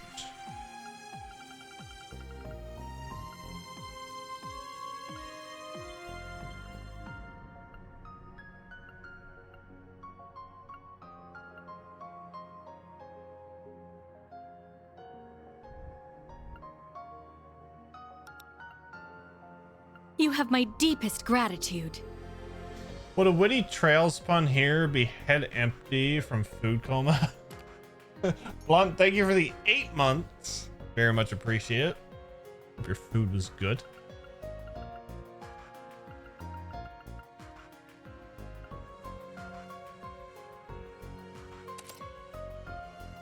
Let's do that.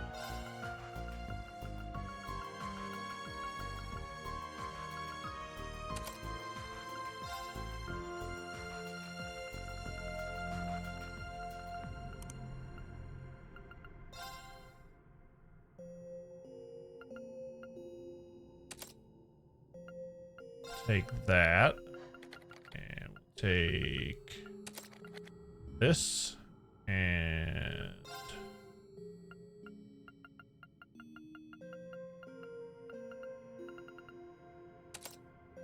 that, and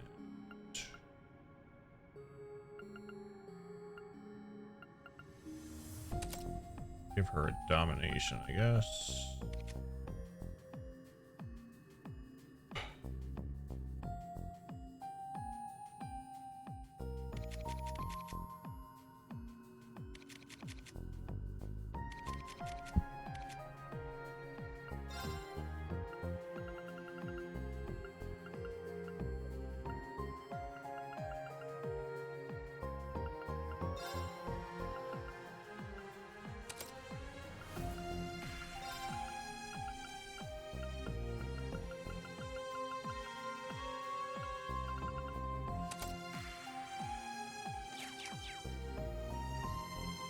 I gotta get some weapons.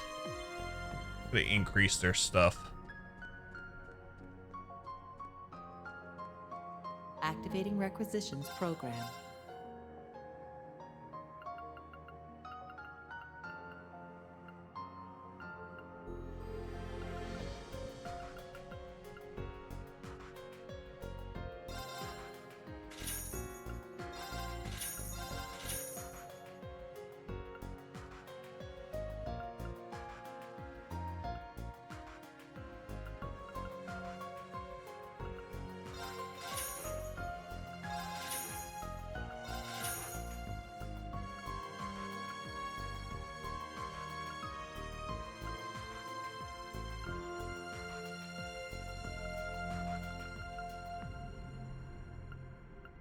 Let's Jubilee.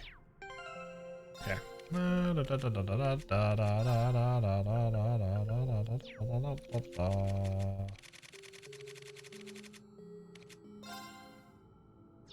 He is already equipped.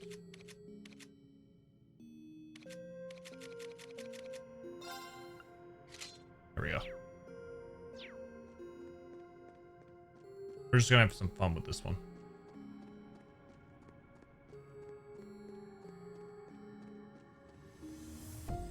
Trials available. Sarah, Sharon, General Gwyn, Viscount Arcade.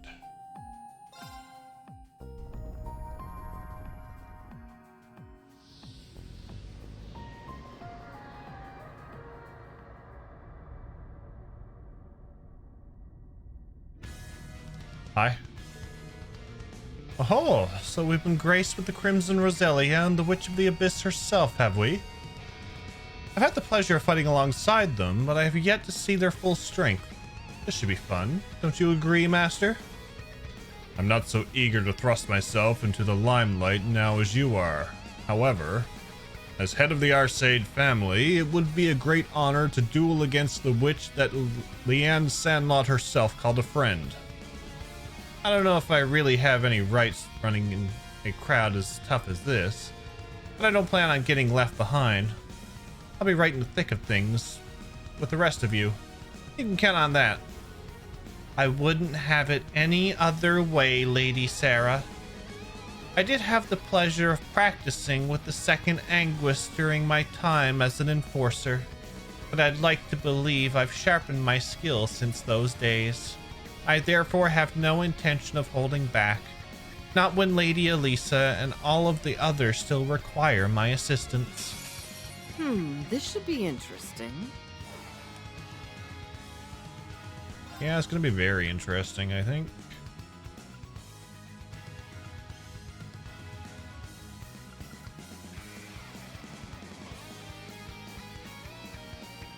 I did all the trials as I got them, finished them all before beating post game. Nice.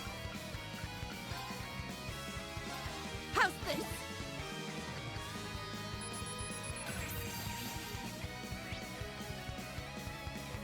Allow me.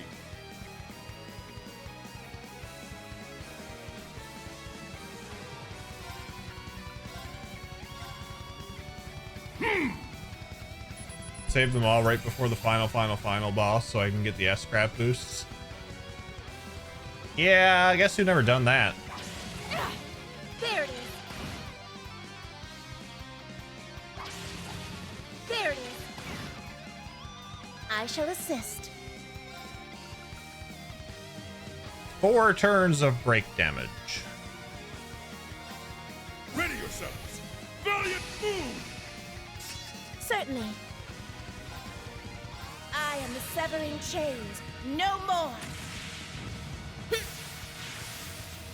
Your fate has been weaved. And I in know the one wires. with Wazi and Eustace and Tita is the dragon. Fall into death's embrace. It's my turn. Show me you can withstand this. Hey!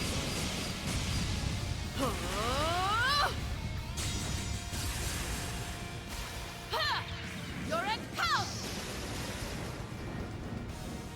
Ha! Rakshasa onslaught! He's even on your way over the level requirements for the trial, it will still Bring match it the on. boss's level to your own, so you don't curb stomp turn 1 or 2. Nice. Yeah, that's why I went like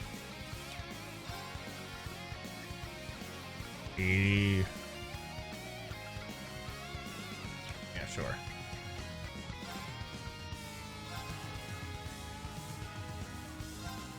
Want real? You got real. That's why I went to level 250 with the Dargon.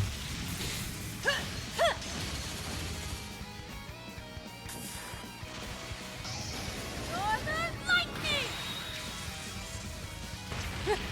That make you feel tingly? Ready.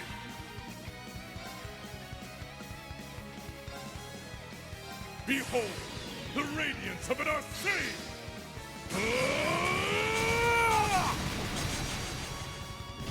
Falcom really got a lot of mileage out of that SCS2 S-Craft for Sarah. They did. Radiant Phoenix Blade! I remember when I switched to Sarah when I got the CS2, I was like, I noticed the speed difference between her and Laura, and I was like, yeah, I kind of need to sort of, yes.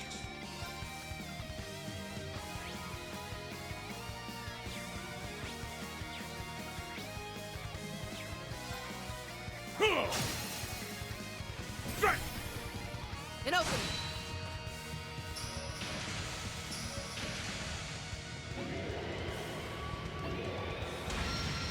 Yeah, then she was benched forevermore. Right here! Foolish! An opening. Unless I had to use her. And I Then shall. that was another thing.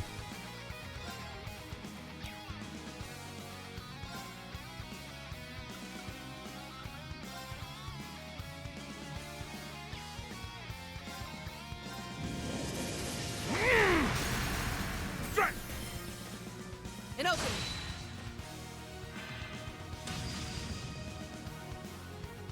Oh!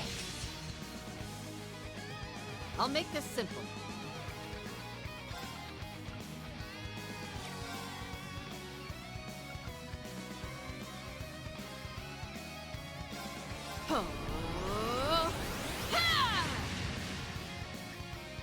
It's my turn. Ha!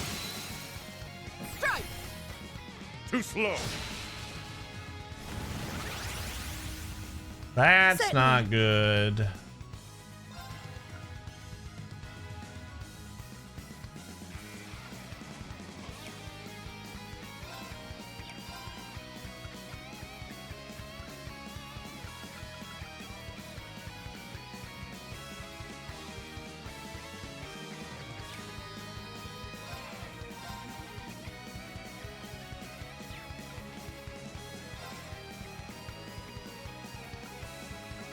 Arcus activate.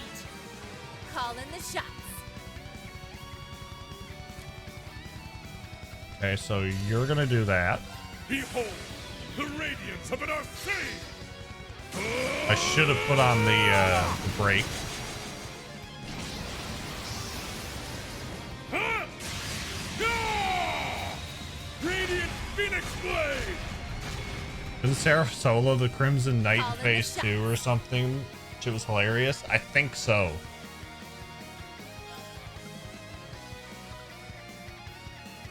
What's up, Mac? How are you?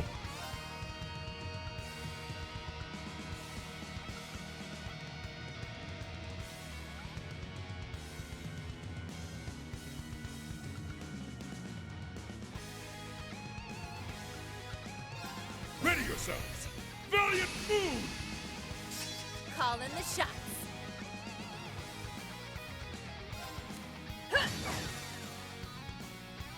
Behold, the radiance of an Arcane!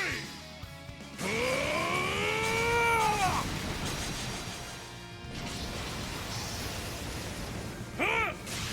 Ah! Radiant Phoenix Blade!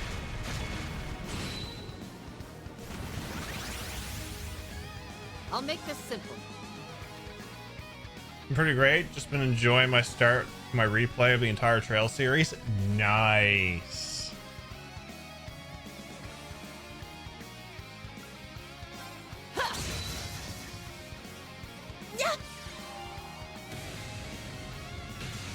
I hope you enjoy it to the fullest. I was saying earlier, I wish I could go back and replay them all blind. Ready! Maybe Jeff should do that. Do you want my backlog to not ever be done?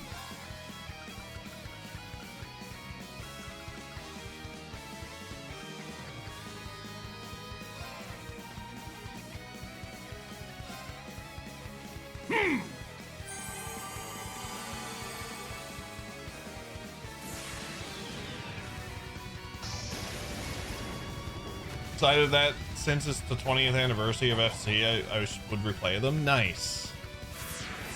You say that like it will be done. Either way, it won't. That's true. That's true.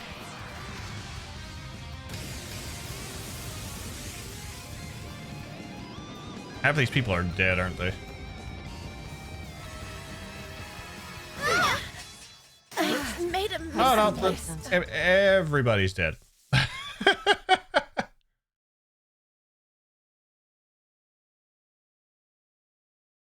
Part of me wants to be able to replay these games.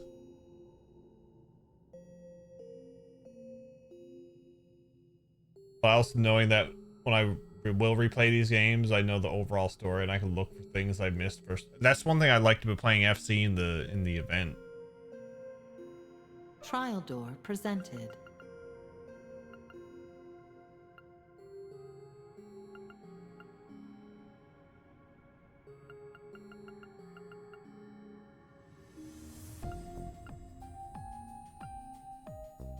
So he knows who's behind that one.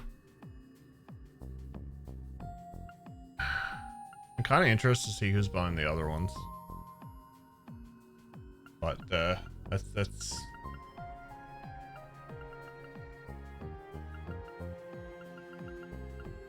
I mean, that's pretty good, I think. I have 8 master missions left. These are main story. I can't do those.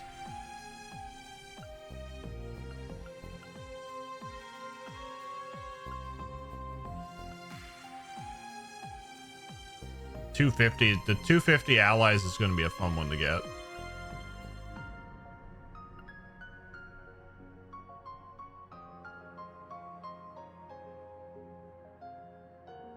See who they are? I could do that, yeah. We know who that one is. Laura, Agate, and Roselia.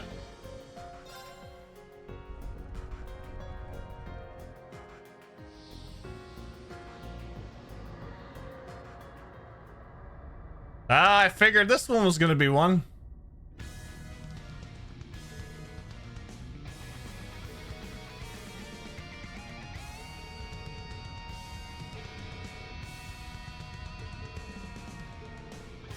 Steel mommy. This one may prove amusing.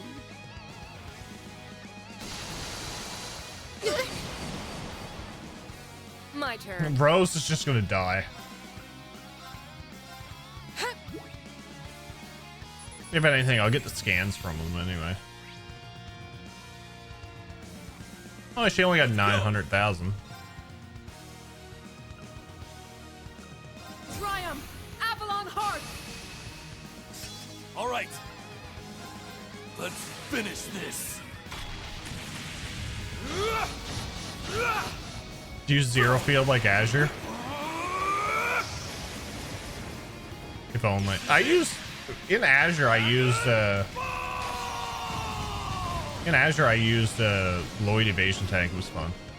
So it's on me, Ah. I gotta grind all characters 250. There will be Azure drops used, yes. Damn you!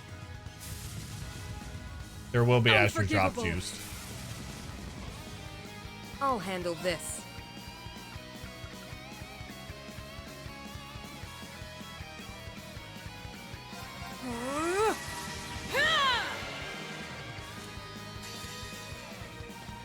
Behold, the soul of an Arcade! Yeah, okay. How's this? I don't usually skip stuff, but Let's not be spellbound.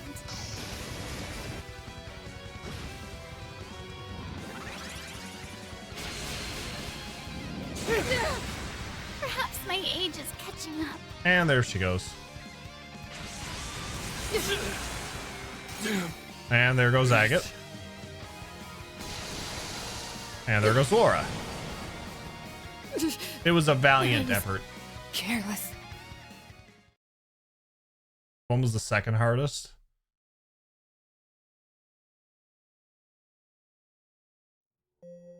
Trials available. What was that one? Elliot and Vita.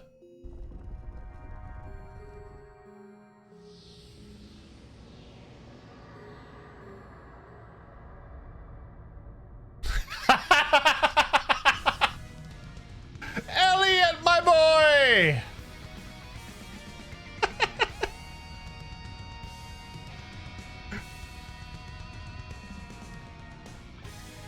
Jeff skipped all battle animations. Probably would have finished Reverie in December. Yeah, but I don't like skipping anything. And he brought the tank.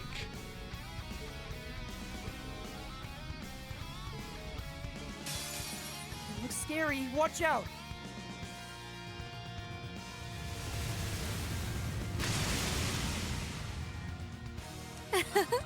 Very well. He brought the oxen tank. That's amazing.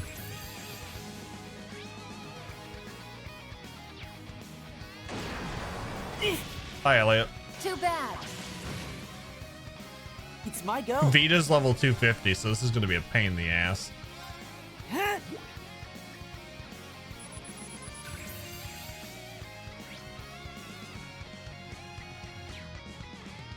It's all me.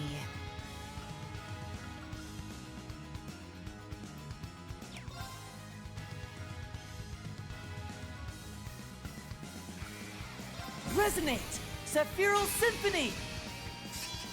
It's all me.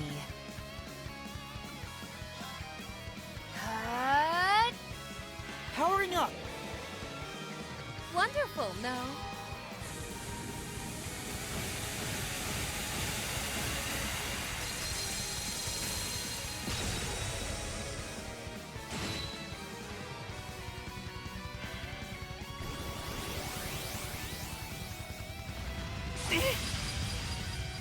Too bad. He's still alive. I will go. He's still alive.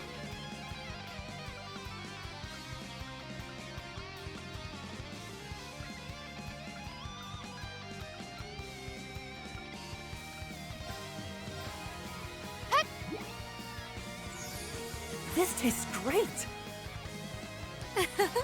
Very well.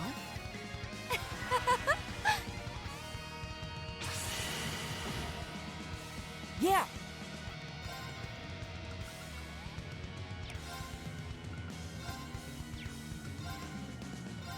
Huh?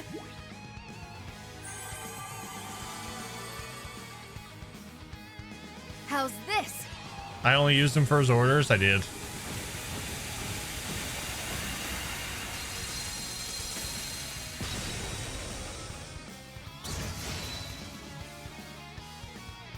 It's all me.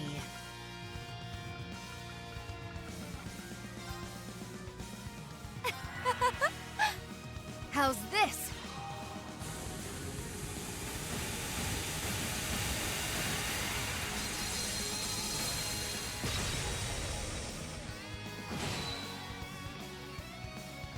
It's all me. How's Yeah, we'll be here all day if I do this. It's my go.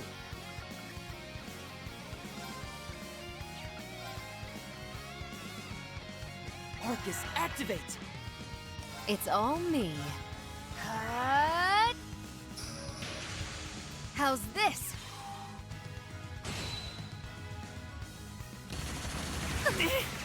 Are you okay? Thank you. I will go.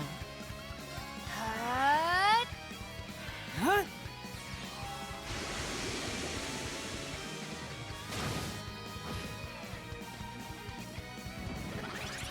How's this?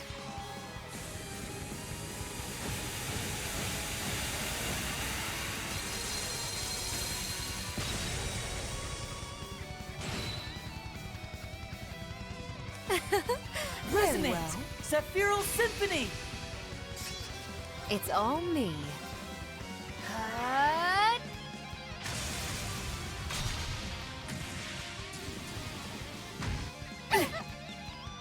Wonderful, no?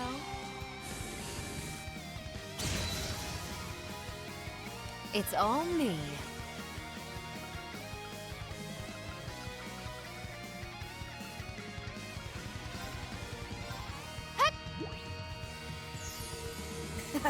Thank you. It's my go.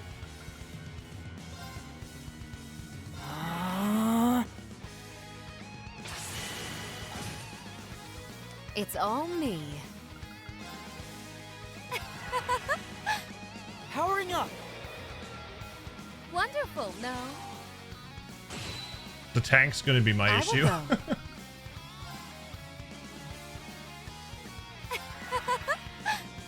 How's this?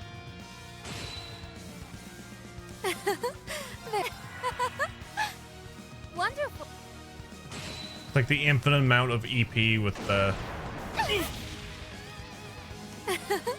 Very well. with Vita.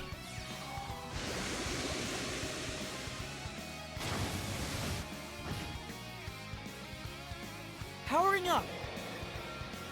Wonderful, no?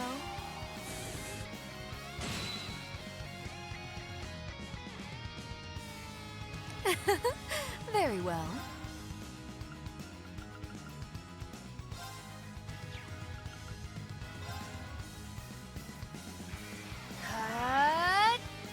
Wonderful. There we go. I will go. This isn't good.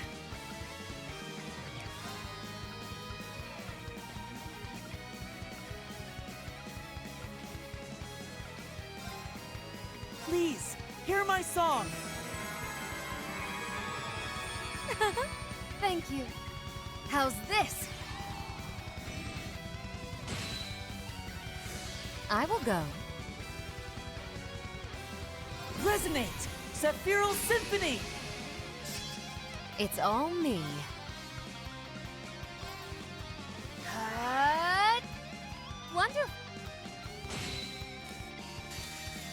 Hearken to the aria of the abyss!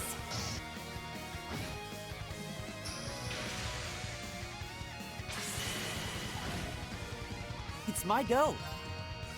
Arcus, activate. I will go. Cut! Wonderful, no? Well, I think we got this one beat. Look lively now! Huh? I will go. Wonderful, no? Yeah. Arcus, activate. It's all me. We'll call the wolf for this one. How's this?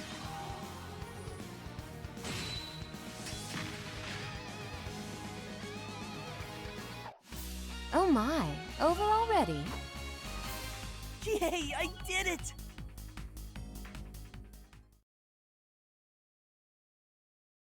Okay, so we got that one. That one was easy. Nocturne Bell 2 has been strengthened by Nocturne Bell 3. Frozen Prison has been strengthened by Supreme Frozen Prison. Trial door presented. So we have to check out that one, and that one. Crow, George, Toa, and Angelica.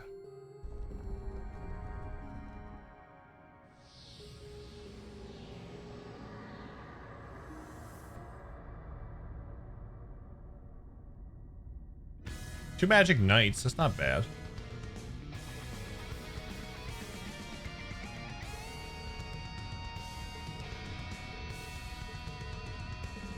Toa and Crow will be doing all the work. Pretty much, yep. Gonna have to step up our game for this one. What?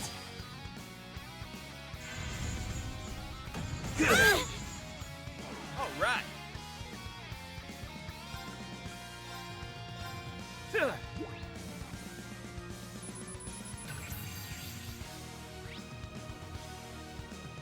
Let's do it! Do it.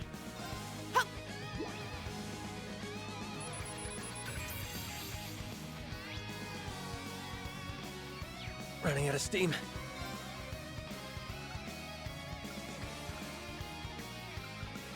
Wreak havoc! Chaos storm! The My bait turn. tank Toa saved me so hard here. I can't believe George got an S-craft. Initiating launcher mode! Prepare yourself. Fire! Berg! Hammer!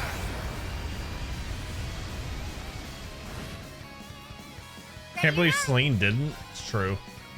Although we're seeing this one. We're gonna watch this one. We can't skip Toa's. Orbital driver, ready! Rainbow shot!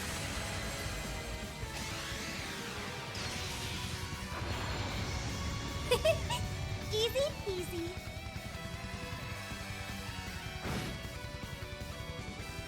Time to show off.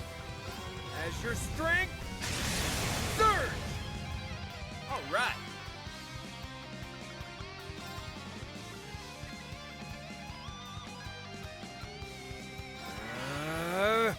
Let's go! Hang in there! High heaven! It's my turn. That is one a towable S-craft. It is. It is. Coming at you full force! Oh yeah. Don't care about that one.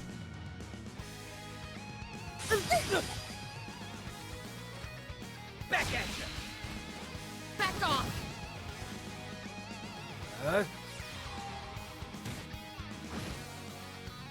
All right. Arcus activate. Here's a boost. Thanks. Sure.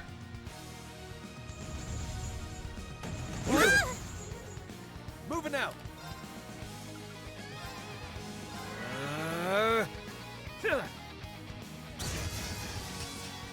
Here's a boost. Thanks. Moving out. Arcus activate. Here's a boost. Thanks.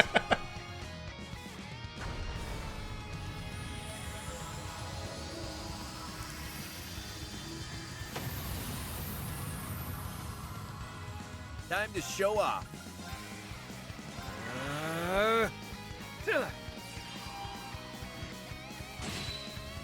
Here's a boost. Thanks. MVP. MVP.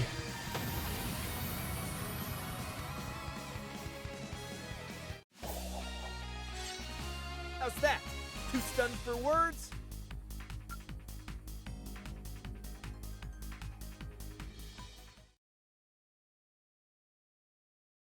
The way I had Crow built was the excellent way to do that.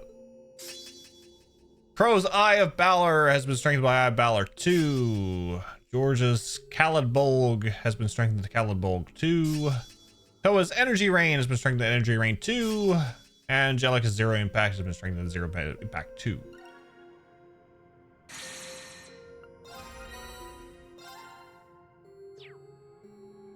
Trial door presented.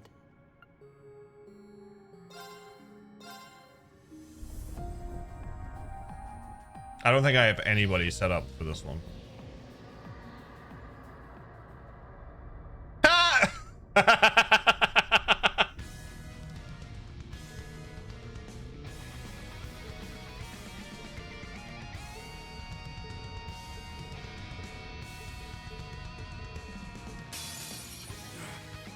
I won't fall. And you're giving him a 0 craft on the first one.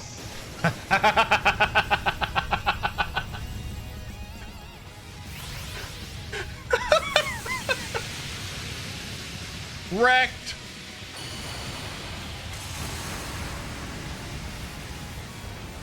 That's because Malchius was in the party.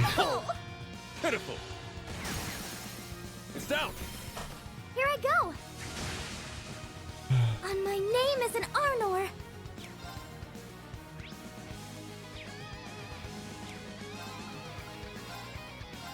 Yeah.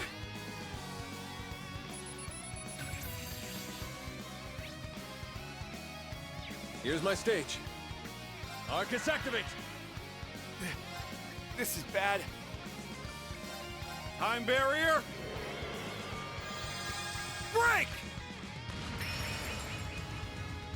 And my name is an Arnor.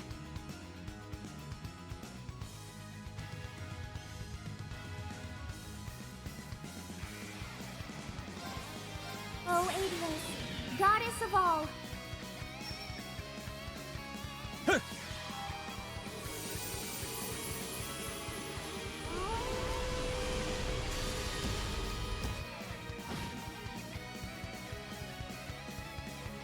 I shall prepare.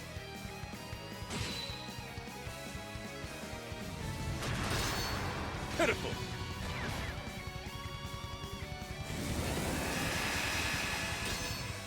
Pitiful. Yeah, we might be here a while. I gotta figure this out.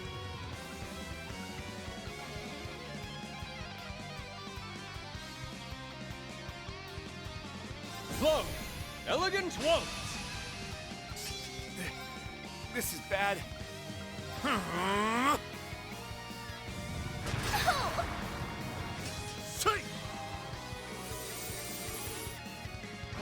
Oh, we might not though.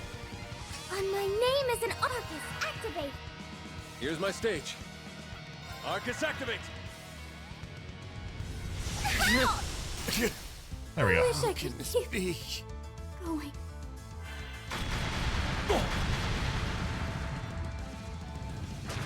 There we go.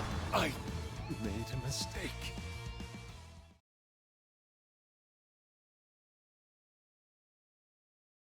We got one left.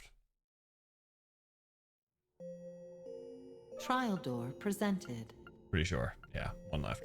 Rufus, Major Arundel, Major Rebelt, and Millium. This is gonna be the old guy, isn't it? This is gonna be Daddy? Or, sorry, the father? Gonna be the father? That is gonna be the father.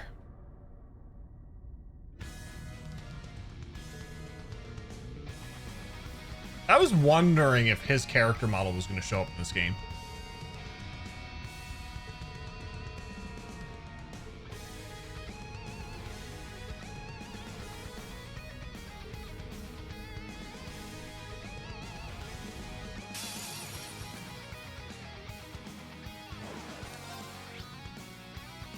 A soulless being that has taken on Osborne's form. It spread death and destruction while wielding the sword at the end.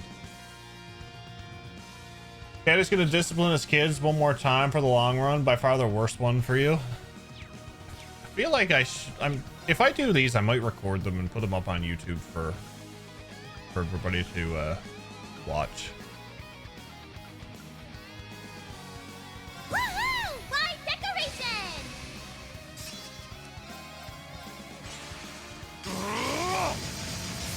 Cut you down!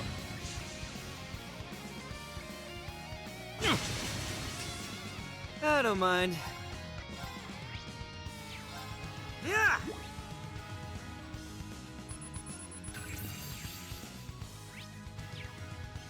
Ready.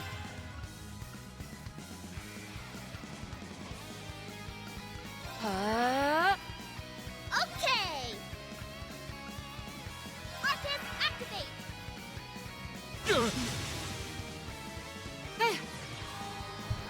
Took anime like half of the whole stream just for her to Good to beat go. him. So done with it afterwards.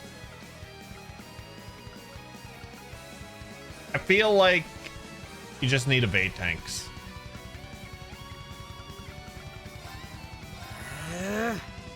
Ready. You get some good evade tanks. I think we'll do it. Activate. I'll take care of it.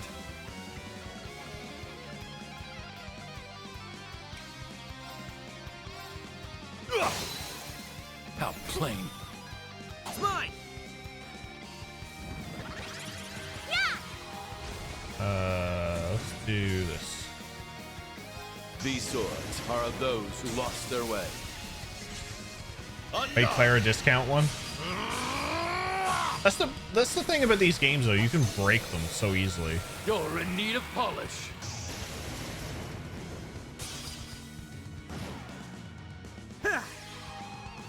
And you can make anybody in this game an evade tank with the right setup. Like, look at how I built my main party. I was all about speed Thanks and much. getting as much damage in as I could.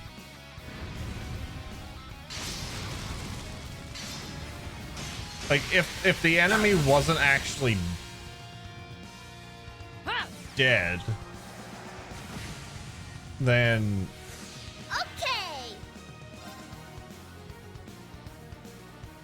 Here I go. Nadia was out of EP. It's my turn. Arcus, activate. Good to go. Woohoo! Why decoration?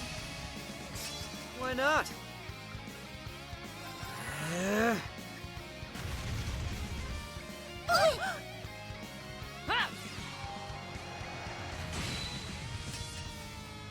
Yeah. Yes. Arcus, activate. Made Claire to a goddess. She hard carried. I bet you made Tio and Claire into like unstoppable forces. Ha!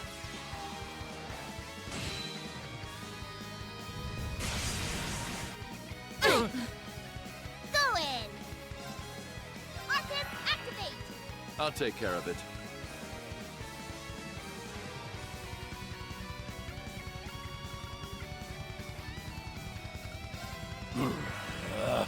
It's my turn. Why not?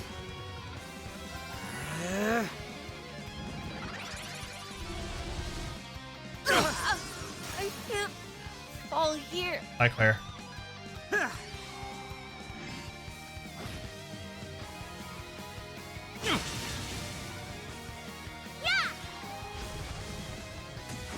and Rena McBurn. All right. Won't let this chance slip. Now! I don't mind.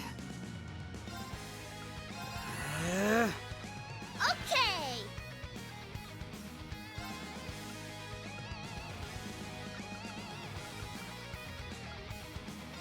Landing! Times 2!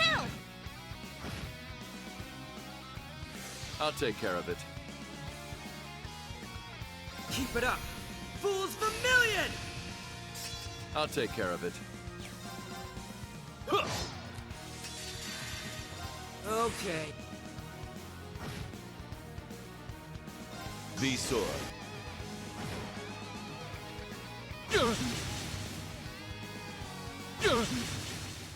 I misjudged you. This is bad.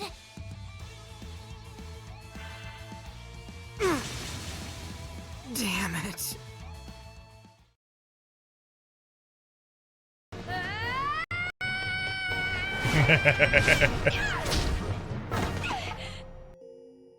It's fair.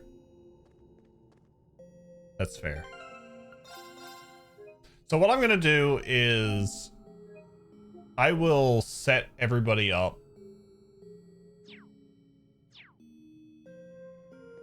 the way I want. Trials and then available. these trial doors I will redo.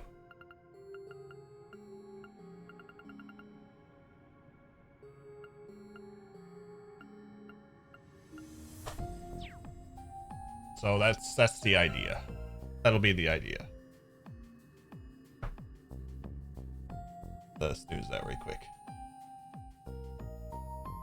Yeah, so that's gonna be the idea. So tomorrow, I'm gonna install Yakuza. But tomorrow we will be starting Yakuza 0.